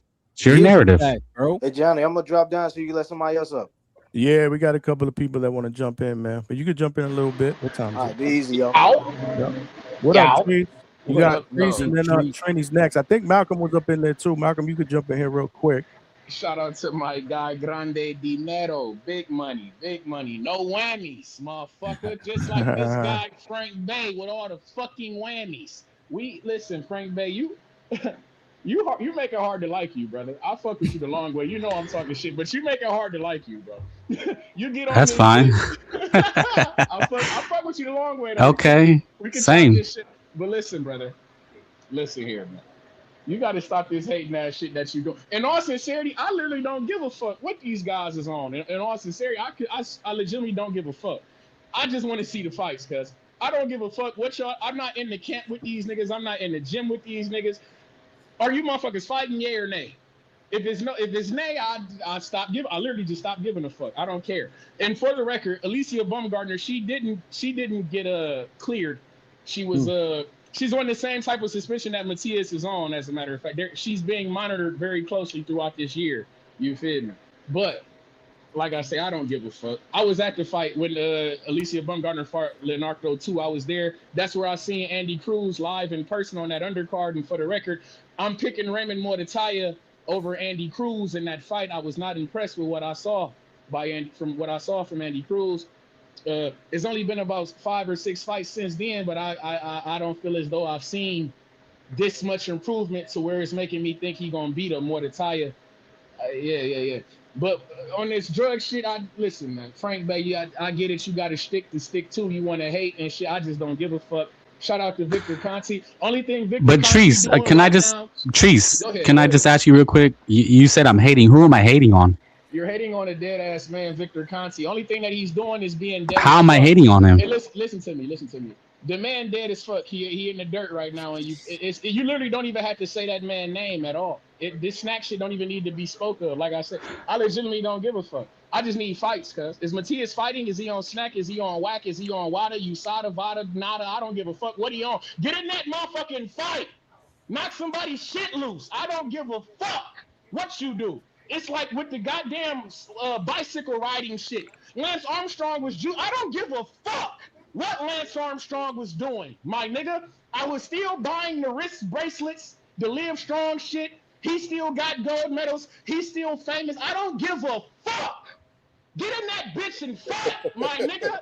I swear for God, when you get on this bitch talking this drug, I swear for God, I do not give no fuck. I don't care what these niggas is doing if they making it to the ring. Motherfucker, everybody get on drugs if you can, bitch. Get in there and fight. Fight and fight hard. My nigga, I'm with the bullshit. I'm violence over science, my nigga. I don't give a fuck about all this. I'm one of these guys, y'all overthink boxing for me, cuz. Is it a good fight, yay or nay? Is these niggas in here to swang and bang, yay or nay? I just don't give a fuck. Rest in peace to Victor Conti, my nigga. I know you're rolling in your grave right now listening to this bullshit, but guess what, cuz? Nobody gives a fuck, Victor Conti. If you had these niggas on snack, whack, pack, this or that, motherfucking USADA, Wada, Nada, I don't give a fuck. Cuz. I just don't give a fuck. Please fight and fight hard. That's all it come down to. For all you hating ass niggas was mad that I was disparaging Shakur. Fuck Shakur. You hear me? January 17th, motherfucker. Bare knuckle fighting. We got one of Shakur's best wins on his resume. Jamel Herring making his bare knuckle debut. Motherfucker, tune in. Yes, indeed. I can't wait to see it. And coach, who the fuck you picking in that Andy Cruz and Raymond Mortataya, coach? What you think? Because I think Andy Cruz is shit. What say you, coach? Hey, I want Johnny to play what I just sent him. Because everybody be hating on Frank Bay. And I gave him the clip. Hey, that motherfucker name ain't Jose, man. We never heard nobody call that motherfucker Jose ever, man. The name is Armando, man. My thing is this though. When they announce him in the ring before his fights, do they say Jose? Nope. Ain't nobody say Exactly. Jose. Frank Bay, they hating on you, Frank Bay. No. You see it. Here's I the sent them the problem, proof, though. Frank Bay. They don't want to play. You see it. Here's the problem. No, we was giving you a hard time, bro, and then we started. I laughing know, after man. that. So don't play victim. We was giving them a hard time. I even said, "Yo, whose man's is this?" And we started laughing about it. So cut the shit. Like, Hey, they don't want to play. Frank Bay. They don't are want you to saying play. this guy's name? You don't belong on the panel. We weren't saying shit like that. Hey, Coach, this the same guy, Frank. Don't fall for the shit, because this the same guy, Frank, who Coach was just saying that his motherfucking fighter, when niggas be like Armando Martinez, Robbie, motherfuckers be looking, who the fuck is Robbie? They be like, who the fuck is this Robbie guy? That's like, I'm pretty sure motherfuckers is like, Jose Armando, that motherfucker Resendez, and look around, who the fuck is Jose? Nigga, my name is Armando. What is they talking about? Hey, Well, why don't you let's pull up the clip of when he gets announced before the Caleb Plant fight. Let's see if they say Jose. Yeah, let's do that. Why don't you pull up that one? We don't want to play the clip where y'all was hitting on Frank Bay. Pull up that one. Pull up that one. Yeah, pull up the clip. You want to get technical and you show proof and all that. Go ahead, pull it up. Let's see the proof. Let's see if they call him Jose Resendez. Yeah, man. The only thing that they're gonna be calling him now, motherfucker, is the full WBA super middleweight champion, motherfucker. That's the only thing that we worried about. That Jose and Armando and Junior and see, nobody gives a fuck. Is you out there fighting, Armando, aka Jose, motherfucker? Are you out there fighting, motherfucker? This shit is crazy, man. What are you doing, man? Shout out to Coach, man. Man, we not going for that shit, man. Tell your man Yo-Yo to go up to 168 and get that motherfucking fight. That's what he do. You feel me? Because like I said, 160 bigger than the bitch. That's what he need to do. Go up there and get some work, motherfucker. That's what you do. Go fuck with Beck the Bully at 168. That's what you do. You get you some work, gang. This shit is out of control. But hey, man, before I go, real quick, like, I talked about the Raymond Mortataya and the Andy Cruz. Like I say, I'm picking Raymond Mortataya, the guy that Shakur really should be fucking fighting. And you see Coach doing that shit again. Hold on. Oh shit! Pull it up again, Coach. Pull it up again, Coach. I got my people. Yo, shit. I got my people, man. He got some people. Hey, he got that shit on repeat. You need to send me, still, Coach. You need to send me that. I need that We shit. done put my shit on the loop. That ain't good, man. We coming with people though. Fuck that, Coach. And you need to come with some people, man. Cause I hear you talking that shit about your man Armando Martinez, Robbie, aka Mr. Martinez. That motherfucker, he got Roberto Campana problems. We on his ass, and we hope that you are very serious about that fight. Because we putting hands in hoods on motherfuckers. And you know Albert Bell got people with him, and I'm people. God damn it, let's get it done. But salute. Listen, I got. Hey, I got mad people up here. I don't want people talking over each other. Don't make me regret putting 5 people because I do not want to do it. It's just I feel bad leaving y'all back there to wait. We appreciate we good. We good. So please, guys, conversation, man. I get it. Real quick, and before I slide, I just gotta ask you, Johnny. Land your plane so they could go next. I already know. I just gotta ask this question, man, real quick, because you know these motherfuckers done lied to me, and they told me that boxing goals is the heavyweight division goals, right? And this type of bullshit. Because I don't believe that. I think heavyweight boxing is like shoes on big feet. You feel me? Shoes always look better on smaller feet. That's why I fuck with the lower weight classes. You understand me? Heavyweight boxing is shit. I don't fuck with it. However, I'm hearing these motherfuckers. Johnny, you get it. That made sense, didn't it? The shoes word. What did I tell you? That shit look bad on big feet, cuz I'm trying to tell you. But oh my God, this man is like, he's must see TV. He's must hear. You gotta must hear him. Yeah, them niggas is clunky than the bitch. Heavyweights be clunky and shit. That shit don't look good out there. Then the technique go out the window when it come to heavyweight boxing. But I'm hearing these motherfuckers talking about Tyson Fury and Fabio Wardley, man. I gotta say, man, when I'm thinking of heavyweight boxing, I know Coach Bermudez is a Tyson Fury guy. You fuck with him. He thinks he can box and shit for a heavyweight. Because like I say, heavyweight, when we talk about technique, it ain't much to be talked about. But that Fabio Wardley and Tyson Fury, I'm kind of fucking with that. I kind of want Fabio Wardley to get that fight. And I know I got a coach on here who likes to talk pace and power and science, not violence, and all this type of other shit. but I'm picking the violence over the science all the time. So what the fuck, coach? Can Fabio Worley beat Tyson Fury? Can it be done, or is Tyson Fury too good of a fucking boxer, in your opinion, for Fabio to have a chance? Because I ain't gonna lie, I think Fabio could do it. I think he could do it. Damn, this plane is a long plane, man. Jeez. Word, man. Well, Shit. motherfucker, That runway was mad. And it led into a question that's Nah, gonna it was take good though. Coach That shit was a good though, half man. hour to answer. That's a question that's gonna take the coach a half hour to answer. But go ahead. we got time. Get your snacks, goddamn. Get your senior sabors. Well, shout out to the Hangout spot, man. And he got a glazed coach to be allowed to continue to. Salute, fellas. Trees. Y'all have a good night, Trees. man. You Yo, out, Ryan, stay up. Yo, Nah, Ryan, don't hold go up, yet, hold up Ryan. before you Don't go hold yet, up, Ryan. Before you go, Uh-oh. Don't go. One by one, y'all, please. Let me my let me gosh. I was on first. So You hold was up, on first. H-Town. Go ahead. Yo, I like Ryan's approach the best, man. Being that his brother's a fighter, he comes from a fighting family. Assume everybody's on it. Do your prep work and just realize what the business is, man. I hear Frank point. No one, the Frank Beta, man. Everybody love to hate, man. Salute. I appreciate your takes too, man. Especially when you go at Claymore. So you always entertaining. You always keep me real. But yeah, man. Yeah, but why Johnny ain't play the thing I sent him, man? Because we got 8 people on the panel wanting to talk over each other, and I got to play referee. When it calms down, I will play it. I promise. Nah, we got. I'm gonna let H-Town cook. I just got this one thing. I'm gonna hop off. No, you want us to think that we tag team and we whatever. I get You it. guys did. Yeah, I'm gonna hop off. I just wanted to get this one thing out of. Oh no, Frank. H-Town, don't leave until you hear this hate. Oh my God. Podcast scared of needles. Go ahead, keep talking. I gotta put it up. Okay. Frank is absolutely right. What he's saying, there was never no proof. It was just an allegation. Floyd got sued. That's why he stopped doing it. And anybody can make allegations because everybody knows Floyd was on IVs for years. If you know anything about cleaning PEDs out your system, the past test, the number one thing you use is IVs. You know, one of the side effects of PEDs is brittle bones and losing your hair. You know, who had brittle hands and was losing their hair. You know, so okay, you could do these allegations anywhere. You know, but I don't have no proof. But yes, there's proof he was using IVs his whole career, and for some reason he didn't want to leave Vegas, where people knew that Floyd had the committee under his thumb at one point because he was the one bringing all the money. You know, but there's no proof. There's no proof that Manning was cheating.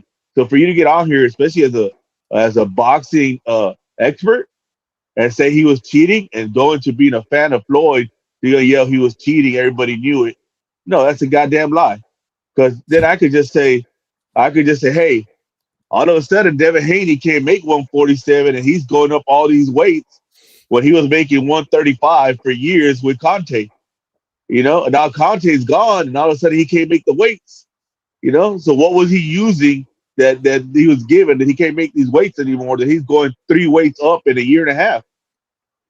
You know, because he's talking about going to 54 now. He went from 135 to 40 to 47 to 54 in a year and a half. You know, so we could make all these allegations. Look at it, yeah. We could make, and all of a sudden, Bud can't fight the bigger guys. You know, that's why I said what I said, but you just don't want to hear it because you know you emotional, dog. No, this is the truth, Ryan. They all this is the truth, bro.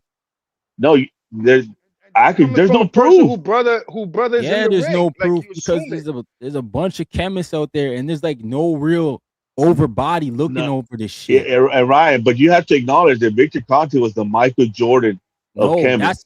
That's what he told you. You don't know. Bro, he proved it. That's why you think the FBI got him. You don't know if there's a guy out there who has never. Why you think people don't even remember Memo Herrera was on there too? Bro, there's other people. You know why people don't remember about Memo? Why? Because Victor was the best. You remember the best.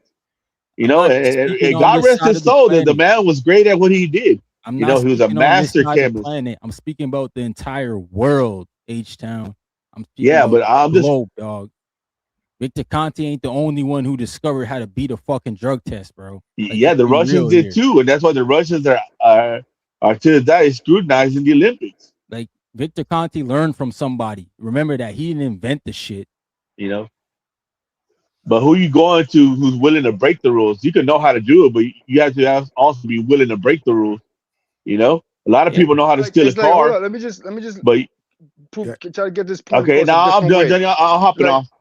All right, man. The Before point I'm you saying do, with I gotta Ryan just being the, go ahead, Johnny. I'm sorry. No, go ahead, man. Yeah, like But I Ryan will just say assumed. something real quick because H-Town mentioned something about IVs getting rid of steroids, which is emphatically not true. IV does not remove steroids stored in fat or muscle. IVs are to hydrate you. That the saline, right? It can help if you're sick, right? It could temporary dilute blood plasma, but it can't get rid of steroids stuck in or metabolized by the liver. No, it won't do that. That's why So, Marquez. sorry, H-Town, you my guy, but sorry about But it'll help with like rehydrating quicker though, right? To get ready for the fight, like after the weight drop. I'm very familiar with all that stuff. Like what I was saying with Ryan's point to just assume everybody's on this because the chemists are nice. Let's take the whole K2 epidemic that's happening in New York. You walk to 125th Street, the Metro North, they look like zombies out there.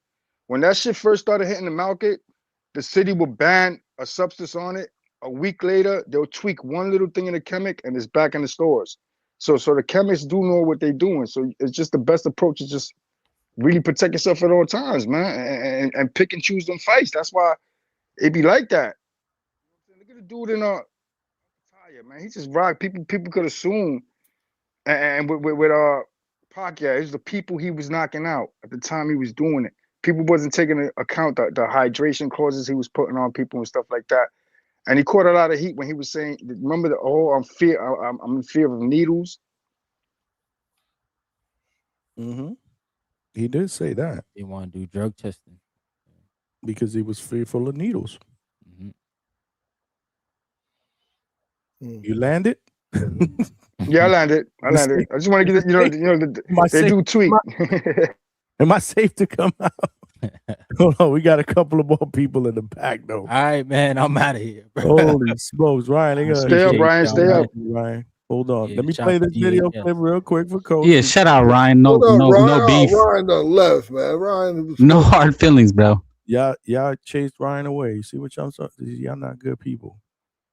Hold on, Coach. You want me to play this? Hold on. Yeah, so everybody can know. First of all, everybody should know that his name is Jose Armando Resendiz, and when calling him Jose from now on. From when Frank Bay mentioned Jose Resendiz, they jumped up. Look, check it out. All right, so where is it? How the hell do I press play? Where is it? Where's the play button? Damn it! This is my evidence of they always hating on Frank Bay. And you always come to the rescue, right? What the hell I did here? Yeah, of course you don't want to play. Nope. I don't know. Just froze. Frank Bay ran Claymore out the panel. I haven't seen Claymore since the last debate with Frank Bay. Come on. Yeah, I can play it over here, Johnny. Hold on. No, I got it. I just had to X out of X back in. I ain't hiding. And make sure you let when Johnny gets on me about it. People stole my thunder. I'm gonna go with Jose Resendiz, just because. Who the fuck is Jose? Who the fuck is Jose? That was Trace and me. The dude that beat Caleb Plant? Yeah. Armando. His name is Armando, brother. Armando Resendiz. Oh, Armando. Lord, I'm a casual, man. I'm going casual right now. Trees. Whose man's is this, bro? Hey man, somebody get that man a boxing glossary or something. You tripping, man? Nah, Frank is cool. Yeah, Frank. It's Armando Resendiz. Tell us why you picking Armando. him. That was it. Just Was because, it. I mean, that was a hate. Like, wow. Oh, don't downplay that now, Johnny. Nah, I don't know, Johnny. I don't know, Johnny. Was that hate or what? I don't know. It was a little bit. He said, "Yo, who's this guy?" Yeah, I don't know, Johnny. But Yo, his who name mans is is Jose. this? If his name wasn't Jose, Trenny, we don't mess around like that. Yo, whose man's is this, bro? no, yeah. No, it was all good. Come on, around, man. You know what I'm saying? Because let's not all act like we don't know. I didn't know who the fuck Resendiz was before the plant fight. There's no Hey, way I knew his Coach, name was fucking Armando. You ever see I'm not Goodfellas? going to lie. Yeah, when he goes when he's telling what was the dude with the shoe shine box? He goes, no, you did kind of get on him. Yeah. He goes, no, come on, you were busting his balls a little bit. That was good. Frank, that's actually pretty good. I like that. The Goodfellas thing is good. You got it. You ain't even say anything after that shit. You ain't get offended over that. Why you letting Coach beef this shit up? Because I was right. Cool. He said, "Yo, I'm being my casual." Right. He kept it cool. Yeah, I'm a casual. Right. So again, when he got announced after being Caleb Plant, what did they call him? Shit, man. I remember him as Jose. I remember they said it before. Man, you're right. You're the proof guy, aren't you? Show me proof. You already know it. It's Jose. So if I pull it up, can I boot you off the panel? Listen, Frank, they already know. There's he's had 20 fights. You have to go through 20 fights where they didn't say it. Nobody knew him before they came. Yeah, but I've seen him before, and they called him Jose. Yeah, but you didn't say you was a hardcore that knew his name was Jose. You say you were a casual that you didn't even know. No, that night I said I'm being in my casual zone. Cut the shit. Stop, bro. This is what I'm saying, bro. You can't bullshit a bullshitter, brother. Stop it. Oh, he's certainly been trying to bullshit for the last couple of hours anyway. Frank B, why are you talking shit that you do not know fuck all about? An advertisement for snack. Mick forced me to put him on here. He said he wanted to go after Frank. Yeah. For a little So bit. Frank, you're saying you're Well, we can talk this, Frank, right? You go on about he says he says that they can pass the test. He can do that. Victor Conte proved to be a fucking moron. All he was is a warehouse man. Because Johnny, we know who the brains were. And his name was Mr. Heredia Senior. He was the brains. He was the fucking scientist. Coach, I guess I ain't never getting an interview with Memo Heredia. That's all right. No, I can get one for you. I can get one for you. I'll just fucking tell him that. Look, Memo, I'm looking for somebody to try and pass a test. I met him in person. He's cool people. He's a no, he is. But he's a fucking rat as well, because he was the informant Frank Bain, no Victor Conte. That's what happened. He went and grassed on his dad and fucking Victor Conte. That's why Conte went to jail. Mick, let me finish. So then what actually happened after that was we knew Victor Conte was going to help in cases. They found that he was an actual moron and he couldn't actually tell you what happened. And then to put him off it. So on the back of that, you had your man there, but as Chinny says, you never mentioned him. You never mentioned Memo because he was in the Garcia gym. He was helping all your favourite fighters. That's why you didn't mention him. And that's why they all failed, Lucy and Booty. That's why Bam Bam Rios failed. That's why all the fucking fighters that were in that gym failed. But you never mentioned that, but you go, but Victor Conte had a snack t-shirt on. He's doing an advertisement to the world. Like, stop the cat, man. And then you say, there isn't a worldwide body. I've told you, WADA's a worldwide body. USADA's a testing agent. It's funded by the government. They over 50,000 tests in America a year. And it's that simple. Do you know why they didn't test in the pros? The simple reason is because they ban people and they can sanction people, and the sanctions didn't get avoided. They're worldwide. And the promoters and the fucking that, they want nothing to do with it because that's their money gone, essentially. But USADA can test anybody, anytime, anywhere, 24/7, turn up at your door, piss in there, and then they decide if you're going to be banned. No some commission, no just some made-up thing. They ban you. WADA are a wasted time because they're not recognised by WADA. They're not recognised by WADA. They make You gotta let Frank go now. What does Memo Heredia have to do with Victor Conte? Yeah, that's how much you know about Victor Conte then. Well, That's how much you know about what you're talking about. Well, explain to me, because I don't know what they have to do with each other. So, Memo's dad was the scientist that made all the stuff. Victor Conte had the warehouse, and Memo was the fucking drug dealer that sold it to the athletes. That's how much you know about Balco. That fucking you didn't know the two main players. You only know the guy with the warehouse because he was a snack t-shirt. Like, what are we talking about here? Memo was a rat informant that went and told on them. He fucking told on them. And yes, Shane Mosley didn't fail a test, but he grassed on his cell at a grand jury. But Frank should have come out with that because he came when he said he gets the cream. Well, Mick, okay. So are you trying to say Victor Conte is completely innocent, that he had nothing to do with anything? No, I'm not saying that, but you're trying to say So was he guilty or not? He was guilty. He was found guilty. So then, what are you trying to exonerate him? You trying to tell I'm us not he was trying to innocent exonerate or him. had no blame in anything? I'm just saying you didn't know what you're talking about because you didn't know who Memo was and you didn't know who his dad was. But again, does that exonerate Victor Conte? Does that mean he's an angel? No, it just means that you didn't know the full story. What does that have to do with him being? But no, you're saying that. What does it let him off the hook? No, you only say that Victor Conte's a hanger because Crawford pushed Canelo shit in. That's why you fucking say it. You're trying to just take it that they beat your favourite fighters. And as I told so you're saying because of my favorite fighter, or am I actually talking about Victor Conte and what he was guilty of? But why do you never mention the other guys that were in the Why do I have to for? Why do you not mention the brains? Why? Why do I need to? What does it matter? They were the people that done the Does it make him innocent? Does it make him in a better light? Because you said Memo made the thing it passed the test. But what is it? Does it make? What does it do for Victor Conte? I don't understand the point you're trying to prove. Victor Conte was a warehouse storage man. Okay, so he had nothing to do with anything. So he didn't make it. He didn't know how to pass the test. He didn't sell it. He was a warehouse storage man. He owned the laboratory. Who made all the things that they could pass? EPO. Name them. Name the person that's a scientist. You can't because you didn't even know who Memo already there was about 2 minutes ago. And he's spoken nearly every drug case, every paid case in the last 15 years. So why didn't Memo Heredia go down? Why did Victor Conte just go down? Why didn't Memo? Then why didn't he go down? Oh, because he was the informant. Okay. He went and grassed on his dad and Memo. Did he go to jail? No, because he was an informant. He was the FBI's informant. Well, they still go to jail sometimes. Right then. But he did join the Robert Garcia gym about 2 years later, and then they all started feeling for Austerine. So, and that's a fact.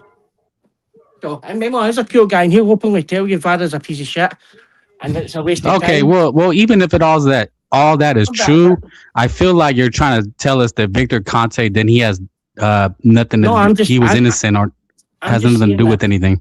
I'm just saying that you only know Victor Conte because he wore a snack t-shirt and he didn't change your favourite. He wasn't involved in your favourite fighters. You're just trying to dismiss anybody ever wore a Victor Conte t-shirt for. Like you make it as if Victor Conte was a worldwide thing. There was about 16 athletes. That was it. It wasn't he was fucking worldwide. It wasn't the whole thing. He owned the laboratory. But then again, if you didn't tell the whole story and you're on the PED protection programme for fucking Memo and that, or you're either just stupid. It's one of the two, because like they go both hand in hand. They've been hand in hand for the last 25 years. And every time Memo mentioned anything, there was a Victor Conte video. Every time Victor Conte came out to defend somebody, there was a Memo Heredia video. Memo's cool. I'll come in and tell you. He openly sat and done an interview and says, by the way, my dad was the guy that done it. And I can openly beat them. The issue with Memo was he was a very smart man that went to Harvard and had all his things, but unfortunately, sometimes father and the son are under the same because all his fighters failed for Austerine. So, like, tell the whole story, Frank. If you're going to be straight on drugs, it doesn't matter who fails on PEDs. As Johnny says, you've got to be straight down the middle. But you are only half a story because I'll discredit the last 5 years. Half the story? No, Victor Conte went to jail for these things. Go 5 minutes, man. Y'all got to wrap this up. Well, no, he's saying that. Coach something real quick. Let me ask Coach something real quick. No, you got to let them finish first because then we got to move on. Well, no, Mick is throwing all these things saying that I didn't add certain things, but it seems like all he's trying to do is make it seem like Victor Conte had nothing to do with anything. No. I'm just saying that you didn't know actually anything to do with it, and you only know Victor Conte's name and what he did. He was part of Snack. That's why you're just like a conspiracy theory. It's like the Bermuda Triangle. What's the conspiracy, Mick? What's the conspiracy? Well, it's flat Earth, Bermuda Triangle, and Frank Bay on Victor Conte. Because no, it's out there. What do you mean? There's no conspiracy. He was convicted. You need to know the full. You need to know the whole thing. Why? We don't need to. He was already convicted. Fight over.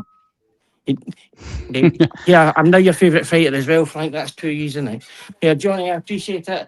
Coach, appreciate it. Frank, do a wee bit of reading, you might get there. Or I'll get somebody to read it out for you. Johnny, take it easy, my guy. Take care. Take it easy. Memo till I die. Appreciate yes, sir. Damn, we'll talk on the 31st, Mick. I had me and Mick got a nice bet going for the Zayas fight. But if I didn't stop it, they'll be here till tomorrow morning at 6 o'clock in the morning. And the And I'll name be he like- dropped, and I'll be that like dude's a this. trainer, right, Johnny? And I would have been like this. Look, another half hour, I'll be like this. Like this. Oh, speaking of pictures, I want to put a picture up. Oh, no, it's not that one. It's actually this one. Wow. Look what I found. Can you guys read? Anybody need glasses? Is this an HD? Armando Resendiz. Resendiz, right? I'm just saying. So, I don't know. That pity party that y'all were doing, that little pity No, but I mean, they always say Canelo, and that's not his name. That's not. See. Now you're trying to move the goalpost, my brother. That's not a goalpost. We know they put different names in the. No. But don't let Coach see. Coach brought you into. What's his name? You wasn't. I just fucking put the screenshot. What you talking No, about? you're showing with the graphic. Here we go, bro. Cut it out. All right. You know what? I got some more proof for you. Hold on. But what's his name? Is his name Jose or not? Bro, I know him by what I fucking see on TV. You think I know him personally? I was there. I got his birth certificate. Cut the shit, bro. Stop trying to be Captain Literal. This is why I crash out on people. Because they being stupid now. Come on, man. I'm no disrespect. I'm just saying. I know. Cut it out, bro. Cut it out. Cut the Hey, shit. yo, Trini, what's the question, Trini? Yeah, Hold on, I just want to say. No. We don't do that. We don't do that right now. We prove shit here. We don't do that. Super middleweight All right, what is that? champion Armando. I'm sorry. What did you just say? What did you just say? Again, if I go on BoxRec, what is he gonna say? Yeah, BoxRec. You know what BoxRec told me today? That BoxRec told me today that JVS Centron was fighting Jonathan Rodriguez. Was it true? Yeah. Well, it's somebody just put it. It's actually Jose Resendez. So I know I seen it. Heard it. Now, I mean, if you're showing one fight, and how many fights has he had? Trini, go ahead, bro. This dude is ridiculous. Remember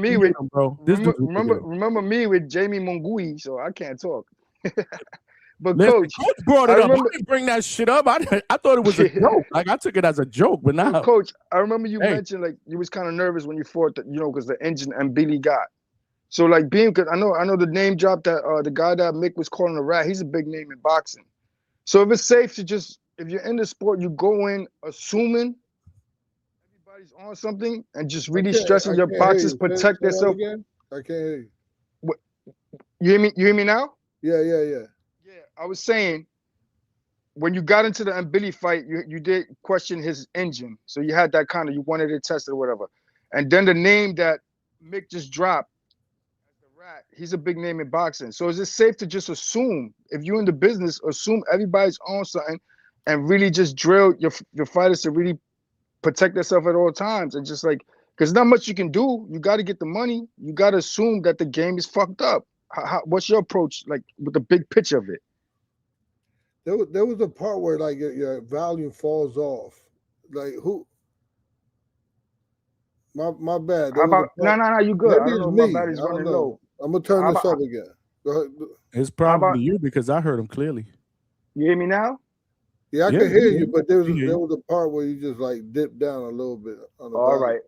right. I was saying like with the Billy, how you said that his engine worried you a little. You wanted him tested, and is it safe? Like, do you take the approach, because the name that he dropped as the rat is a big name in boxing as well? Do you just take the approach that the game is just everybody's on it? Is that the safe approach to take and really stress your boxers protecting themselves at all times if you're gonna be in this game? Because the thing that Trace mentioned about the bike and all that, you don't play boxing.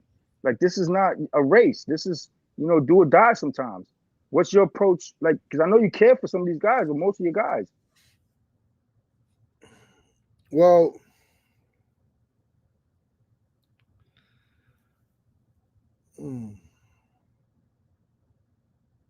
I mean the trap to think that everyone cheats.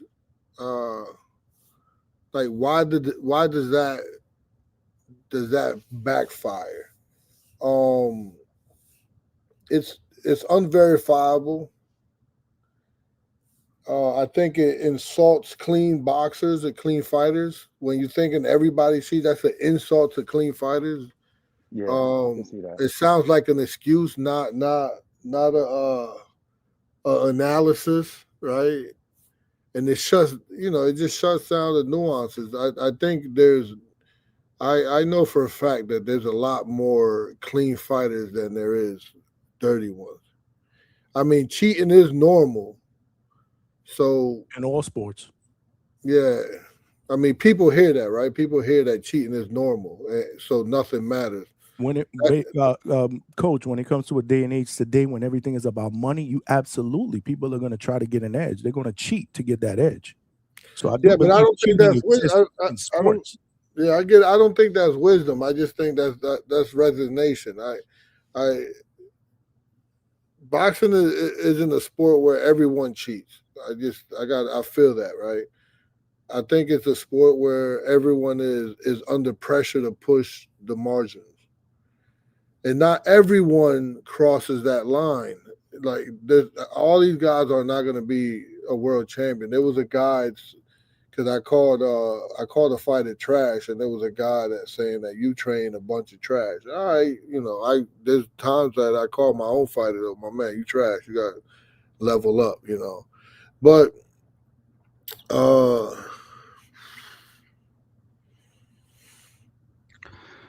I don't think it's accurate to say everyone cheats. I'm sorry. I think it's accurate to say boxing is just a sport of extremes. It's extreme risk, right? Extreme punishment, extreme consequences. So the temptation to gain an edge is always there. And if is it bad to take caffeine before a fight? That's performance enhancement, right? But some people cross the line, some don't. And the rules exist to separate those two groups. I think the mistake is pretending that the line doesn't matter once it gets uncomfortable. I think that the commission, they do a good job. They do a good job testing the fighters. When I had that Billy fight, I was happy to see when we got backstage, in the locker room, the commission was there to take, urine samples. I wanted blood samples, but they was schooling me saying that urine is better than blood. So I was like, all right, whatever. Let's just see if it come back clean. And those guys, I don't mean to. I wish boxing up north was still here. The guys that and Billy's team are, they're like Reynoso a little bit. Their fighters do come up dirty. You know what I'm saying? And they know how to, do it up there. Yeah, I just know that my fighter beat the shit out of Billy, and the motherfucker was just coming alive like nothing, and it gassed my guy out. And the reason that my guy lost was because it was a gas, like skill levels, my guy was better. But it was just endurance thing. Conditioning. Yeah, my guy tired out, and then Billy just kept going. But cheating is a universal, man. You know what's universal? Pressure. Yeah. You made it make sense there when I was listening to you, like in the lower levels and stuff like that. Just like how people can't afford to get tested. It's not to get the stuff in order to risk it. But when it gets to the highest, $1 million paydays and stuff like that, people get tempted. Everybody want the edge, like you said it yourself. You know the hand wrap rules, but you gotta see if the other corner knows it. So it's every edge you're trying to get, when it comes to it. And I think when the money gets big, that's when all this stuff, is really tempting. Yeah, I just know I get a fighter prepared. If it's an 8-round fight, 10-round fight, 12-round fight, and if I get enough time, a good training camp, I'm getting my guy. I know how to get my guy ready to go those 12 rounds, without cheating. I know how to do the weight cut without cheating. There's some stuff that people take for cutting weight. Like I could get the same effect by getting natural herbs. Yeah, I heard you speak on that too. Yeah. You know what I'm saying? It's just like if you know, you know. If you know what to take that is safe for the body, is more like a detox, then it shouldn't be. I don't need chemicals. You know what I'm saying? I could just use natural stuff that they sell at the health food store. You know, but remember, cheating isn't universal. Pressure is. Yeah, I got your point. Go ahead, Frank. You wanted to. Oh no, just the caveat is that you know what the baseball players said is that if you, I think it was the Boston Red Sox, or it wasn't it was the personal trainers. They were the ones that were giving the athletes the dope. And what the athletes said, they said, "Look, man, I'm competing for a job, so yeah, I'm going to pay the extra money." And they always had plausible deniability because it was the strength and conditioning coaches. They were giving them the stuff. This is baseball you talking, not boxing, right? No, well, again, I'm gonna bring it back. But a lot of these guys they have chefs, they have strength and conditioning coaches. So, I mean, I don't know if Mr. Bermudez has experienced that, but these guys, once they start making some money, you're gonna bring in extra people to help you. And you see these guys doing all these different exercises that I don't like. I'm like, why is he doing track and field and boxing? That don't make no sense. And these, who's to say that those aren't the guys that are rubbing something on them, giving them something, and the athlete can always claim plausible deniability. Yeah, I hear what you're saying. Like coaches' natural remedies might take a little longer. So now they want to, cut corners and stuff like that down the line, you're saying. Because that's happened where boxing coaches, their fighter pops dirty. Like, I don't know. I mean, I don't know what the fuck they're giving. And fans are like, well, you should be able to tell that your fighter was doing something. It's like, well, no, he has other coaches. He has a track and field coach. How do I know that's not the guy that's giving him something? And the athlete doesn't know. He's just paying this guy 15, 20 grand. That's why I mentioned, why are they paying so much for these extra things? Mm-hmm. It's sad. Yeah, but if coach, it's sad. I'm just saying. What Frank said in the beginning, though, I can't disagree with. It is. It's what was the word that you used in the beginning about the sport of boxing and being clean? Because this was a long time ago. It's exactly illusion. The illusion. Illusion. Yeah, but that 20,000 for I can't disagree. The 20,000 for a strength and conditioning coach would have got Bermuda's guy probably over and Billy. If you think about it, that was the issue there, the conditioning. But we want to make it a clean. And Billy was clean too. So I know. I'm just saying the 20,000 for the conditioning coach is money well spent if it gets earlier through that fight. Gonna clip. There's somebody they're gonna clip what you said earlier about it, Billy, right? Somebody's clipping that shit. Somebody heard that. What did I say? I don't know that you thought he was on some shit or whatever. I don't know. Yeah. So no, you know how this social media world works, but yeah, no. So when they catch him, he came back clean, and you see when he fought Lester, he got some people, they got an engine on him, and I fought my guy a little bit because in training camp he did some dumb shit that got hurt and we couldn't spar like that, but shout out to Billy. Now he does got an engine, and that's what gets it because his boxing skills is primitive. But his toughness and his engine gets over on people. I used to feel the same. I got to be honest. I was a big Manny Pacquiao fan, and I never wanted to believe that Manny Pacquiao was on something. Did he ever get caught? No, he never got caught. But you know the deal. I don't want to do the needles and all this other stuff, right? So there's going to open up. Again, we live in a world of perception. We've lived in a world of perception, public perception for years, ever since social media came into play. That's just the world that we live in. It is. Whether you want to accept it, whatever, it is what it is, right? People throw something out there, whether it's true or not, it's going to stick, right? People are going to believe what they want to believe. Just like Mike Piazza, right? He never popped up on a Mitchell's list. People think he was juicing, right? Because somebody put that out there on social media. Same thing. Roger Clemens, all these other dudes, right? If we're talking about other sports. So, yeah, man, I just want our sport to be clean. This is the best sport in the world. People risk their lives. Every single day they go out there, and it's not just in fights, it's in sparring. You know, they're putting their bodies through shit that their bodies should not be even. The human body should not be was not created. Coach, you could probably agree with me. The human body was not created to be able to take the physical punishment and abuse that fighters take during training camps, not alone a fight. Punches in the face, punches in the head, punches in the back of the head, in the body. These guys are warriors, man. This is why I think this is the best sport in the world. And I'll argue with anybody that tells me it's not, bro. It is by far the best sport in the world.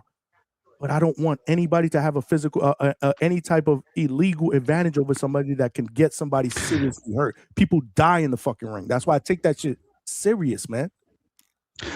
I got family members that are fighters. But the coach also mentioned that a lot of it is not even steroids; it's the diuretics, just the cutting the weight. That's not is that steroid related?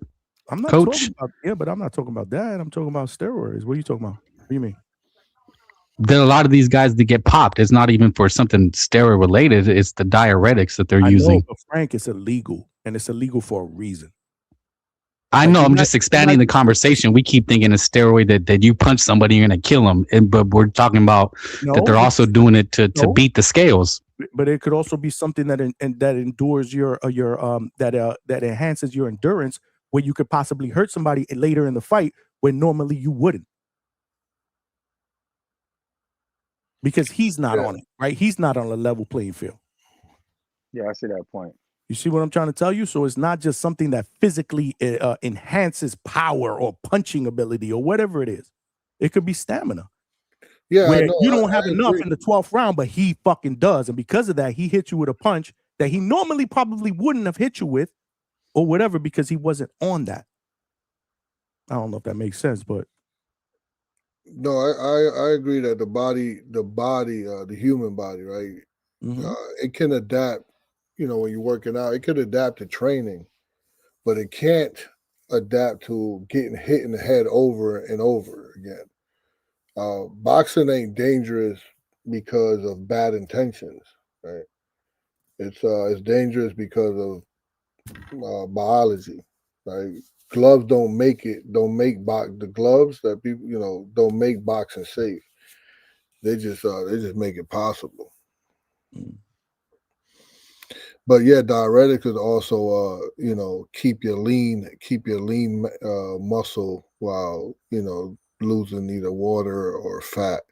And when you go in the ring, you can gain that back and have the muscles, and you be bigger than the guy that people think that PEDs is just for physical advantages. It's called performance enhancing, so it can perform different aspects of your of it doesn't have to just be power. It could be or speed. It could be stamina. It could be a lot of different things. That's why it's called performance enhancing. Because if you don't have shit like that in your system, then your performance will be what it realistically should be. This enhances it. It makes it more. What's the word that I'm looking for? I don't know. I'm fucking losing the word. It gives you like an edge, whether you cutting weight, Yeah, I mean, this is the word rehydrating. that I'm looking for. But yeah, you're absolutely right. Like people, they have Frank, and I get what you're saying. But to your point, there's people that have not used a single supplement to try to get them to lose weight, and they lose it the way it should be lost, which is naturally. I agree, but at the same time, I'm just gonna throw out conditioning through a nutritionist, whatever it is. I mean, coach will tell you he's an expert at making sure that fighters professionally lose weight the right way. You see what I'm saying? No, I hear you, but I read Jose Canseco's book. He was like the steroid king, you know. That shit changed the world of sports.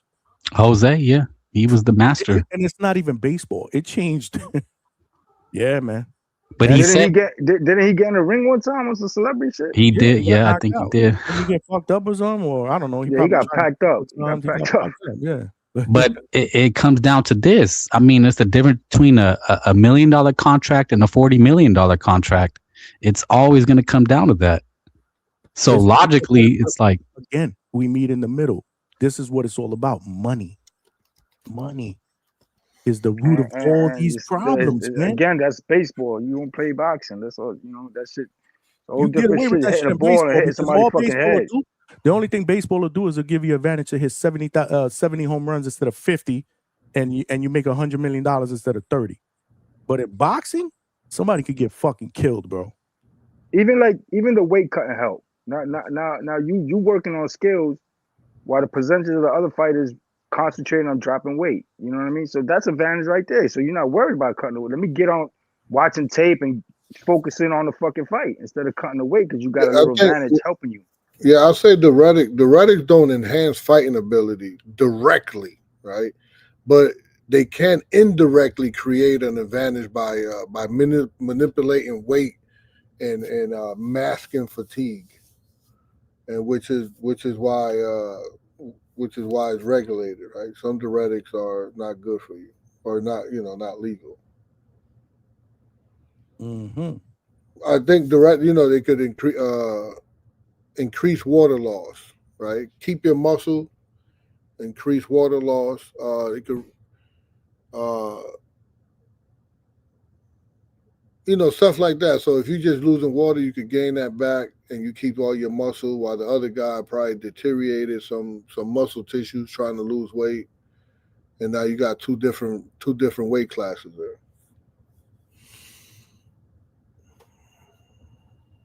Damn, it should get deep, man. This is the first time in 5 hours that the shit got quiet for more than 4 seconds. The panel. Everybody's like, damn. The panel got quiet for more than 4 or 5 seconds, bro. That's crazy. We've been cooking for 5 a lot of knowledge was dropped though. So I'm like, yeah. I mean, these are the things that need to be discussed, man. They're not conversations that, honestly, man, how many other podcasts, and I'm not saying this because of me, I'm just saying this in general, it has nothing to do with me, are having these type of conversations for hours. I don't know. I don't listen to a lot of them. Most people don't let everybody talk. You at least, let people talk. Yeah, I agree with that. I listen to other ones like work and stuff. It's a lot of yelling, and shit. Here's my question, Frank. Is it really a topic that people some of these other boxing podcasts want to have for like hours? If you let everybody talk, yeah. But like the Floyd Mayweather thing, if I'd have said that somewhere else, they'd have just booted me ASAP. What Floyd Mayweather thing? Yeah. When he mentioned just like he accused Manny, you'd have been like, nope, get the fuck out. Oh, I don't know. I don't think so. It's the fact that you have an open forum and you allow people to say what they need to say. I mean, I don't think there's anything being. This is why Johnny is on the up and up. This is why he got 3,000. He hitting his goals. I don't see why people would hate on that. They do, bro. Go around, go listen. If you say anything about their dude, you're out. They would do that. You don't see other podcast hosts snacking the way Johnny be snacking. Nah, it's the munchy spot. Word. Bunch of even man fans got a voice here. Even the man fans don't get cut off. What am I snacking on, Coach? Let them know. Hey,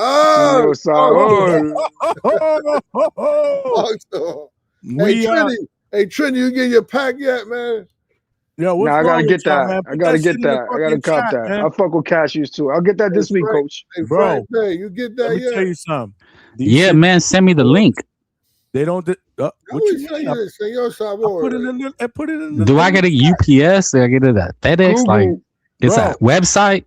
Trust me when I tell you, you're not. And this is not me glazing. I ain't no glazer. Hey, Trini, I need you to order a pack. Frank Big. All right, man. I got you, Coach. I got Since you. You have my back. I'll order a pack. I got you right now. Hold on. These won't disappoint. I'm telling you, man. They are super good, man. Senor, it's easy though. Why I gotta put this up in there? Type that shit, SenorSabor.com. Yeah, if you Google it, it pops up. It's mad easy. It's not even hard, yo. SenorSabor.com, man. And my recommendation. Is there a discount code? Like, damn. Now you opened up a can of worms, Frank. We waiting for that, but the discount code, like we need that now. Don't just be disrespecting me like that, Coach said buy the bundle pack. You say you don't think I'm big enough. That's why. Hey, Trini, BX, tell him. Facts. Buy the bundle. You're gonna save a few. I was just gonna land that plane, man. But coach don't think I'm big enough, obviously, to give me a discount code. I don't know what's going on. I gotta bring it to the board. I bring it to the board. Everybody got it. Don't bring it to the board. Xbox got a discount code. Because this is my guy. We need a discount code. Even me. Because I'm like, yo, what's going Bermuda's on? 33. Like, why can't we just get that? Oh, And then we know, then we know who get the sales, right? I'd be like, man, I need a discount code because I'm hustling. Word, Coach, you heard that? You gotta walk down Polanco with the Senor Sabor T-shirt on in Puerto Rico. Get them sales. Coach. No, he comes out. He definitely do. Coach, when you gonna make the Hangout spot a sponsor, Senor Sabor? I be eating these shits every show, putting the freaking package up. You don't do that every show, Johnny. I'll be Oh, that's because I ran out. Now you got to keep the bags always on front, bro. Put something in that shit. Make that shit always on front. Listen, Even when they're empty. I can button this up. I ran out because them shits is no joke. Don't get one package. Don't get the box, man, with all of them. Bro. I'm telling you, they're all good. Now we see you was counting them shits when you was down to your last one. We heard you say, "Yo, I'm gonna start ordering because I'm gonna know." That's it. I mean, what am I gonna do? But my wife likes the sweet ones, and even I ate. She didn't even eat all of them, and I ate the rest of the sweet ones. I like the other ones. I like the pizza, the carne asada. What was the other one? There was another one. Oh man, what was the other one? The one in the blue package. What's the blue package? Somebody here hating. Nah, don't hate, bro. These shits is good, man. I'm telling you, You man. know who hate. You already know who hating. Who's that? Who's hating? Vega?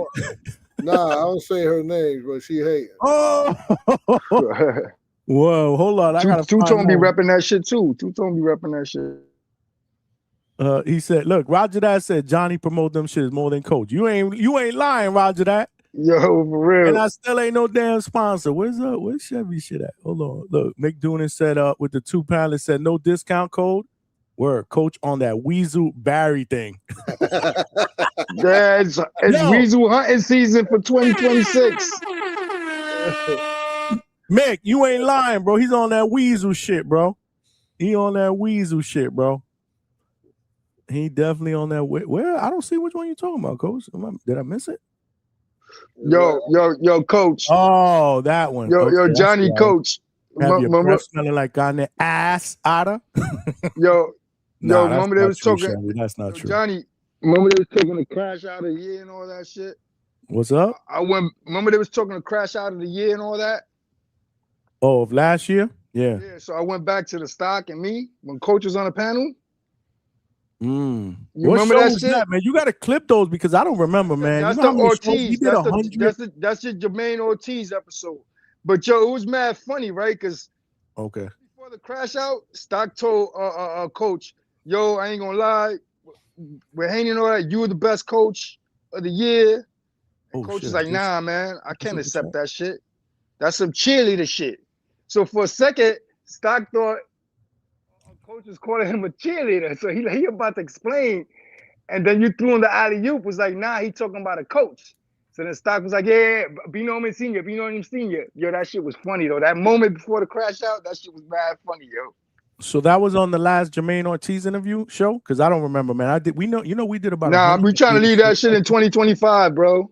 Nah, we doing a crash out of the year show. We doing a crash out of the year. We doing a crash out of the year show, man. We got to show clips. The Jermaine Ortiz episode. It's the Jermaine Ortiz episode. Your Jermaine Ortiz episode. Okay. When you where he was on. Yeah, when you had him on the interview. Okay. I got it. H-Town, my bad. H-Town had a freaking. See, that's what I'm saying. We get caught up into this shit. He said DHS is even where Jets fans can have an opinion. That shit is a ass. No, they can't. I'm the only miserable. I don't even call me a Jet fan. I'm a supporter or whatever that can have an opinion. I'm not letting anybody come up here and talk about them. I'll just boot them off the panel. I don't want to hear about that franchise. They nasty. I'd rather talk boxing, bro. Boxing, I never get disappointed watching or talking boxing. When I watch football, I get disappointed all the time. I'm like, this is bullshit, bro. This is just fucking bullshit. What did I just do for like the last 3 hours? But boxing, I enjoy it. I love talking. I love watching it. I never walk away disappointed. I may be pissed off over a decision or a referee that's blind, that calls a fight 117, whatever. And it's, but that's part of the sport. But I had a theory on that. I think because they're way too friendly after the game. I want to think that these guys hate each other. Who? The athletes. You're talking about football? Yeah. Why you don't get so upset? Because at least in boxing, they're beating the shit out of each other. Then after, they're like, okay, we're cool. But in football, after you see them kind of like hugging and taking pictures, you're like, you ruined it, bro. Frank, I can never understand that. In basketball, they do the same shit, bro. They want to change jerseys. Exactly. You get it. What Like happened in boxing, you earned that respect. You gotta respect your head, opponent in boxing. No, boxing is different. Like I can't not see two fighters, fight each other and then hug it out and show each other respect. That's different. But these dudes, man, you right. You right about that. Mick Doonan is a member for 2 months. Man, he came up here. He was spitting, man. He went with Ryan. He wanted to fight Ryan. Mick Doonan cursed mad clear. When he cursed, you understand him. Coach was stressed out because he couldn't understand him. Damn, this shit was crazy when Mick jumped on like 4 or 5 times today. He said the landlord, no bias. Appreciate you, man. Oh shit, look, your boy Malcolm jumped on Coach. I thought let my guy start. Hey, I just want to say real quick because I'm about to get off, man. Shout outs to my Jets, man. We got 2 of the top 15 picks next year. That's all I'm gonna say. Shout out to the Hangout spot, man. But shout out to the Jets. I'm about to see, he's just a fucking troll. You see what I'm saying? Yo, fucking Malcolm. Wow. That's some weasel shit you just pulled out there, Malcolm, but he my guy. Where's Stock Chaser? You said he wanted to jump in, Coach? Yeah, he said send him. Oh, okay. I didn't see that. Hold on. I didn't link it. Wow. I forgot to link Malcolm got the unlimited link. Not today. I actually totally forgot. Go ahead, Stock. I threw it up in there. Stock wants 2 minutes. He's probably outside scouting hubcaps as we speak. Right, Coach? Yeah, he probably missed it. He had to probably go back in. Now we got to wait for him to go back out. Put his coat back on. That was a long time ago he put that out? No. Nah, that was right now. He should. Come on, man. I was going to say, do eat hella chicken soup or drink hella vodka. Like you got to be freezing the fuck out there. Nah, the city type warm tonight. The city warm for the next couple days. Would you drink hella vodka to stay warm? That's not a Stock Chasers in the back. That's H-Town ready to argue again, bro. H-Town, what's good? Yo. Can you hear us? We can't hear you, brother. Stock Chasers, I put the link in the chat if you want to jump in. What the hell happened to H-Town? Hold on. What's the thing here? He gotta go. He dead. We killed him. That's it. Johnny was down to use that button. You know what I know that button? You know what I'm gonna use that button? I was thinking about it the other day when I'm winding down and I'm getting ready to wrap it up. That's the cue right there. That y'all gotta land y'all planes, or else y'all get sniped. Remember that Chappelle skit? The wrap it up box. Remember that skit in the Chappelle show? The wrap it up box. I had to snipe everybody off the panel because they wanted to argue and talk, and I'm tired. And they're like, no, give us 1 more hour. I was like, no, we ain't doing that. I should have hit that sound bite. What happened to H-Town? You back? Yo. There he goes. I can hear you. We hear you. Oh yeah, man. I need y'all to read why IVs are banned because I don't like to be told I'm wrong, and I don't know what I'm talking about. Yeah, that's at you, Coach. Oh shit. Yeah, just because they're banned doesn't mean that they mask and steroids. Yeah, it exactly says it dilutes and masks agents in the blood, and it could help you pass the damn test. Where do you see that? You got to send it to Coach. I put it on the Discord, but you got to read the whole thing because hold on. They're banned too. So it says it don't help you. It don't help you pass. But if you keep reading it, it'll tell you why the IVs are banned because they'll help you pass PD's tests. What the hell is that? Hold on. When did you In send the that? Discord chat? Yeah, I put it up there in a I see it. screenshot. Hold on, let me see. Go to the PowerPoints why IVs are banned and read it, Johnny, please. Hold on, let me save it. I'll put it up. Stock Chasers is here. Hold on, Stock. Salute, Stock. Yo, what's good? Yo, hold on. Give me a second. You see what I'm saying, Coach? But that's the reason IVs are banned. You know. I saved it onto my phone, but I gotta get it over here so I can play it. Unless you want me to read it. You just want me to read it? Yeah, you just read it, man. It's just it's 3 little PowerPoints right there. Because when you Google it, it'll tell you that IVs don't help, but then go read why they don't help. You know, that's So because they're banned as well. IVs are banned by the World Anti-Doping Agency, which is WADA, because they can be used to mask the use of prohibited substance by diluting blood or urine samples, making the concentration of a banned substance undetectable. Is that what you wanted me to read? Yes, sir. Yes, sir. Is that it? Because there's a couple of I mean, you can keep reading. There's more. I mean, but yes, that's why IVs are banned. Distort the values in an athlete's biological passport, rapidly replace plasma volume, which may offer a performance advantage not achievable through oral rehydration. Those are the 3. That's why I think it helps the most. The 3 bullet points at age 7. That's exactly why they're banned, because they not only ban they mask substances, but it also gets you fully rehydrated unnaturally, which means you come in at 100%, and that's why you cheating. So when I said you could say Floyd was an IVs his whole career and he was cheating and possibly. But how you say where you say he's on his whole career though? He Yeah, got but blind and shit for that? yeah, you also saying possibly and whole career. No, you know, no, Yeah, I never heard a lot of anything of speculation Mayweather. too, man. That's not Trini, there's proof, bro. That's like people saying that Pacquiao But I'm cheated. saying I'm a when boxer realistically, he didn't get hardcore, caught bro, pop. and He I didn't never pop. heard no shit of like Mayweather being dirty. And I'm not No, defending he- it. I'm he's just on saying like IVs. I'm a I never fan. heard That's of one of that my either. most entertaining fighters. Like just like with the Crawford shit. If it was to come out now that Crawford was on some shit, that should Trini, fucking damn that's near should why. fuck my shit See, up. my dog, you got to pay attention to what I said. I said you could easily say he was dirty because IVs are used to flush your system. But then you He say he was was on known. IVs Well, his no, whole don't cut me career. off, cuz. But we're not Let gonna me do that. finish. All right, go ahead. Why would we do that? Because he's using something that cleans out your system. And this guy never gets tired, never aged in the ring. It was at his physical prime at 40 something years old still. Oh, so that just happens naturally? Are we all stupid here? You talking about Mayweather or Pacquiao? Yeah, Mayweather. But he never was caught, so you can't say he's a cheat.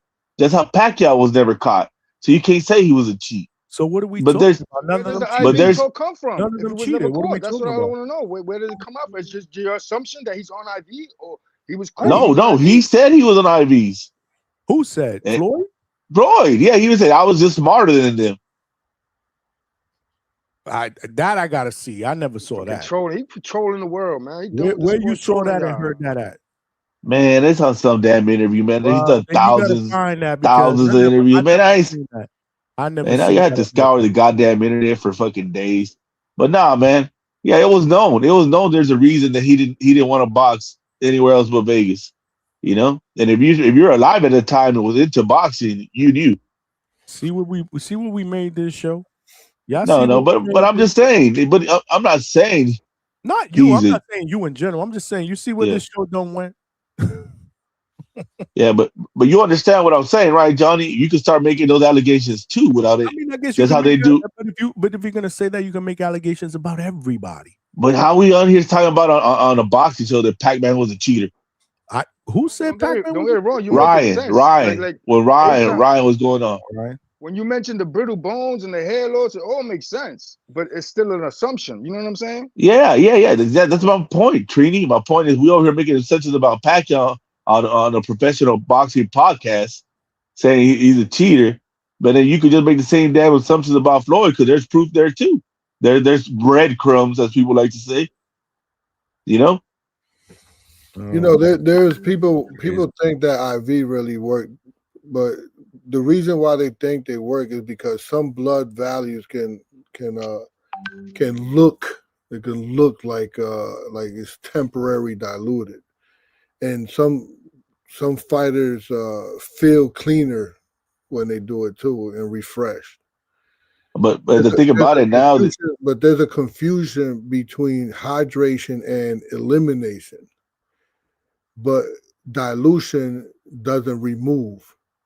And I know you had Johnny read what he read, but I'm telling you that testing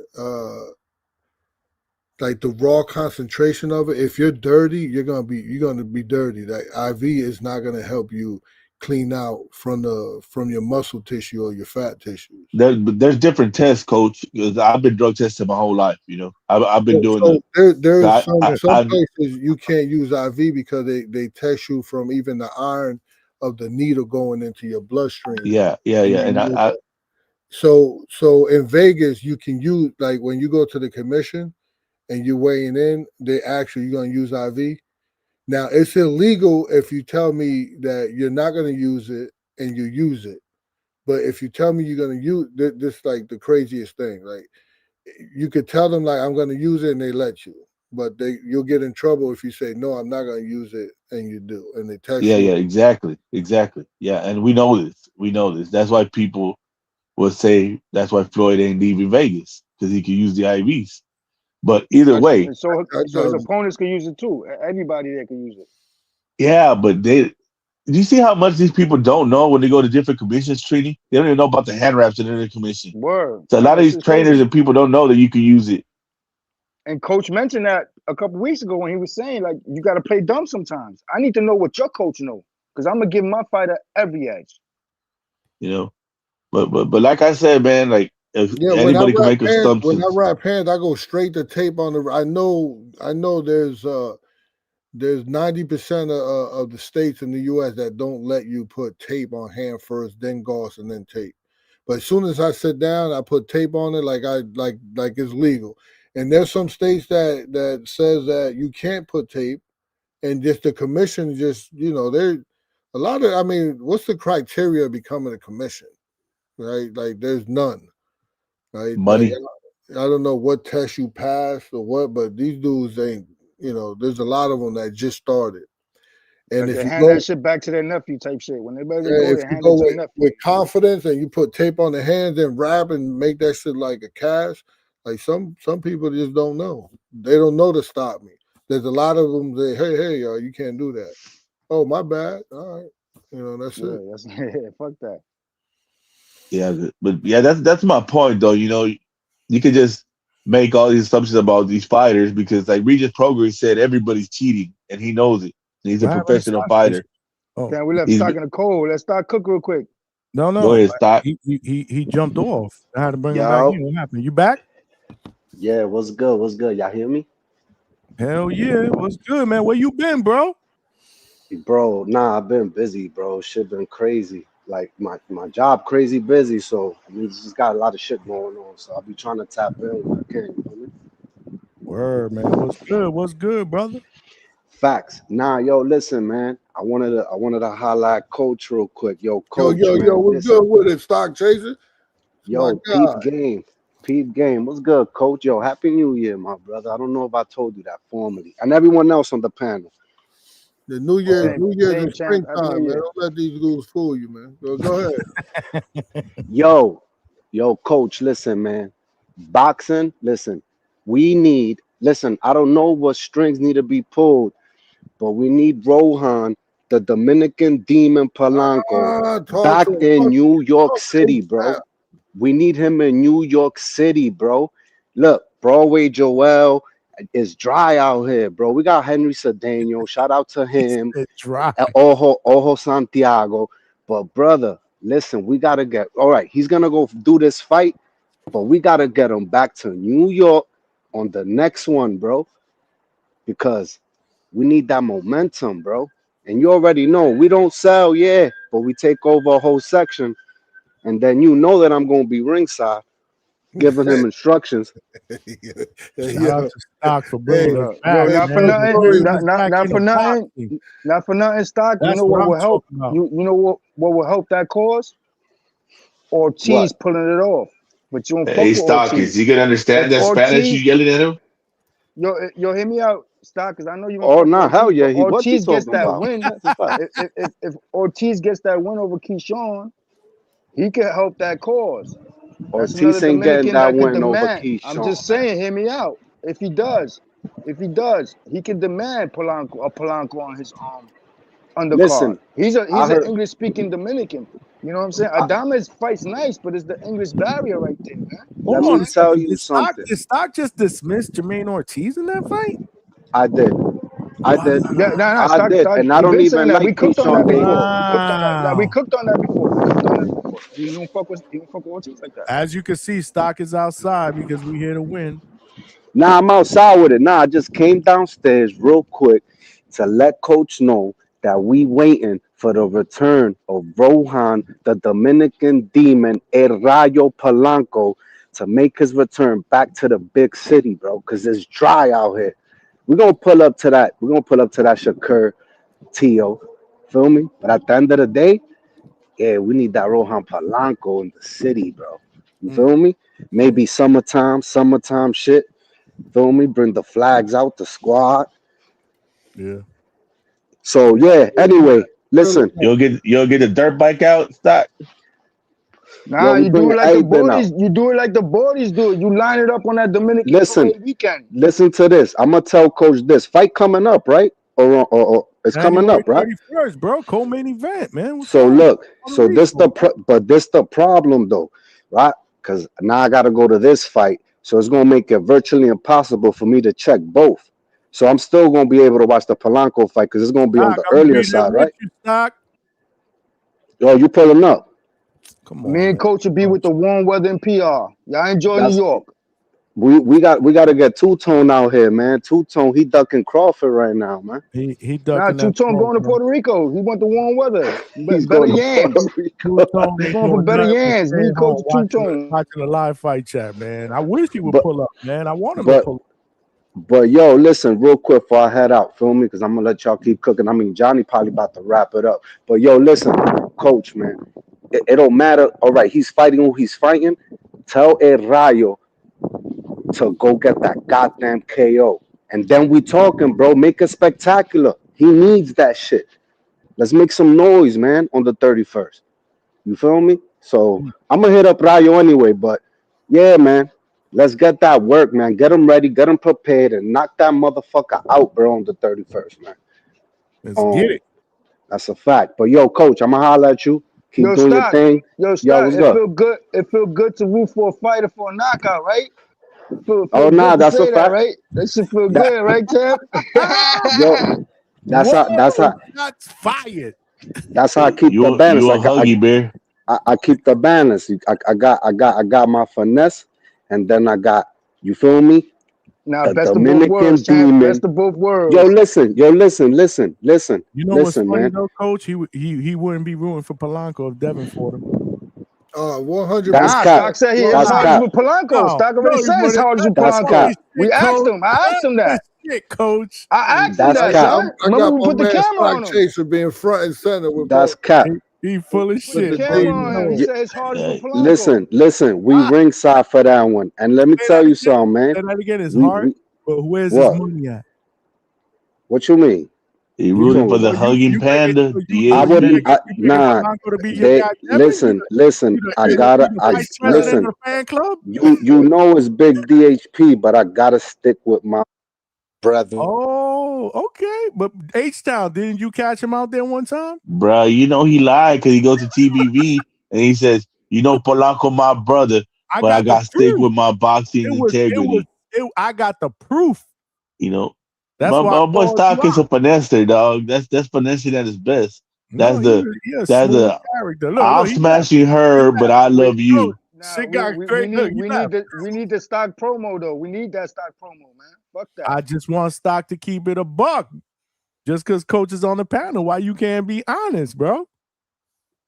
Yo, Listen, at the end of the day, you know my man Devin Haney promotion. You know what I'm saying?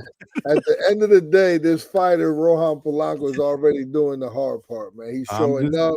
He's Coach, taking risks. I He's ain't winning. mad at you. I He's ain't winning mad in at the you. ring. He's not chasing clout. He's putting in real work. H-Town should love him because he come forward, he come to fight. Boxing moves forward when we shine a light on guys like that. That's what I'm saying, If Coach. you That's care what about I'm the saying. At sport, the end of the day, though, yo, hear me if out. I'm in and everybody out on like the a chat, robbery. everybody in the chat listening here, if you care about the sport, help out, help put out the word, like help it out, help out put the word out, because sooner or later the ring is going to make everybody learn his name. So put out the word that you want that Rohan Polanco and Devin Haney, the panda hugger. That's where we going next time. Yeah, the hugging panda, DHP. Yeah, we need that title, man. At the end of the day, I'm in and out like a robbery. It's all about Devin Haney. You know Hey, what I Coach, mean? I'm out. Coach, I'm out. Yo, later, Coach. hey, Coach, that's what I hated Brian Norman Jr. losing to Devin so much, because that took away that collision that would have been Polanco versus Brian Norman Jr. in a year from now. That would have been it would have been so crazy. Two knockout artists meeting. I mean, boxing would have been on fire, but That's an entertaining fight. Absolutely. That's it. Yeah, we still Rohan still want that fight. We actually watched a fight the other day we watched two fights of Norman, because I think that's the direction we're gonna go in after this fight, because I ain't trying to call out, honestly, I'm not trying to call out Devin Haney and Why not? if he trying to fight, trust 100% we signing that contract. But the chase him for nothing. But I think Brian Norman will fight us, and I think that's an easier fight to make. And then the winner of that would have to be, elimination or something. They got to be, got to fight for the title next. I like it. Hey, Coach. I got to read a couple of super chats, H-Town. I'm sorry, man. Because it'd be hard. It'd be hard when all y'all here to find us. Shit, a pause, man. Sims, JW, what's up? Jay Sims, what's good with the $5? Said, money isn't the root of cheating. The issue is the consequences, in capital letters, are not strict enough when caught. If the consequences were sued, /banned, less cheating. So, yeah, I mean, a lot of people say that. Absolutely. Listen. I agree with that. It's hard to disagree with that, but again, look at the world that we live in, bro. Like, what entices you to even want to cheat? In my opinion, Johnny, let me educate Mr. Sims real quick. Money is the absolute root of it, because the consequences, the consequences are based on how much money you can bring to the sport of boxing. Is it worth? Is the juice worth the squeeze? Yeah. That's how I think a lot of these athletes kind of look at it. The ones that purposely want to go out there and cheat is the ones I'm talking about, not the ones that are, whatever. I'm talking about those guys. Like, is the juice worth the squeeze? Well, you know what? Shit, $40 million? Fuck it. I'm gonna take a chance. No, but it is the money though, because consequences. Even if you get caught, Johnny, like if it's Canelo Floyd, if it's Canelo Floyd or someone that brings a lot of revenue to boxing, those consequences are going to be much smaller. They'll get a 4 month, 6 month ban, maybe a year. They're not going to get a lifetime. They're not, because they bring too much money to the sport. And it's a sport based on money, because I would say it's a scavenger sport. Everybody's trying to get the scraps. There's no set amount of money you're going to make. It's what you could get, what you could bring. Yeah. Let me continue here. Mick Doonan with the 5-pounder. He's going back after Frank, man. Frank Bay. Memo H, Ryan 61 times. Oh, Ryan 6. I'm sorry. Ryan 6. Your favorite fighter has sent you all a beginner pack in the post. Rent due soon. No hard feelings. Dash your landlord. Is he talking about a fight? Because he wanted to fight Ryan. Did he threaten to fight Frank too? Did he say he wanted to fight Frank, Coach? I don't know. I didn't understand him if he did. I was about to say, I'm asking the wrong person. You check out. As soon as you see him, you be like, for glove tampering and shit like that. Those penalties are way more stricter. Yeah, shit like that, right? Hey, Coach. Y'all gotta let me finish, please, bro. Hold on. Oh, this is gonna be hard for me because this is small letters and I don't have my glasses. Zishan Zamured, 9280 with the 5-pounder. Hopefully, I didn't chop that up. I apologize if I did, but thank you for sending the super chat and thank you for watching. More importantly, man, make sure you guys smash that like button. Coach Bermudez, what do you think of Adam Azim with a question mark? Can he become a champion at 140? Quickly, Adam Azim isn't just talented. He's disciplined. He's patient, and it's built the right way.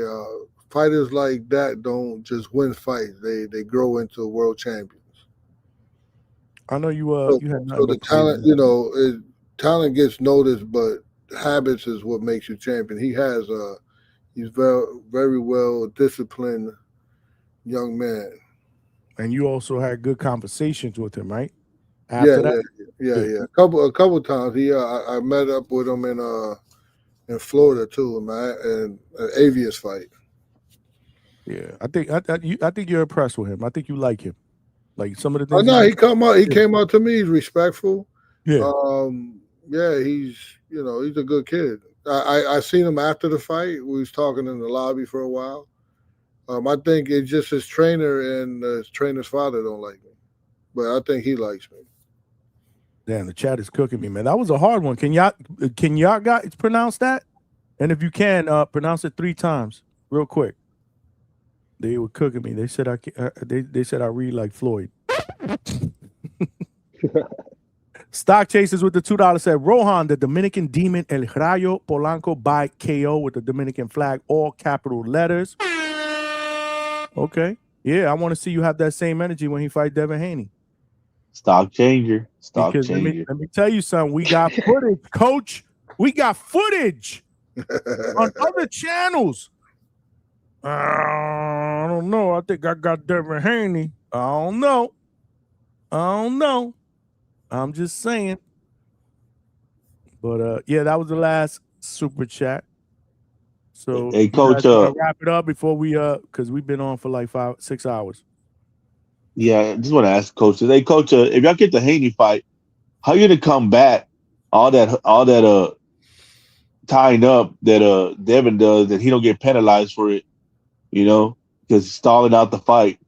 Good question. Like when lesser fighters will get penalized and get a point, or should I say, lesser known fighters will get penalized and get a point taken away for stalling out the fight.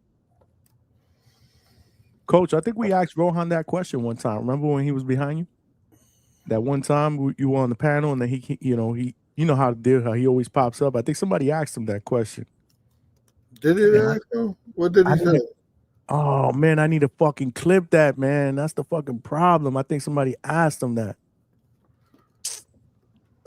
Kind of remember that question being asked and he answered it. I just forget how he answered it. I gotta find it. You know what you're getting into. You gotta train for that shit, man. Go ahead, gotta Coach. be a game plan for that shit. You don't stop him from grabbing completely, right? You know what you're going into when you fight him.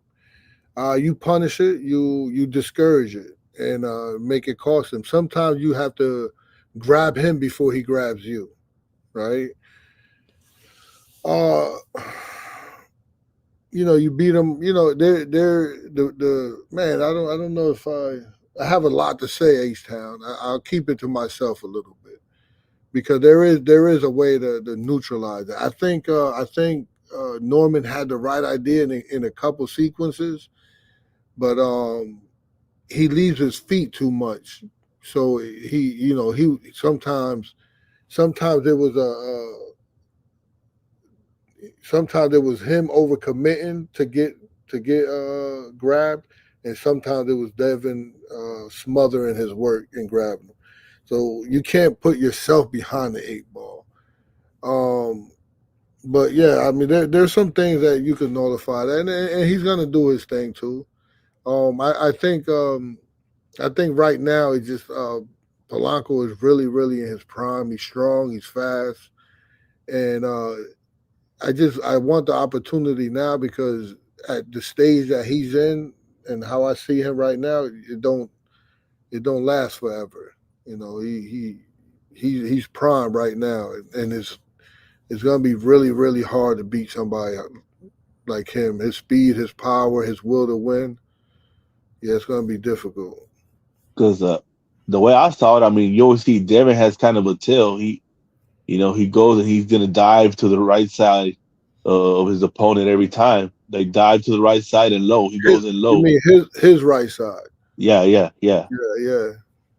And I mean, he does it every time the same way. I mean, I don't see why you couldn't just move laterally and hit him with an uppercut, because he puts his head down there to get hit. He goes out there with his chin. That weird angle. Yeah, sometimes like a shovel hook, like a shovel hook. He gets a lot of rabbit punches off on the clinch too, so it's a whole system for him. But sometimes you got to prep the ref in the locker room. And like, yo, listen, if this is the line where I can't hit him low, right? If I can't punch below the belt, right, then he shouldn't be able to duck below the belt, right? So it's kind of cheating if you ducking below the belt and I can't hit you below the belt, right? So he got to stay in the fair zone. So if you could explain that to the ref, like school him on that, and then school him on all the grabbing, and while the fight going on, hey, ref, he's holding, that you could get him by the fourth round, you could get him to take a point away. Yeah, because I mean, you're saying it would be more of your influence as well. Yeah. Sometimes when I know that this is what's going to happen, and everybody on here know that's going to happen, especially the pressure that Rohan will put on him. He's going to grab and hold, and you just have to warn the ref. He's going to hit off the clinches, right? He's going to hold you and then try to scramble, hit off the clinches. He's going to try to shoot behind the head on the inside. I think Brian Norman's dad picked up on that real quick. He told the ref, like, he's hitting behind the head. But we prepare for it. We might grab and hug him before he could hug us, so we could. Yeah, I like that. I like that tactic. That's actually it's control the action in there. Uh-huh. Like I could see Devin like getting caught by a shovel hook, that punch in between a hook and an uppercut. Yeah. And when he's trying to do that, when you ducking an uppercut is crazy. Like you ducking way by somebody's knees. Like he was ducking really low on Norman. Yeah. Matias is good at, making the best out the clinches.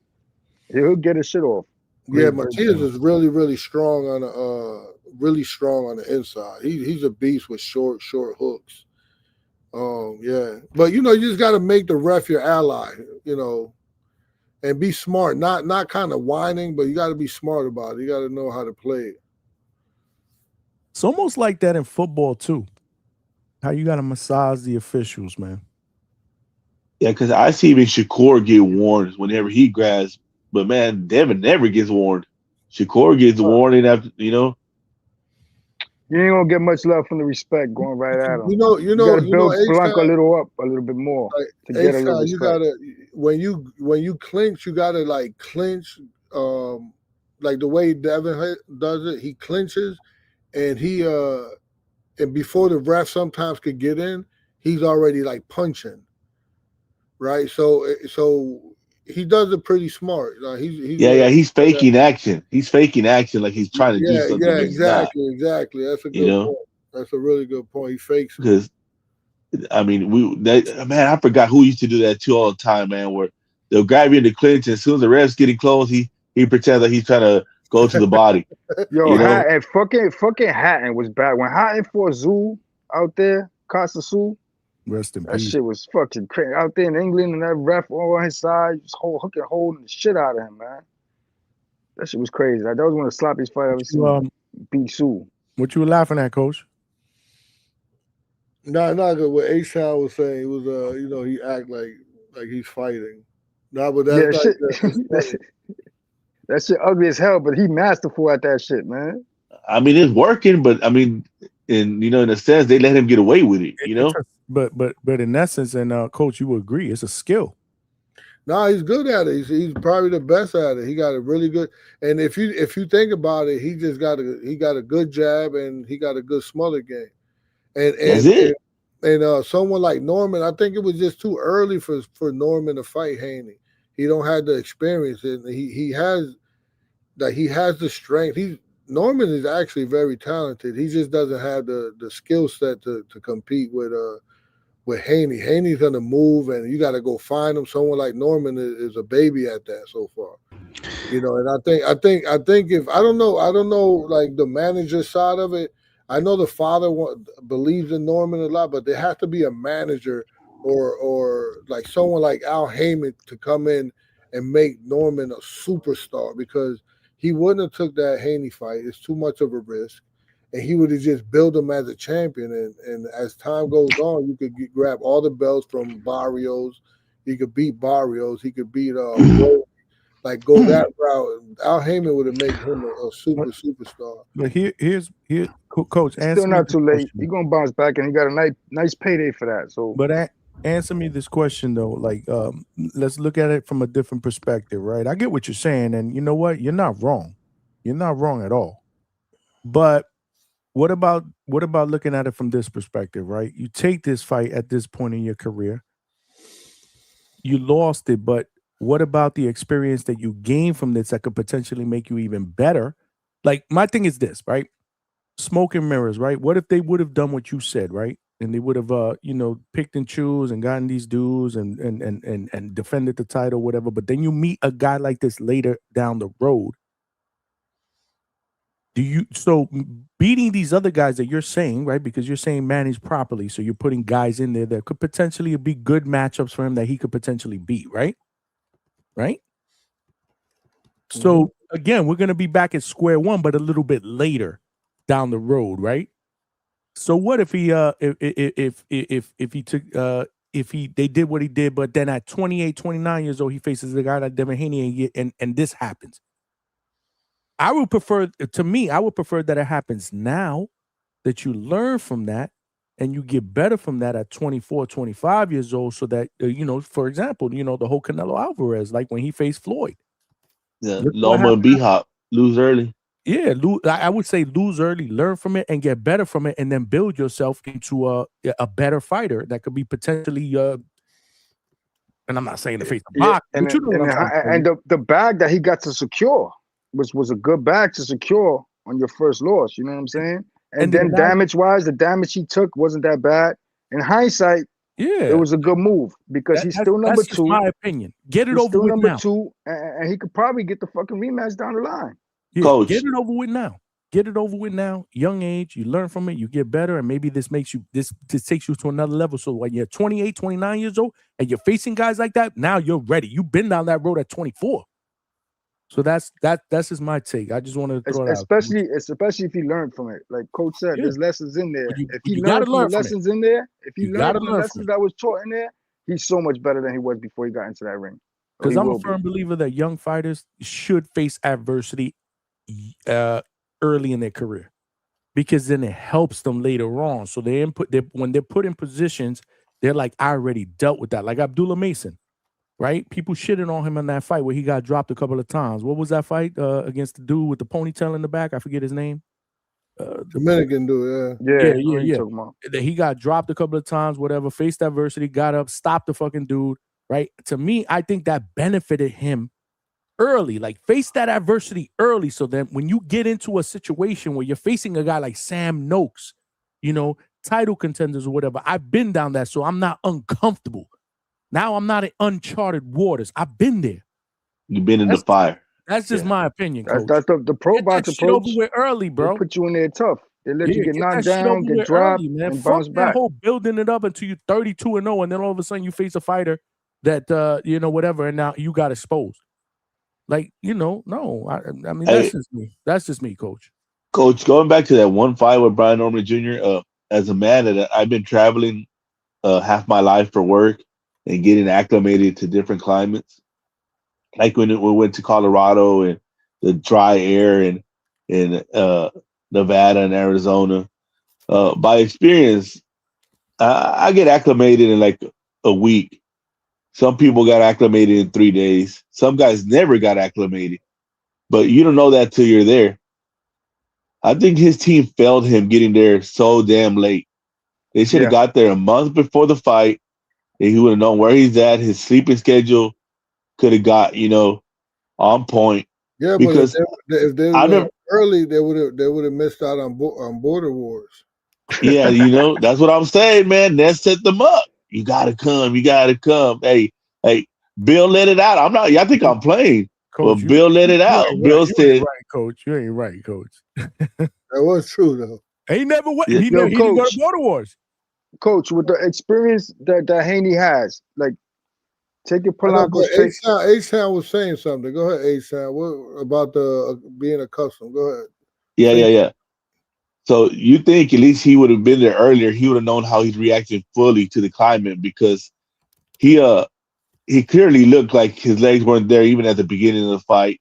Bill Haney said it himself that he was yawning before the fight, that he saw Brian Norman Jr. and then he laughed because he knew he didn't get his rest. He said before the fight he saw him and he knew that Devin was going to win because he could tell he wasn't acclimated. So I think his team failed him. I think his team should have took him there earlier. They should have. I mean, I'm not saying they didn't take it serious, or maybe just they were never in that position and it was new to them. But they've been to Japan, so I figured you'd get there 3 weeks early, get acclimated to the food, let that get out your system. The good rule of thumb is a day for an hour. That's a good rule of thumb. How many hours, it's the difference from your time zone. Add a day to that. Yeah, but so if it's a 15-hour difference, then you go there 15 days. I don't know how many hours there's a huge hour difference where they was at. So yeah, you go. Why not go to a month? Fight like that, you at a fight like that. I'm sure if your money ain't right, I think his money was right. He just got the Japan fight. But let's say, for example, if it's not right, then you get an advance on. Your manager could get you an advance on your money on your fight purse, and then you can have a good camp from there. And then here's where I give Devin and Bill credit. Devin and Bill, they go to that climate even when they're not fighting, and they'll be out there for a month or two, so they're used to it. They're used to the time zone. So they're there. It's just H-Town, what you're circling around is experience, man. Yeah. Again, it all circles back to what Coach was saying with the whole experience. Like they weren't ready for that whole experience, maybe. Because if that fight happens in New York, I think it's a nightmare for Devin. I don't know, man. I mean, listen, man, I rock with them, but I don't see that. I don't think that getting there 2 weeks or whatever. I mean, you can't. I know Junior's not going to say it because you're not that type of guy, but I'm 100% sure that he wasn't there. He wasn't there physically because his rest was wrong. Then there's a limit too. You can get I'm not there that dude. 2 See, weeks. I'm not that dude. I don't make excuses, man. I'm not going to do that. Reality and excuse are not the same thing. You lost to the. You can only get there 2 weeks before though with the visa. Be factually true.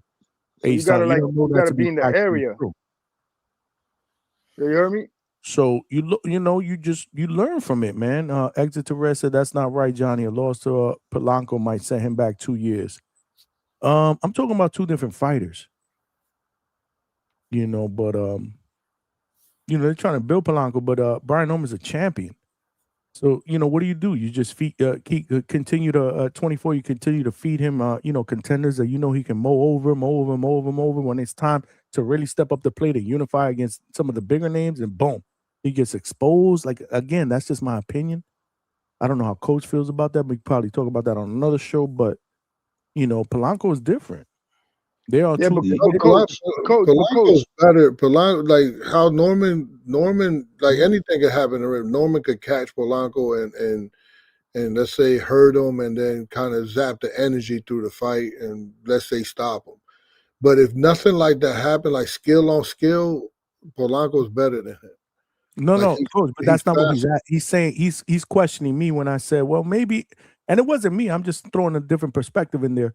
Like when you said they should have did it differently and he wasn't ready. And I'm like, well, maybe it's better Yeah. So to yeah, get this going over back. with early. Maybe it's better to get this over with early because I think that will make him better in the Yeah. prime years of his career. That's what he's talking about.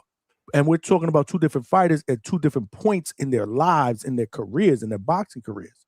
Well, That's even what on the I'm panel, like someone like Yeah. H-Town probably could answer this. Like how many times have you seen like a loss hurt you? Like how many times you seen it, really make you better? Like there's been time there's a lot more that the loss hurts you than the loss makes you better. Coach, it depends how you lose. Yeah. But fight a veteran, like veterans steal rounds. They not just fights. And a young fighter could Canelo probably got outboxed by Floyd. Say that Brian again? Orton got outboxed by Devin. It's Yeah. not knocked out. It's not put to sleep. That's different, coach. But Johnny, that's also a mindset because Canelo comes from getting his ass whooped when he was little all the time to learning how to box and fighting. Someone like you say these kids that have been growing up in boxing their whole life and been catered to, and they move them around to keep winning. They got that invincible feeling like I could never lose. So when they lose, they don't know what to do because they've never really taken an ass whooping in the ring officially. Maybe in practice, but not for real. They could always go back to saying, well, it wasn't for real. We were just practicing. You know what I mean? So that's the delusion they build. So some of these fighters, when they lose their whole identity because in their head, they're invincible. They don't know how to bounce back mentally. Physically, they could be there, but if the mental's not there, the physical doesn't mean a thing. Look at Wilder. He lost. He didn't lose his power when he lost. Look at that individually based on the person. Yeah. It all depends on the person around him. But so that then you just don't know when that's on a fighter to fighter basis. But that's why someone like Polanco that's come from the mud, I think it's easier for a fighter to be able to recover and get better from being outboxed than being beat the fuck up and knocked out. That's different. I think when you lose, the fight gives you two paths, right? Mm-hmm. One is honesty. You look at what broke down, you accept it, and you can fix it. That's where growth happens, right? The other path is doubt, right? You start questioning yourself, changing who you are, fighting scared. The loss isn't the problem. The problem is lying to yourself about it. If you process it right, a loss can sharpen you up, right? It don't, it don't have to shrink you. It can sharpen you up. But good, I'll let you finish before I go. No, let me go ahead. let Coach finish, then I want to go. Go ahead, Coach. So they spoke a lot. They spoke a lot. They're not used to that. They really was on the limb saying that we're gonna do this, we're gonna do this, we're gonna do this, and that's humiliating. It's not a coincidence that they're not coming on this podcast, or I know they they got to answer the questions or what, and they probably don't want to go through that. They just want to be at peace. But they spoke a lot, and that's boxing. Hopefully they know is like, you don't fight for the fans anyway. You have to fight for yourself. And and your family. So those are the two paths. Hopefully he could get better and come back and fight Polanco. That'll be a good, what deemed to be a good. They had all the confidence in the world that they would beat Polanco. So if I was, outside of me being Polanco's trainer, I would say that would be a good fight to get back. Polanco, the real hardcore fans know who Polanco is, and they know he's a beast. So if you really think you could beat him, you take somebody like that on. If I was a manager, no. If I was a manager, I wouldn't have fought. If I seen the trajectory, I seen from the time that he got dropped to when he fought Quentin Randall to and I've seen the trajectory of him. Like his father is not a sophisticated trainer. His father is not going to get him his technique better. But what his father's going to do is he's gritty. So they just going to work hard. So as they working hard, he gets experience in the gym, sparring after sparring, training camp after training camp. So he'll get better through that, right? So let's get better. Let's get better, because if I believe in the product, no, we don't have to fight somebody like Devin Haney with all this experience, and we know he's just going to move. We need somebody to come at us. We need somebody to stay there and keep knocking these dudes out. And while in training camp, you're working on those guys that move. You know what I'm saying? So let Devin Haney fight somebody else. But now, I understand what you're saying. Get the loss out of the way. But nah, that's it. You don't have. But coach, as a manager, the opportunity and the bag that was offered. There's bags. So I'm saying, well, in a fight where he can't get hurt in, because the guy's gonna run all day. Yeah, Creedy, but when you're Brian Orber Jr., bags are coming regardless. One by one, because this is a good conversation. He already. First of all, the father's good. He got his own truck and come whatever. He and this is from his mouth. He's always been good with money. He don't and he answered that question like, yo, y'all got the bag, whatever. And he was like, basically he been had, paraphrasing. He basically saying he always had the bag, right? So the money doesn't move him like that. So if you're not struggling and you're getting bags from Japan, and you could have got a bag of the homecoming fight that they was planning in Atlanta, like, nah, you take all of these. Like for instance, Polanco right now, I go in his pockets and he broke. He don't have no money, because every single little paycheck that he get from now, he's good. He's investing. So I keep him broke 24/7. Like, nah, every dollar you get, you invest. So now when the money comes, and let's say, for example, Devin Haney want to bully us and be like, yo, you're gonna get the smaller chair, or you're gonna get you're gonna get peanuts. We're gonna get that.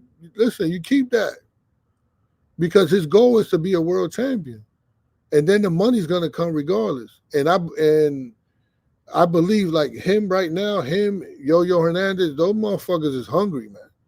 They to beat them motherfuckers, man, you're gonna have to kill them, man. But as a manager, coach, this guy coming off the getting dropped by Ryan and all that, the performance, the opportunity was like, it was worth taking. In hindsight, the timing of when you're gonna catch Haney coming up in weight, him being this name, the bag, all that's a big opportunity to just turn down, man. No, I mean, if you're in it for that, that could also make everything. I don't know their circumstances. I know that if I was their manager, and me seeing how young and the trajectory of how he was learning, because he was learning through experience. So no, I need my guy to get more experience. That's how he learned. He got like 30 fights. Like, I'm telling you something, that I need you to learn this. Like, there's some trainers that not sophisticated to mold somebody to be better. They're responsible, right? So being a trainer, like, I had a world champion when I was 20 years old, right? So why did I have a world champion when I was 20 years old? Because nobody wanted that kid. Did I have the knowledge to teach that kid? No. But being a good trainer is about responsibility. It doesn't mean that you have to know boxing like that. But you have to know, like, nah, this motherfucker love these bitches. You got to keep him away from these hoes, right? Lock his ass up, keep him away from partying, bring him to the gym, make him spar, sit there, give him water, hold the spit bucket, spar, train, hit the bag, get him in shape. He already know how to box, right? Through whatever he learned, through other coaches and that, but everybody gave up on him.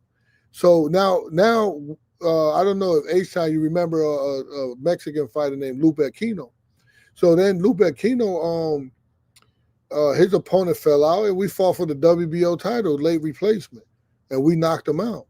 So now I'm fucking 20 20 years old, 21 years old with a world champion. Yeah, But word. guess how did I do it? I did it by just you 20 years old. You was disciplined too, cause I don't love them hoes, but I really really like them. Yeah. So what I'm saying is that a fighter will get better on his own if you just show up. Showing up means a lot. A lot of these fighters don't train other. A lot of these fathers that are trainers don't train other fighters because they can't. They don't have the knowledge to train these other fighters. But at the same time, they could train their son because they've been there, right? So do Mayweather, like someone like Mayweather, does he need does Crawford need a trainer? Some people would say no, he don't need a trainer, right? But a lot of trainers, like, it's not just there to give instructions, right? They also there just to coach you along. They don't need to be hardcore. They keep you in line, or they tell or you to reassure you. Yeah, they are beautiful. They reassure you that you're doing the right thing and keep you focused. Because they said Crawford kept going back to the corner, like, do I turn up? And they kept turning, nah, stick to the plan. Yeah. So listen, if I was with Brian Norman, we need more fights. We'll listen. A lot of it is, trust me, fucking Mayweather ducked a lot of motherfuckers coming up. Yeah, Crawford, I know this. You know what I'm saying? It's like, and then Crawford, the same thing. Look at Crawford first 20 fights. Exactly. They both waited people out. You know what I'm saying? So now he's a beast. He's probably the best pound for pound, let's say. But look at his first 20 fights. There's a molding process that had to be done. Right? So I just thought we got to see how he comes back, to see, because he might have learned a whole lot of shit in there that the experience that you was talking with the other fights would have got him. You know what I mean? So we got to see the next two fights. And that happens too. Yeah, that happens too. He could get better, you know. And people think I'm joking when I say that night David Haney said boxing back a decade. Because, man, the trajectory Brian Norman Jr. was on was a trajectory to be a superstar. You know? That was on the Normans. That was on the Normans. They said it back. They lost the fight. No, yeah, that's fine, bro. But, you know, Devin is never going to be the star that pushes boxing because he's not exciting. Yeah, but like I say, guys like Polanco, guys like Brian Norman Jr. is what pushes the girls. You keep saying that, but every single day people are talking about him, bro. I mean, we have no choice right now because, like I said, it doesn't matter. You got to give credit. Yeah, but there's not. Yeah, we could talk about it, but it's still not going to result to revenue, Johnny. We used to talk about Bud all the time let's take Polanco right now. Polanco will not turn down a Haney fight right now. But as an advisor, would you advise him, fall back, going as a champ against Haney? You know what I'm saying? Would you advise that, or would you allow him to, go at Haney now? Who, Rohan? No, Rohan go straight to Haney now. Rohan is different from Brian Norman. Brian Norman was very marketable. He was 24 years old. Like, Rohan Polanco was an Olympian. He's, I think, 27 years old. You know what I mean? So he's more mature in boxing, even though he got lesser fights, but he been boxing and, at a international level for a long time. Even when he was 15 years old, he was on a junior team traveling. So no, he's ready to go. He's even more conditioning for the traveling, right? Like as far as like going out there. Yeah, but that travel that we would have been out. We would have been living. Everything had to stop. If this is the goal and the goal is like right in front of us now, no, everything stops. You go out there. I know there's a rule that you can't be in Saudi Arabia, but you can be in the same time zone. Yeah, same time zone. Just be in the same time zone and take whatever the quickest flight there. You know what I mean? You've been in camp out there, correct? Yeah, bring a sparring partner, just work drills and work on motherfuckers not holding us like that. Because I don't think the mistake's taking the fight. I think the mistake is preparing for the fight. Because I think Brian Norman Jr. can beat Devin. Even if it was in America, I still got Brian Norman Jr. beating him. I just think the preparation wasn't right as far as where you're going and where you're going to fight. Like I said, Brian Norman Jr., he still could be a superstar. He still, gets back on the track, but it's been delayed right now. It's been delayed. Brian Norman Jr. still got his fans. We still here. You know, we still like I said, revenge toward 2026 coming back. You know, but that probable fight that like we could have like grew with Polanco and him as two killers on the collision course is gonna have to happen sooner, so Brian Norman Jr. could prove himself yet again. You know, Coach, he well, he don't Coach, have the well, luxury of waiting now. Coach, well, and Billy, right? And Billy, if he was to have like an opponent fall out, and being that they worked with you before, if there was to be like, yo, pull up Yo-Yo Hernandez, Yo-Yo jumping on that, right? At 168 though. Yeah. So Yo-Yo. One thing about Yo-Yo's, he was sparring today. He stays in shape. Like he's ready to go. We Some actually shit like that could happen though, right? Being that you worked with them Yeah. before, they're gonna look at it like, yo, we pulling him up. That's an opportunity that might could fall on your lap type shit. So you got to stay ready type shit. Yeah, so that's what we actually we PBC we wrote them like, yo, listen, any last minute Yo-Yo stays ready, man. Yo-Yo stay, and he's the guy that can make 160 easy. So he's always around his weight. So Cuban fighters like that, you have to, everybody, like even Rohan, we have to always stay ready. We can't. Rohan's been living in the gym for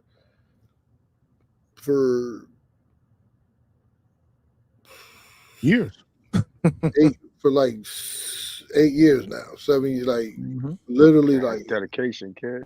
Yeah, he like, and this shit it ain't easy, right? It ain't easy because you got fighters coming in and out.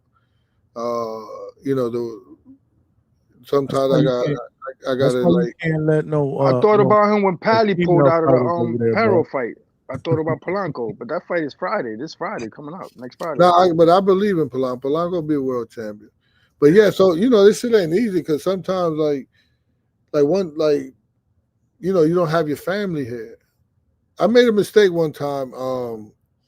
This is gonna be a crazy story. So I made a mistake one time where there was a fighter here. He don't have none of them have families here, but he had no one even sending him money. He was like fucked up. He showed up at my doorstep, and he snuck in the country.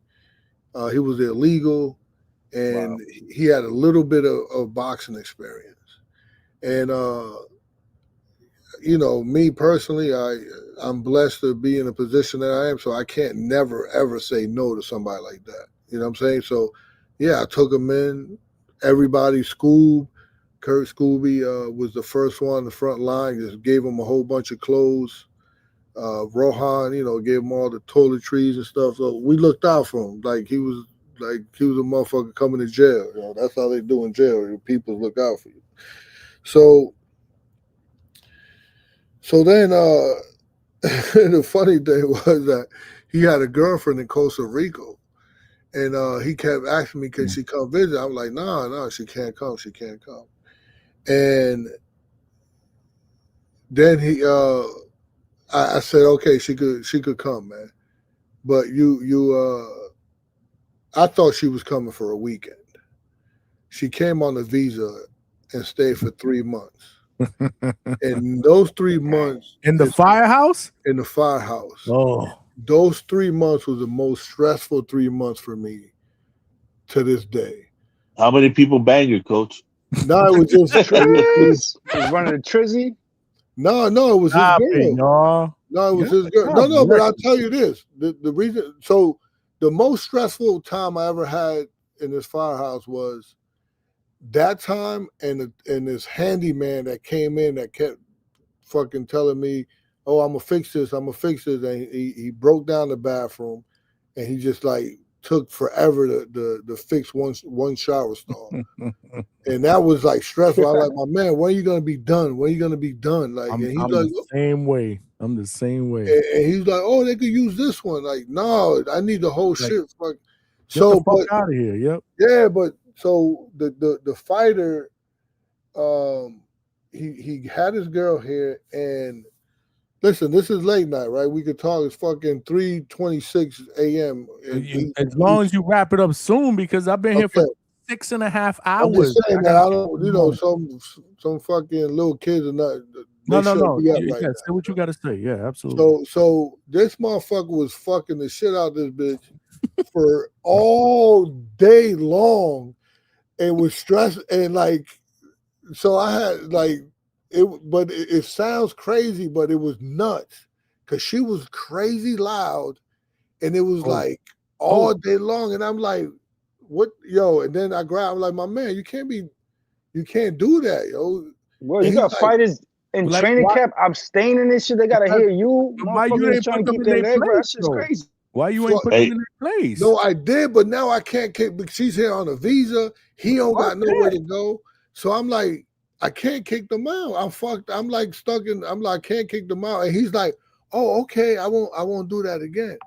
And one time I talked to Rohan. I was talking to Rohan Polanco on the phone, and I'm talking to him on the phone, and I'm hearing a noise in the background. Oh Lord! And I'm like, what the fuck is that noise? And Rohan didn't want to tell me. And I'm like, que la está matando, chico. Diablo, la estaba matando en el baño. Me pone una media a la boca. Yo, but that was it was 3 months of that. It drove me like absolutely crazy. When she left, and I was happy, and he asked me, he had the nerve. It was like 3 months later, he asked me, can she come back? And man, I grabbed him by his shirt. I said, yo, if she steps foot in here, you'll be gone on the street. I don't give a fuck if you got nowhere to go. Yep. She could never come back here again. Yep. But it was like the most stressful. He was killing that girl, yo. Like, bro, hey, coach, how you bring a girl in with nothing but testosterone in the building with nothing but that's crazy on your part. I thought it was a weekend. Like I thought, like, okay, she could come. And then bro, you just let her in jail. You know how it goes down in jail with the goddamn COs. It all makes sense though, Ace. And they had a fly CO in his pod. It all makes sense because I remember months and months ago. I don't remember what somebody said, and coach was like, "Nah, man, we ain't getting no women in here. They'll come out here pregnant." Or something. I remember. You just imagine, Johnny. You got a building full of a bunch of young dudes, testosterone filled. I don't remember what it was or what you said that I was like, man, there's no eye candy in Springfield, Massachusetts either. So a Costa Rican girl walking in there with all that. Ooh, I would have been trying to fuck. It doesn't even matter, bro. This is a firehouse. Hey, I don't want the conversation to go crazy like this. I know this shit went crazy, man. Let's reel this shit back in. Hey, sound talking about I'm ready to fuck. Hey, coach, I would have been telling homie, I got 100, homie. Let it come to the room. Come on, you need the money. With that being said, we about to wrap this up. Niggas trading toiletries for pussy. Yeah. Damn, how many sneaker bars? Control yourselves with the language. Damn. How many stoops, I coach? I knew you was wrapping it up. We're wrapping it up, man. Yeah, we pushing 6.5 hours, and I'm doing the show tonight. So yeah, man, let's call it. Yeah, man, we joking now. We joking. It's jokes, man. Relax. I know, but still, we hangout spot, man. On YouTube, man. Where we could give, hello. This is good. This is good stuff, though. This is good. This was great. This was good. Listen, man. I talk to y'all on the next one, man. I give y'all a pick. Yeah. Stay up, coach. I appreciate salute, all the man. gems Everybody you have a dropped. good night, man. I appreciate I gotta get up in 2 hours. I appreciate. Stay up. Have a good day at work tomorrow. H-time. Yo, you already know, Johnny. I'll catch up with you tomorrow. Y'all stay up. You know it. You Yes, know it. Trini and H-Town in the building. Coach. Yeah. You jumping on tonight for your bets or what? Yeah. Today is Thursday. Yeah. You think? Yeah. 6 hours and 22 minutes, man. We cooked in this fucking show, man. Hella fucking views, over 1,200 views. Just want to thank everybody for contributing, calling in, super chats, everything. This shit was crazy. We had a little bit of everything on this show. Actually, a lot of them. I didn't get to read the people that comment. Oh my Lord, it's out of control, bro. But are you jumping on tonight to do your? Because I was telling everybody earlier, this is usually a weekend where you say you can make some money. Yeah. There's some bets, some easy to go, bets. You don't always have to like rack it. A lot of times what I do is like there's sometimes the odds they fuck this up, and you could make a sure bet, like a sure lock. And a lot of people they go like who's gonna win, Matias or sometimes those bets are hard. Like sometimes they 60-40 or 50-50. You stay away from those type of bets.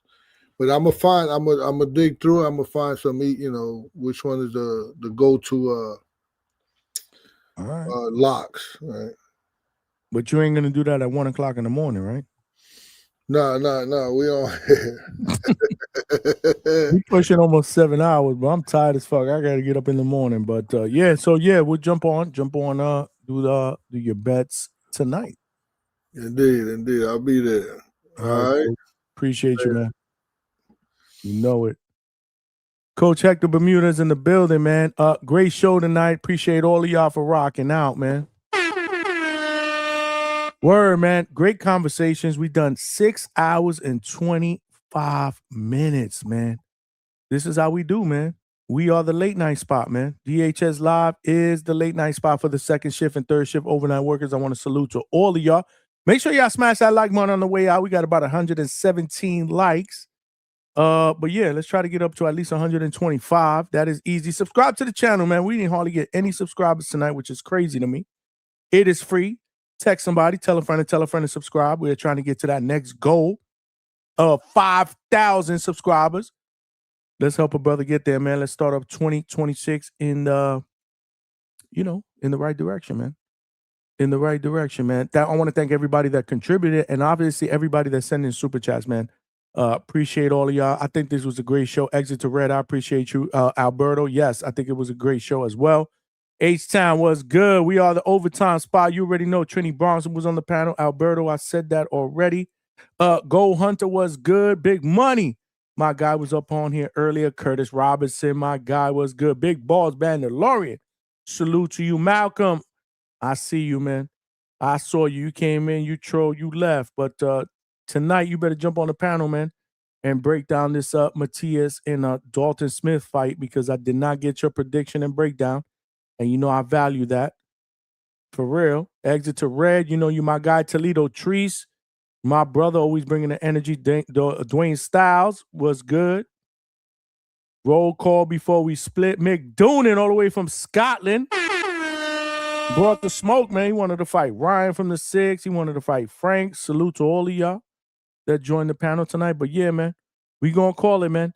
Tonight we back at it like we never left, 9 p.m. Eastern Standard Time. I might be having Coach Eric Roman on the panel with me to talk a little bit of shit about the future fights that are coming up. Coach Eric is the owner of Hellgate Boxing Club in Astoria, New York. That's my guy.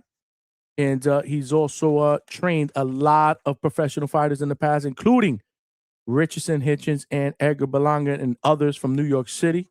That's my dude. I'm trying to get him to jump on the panel tomorrow to break down some future fights, as well as giving us an update on what's going on with Richardson Hitchens.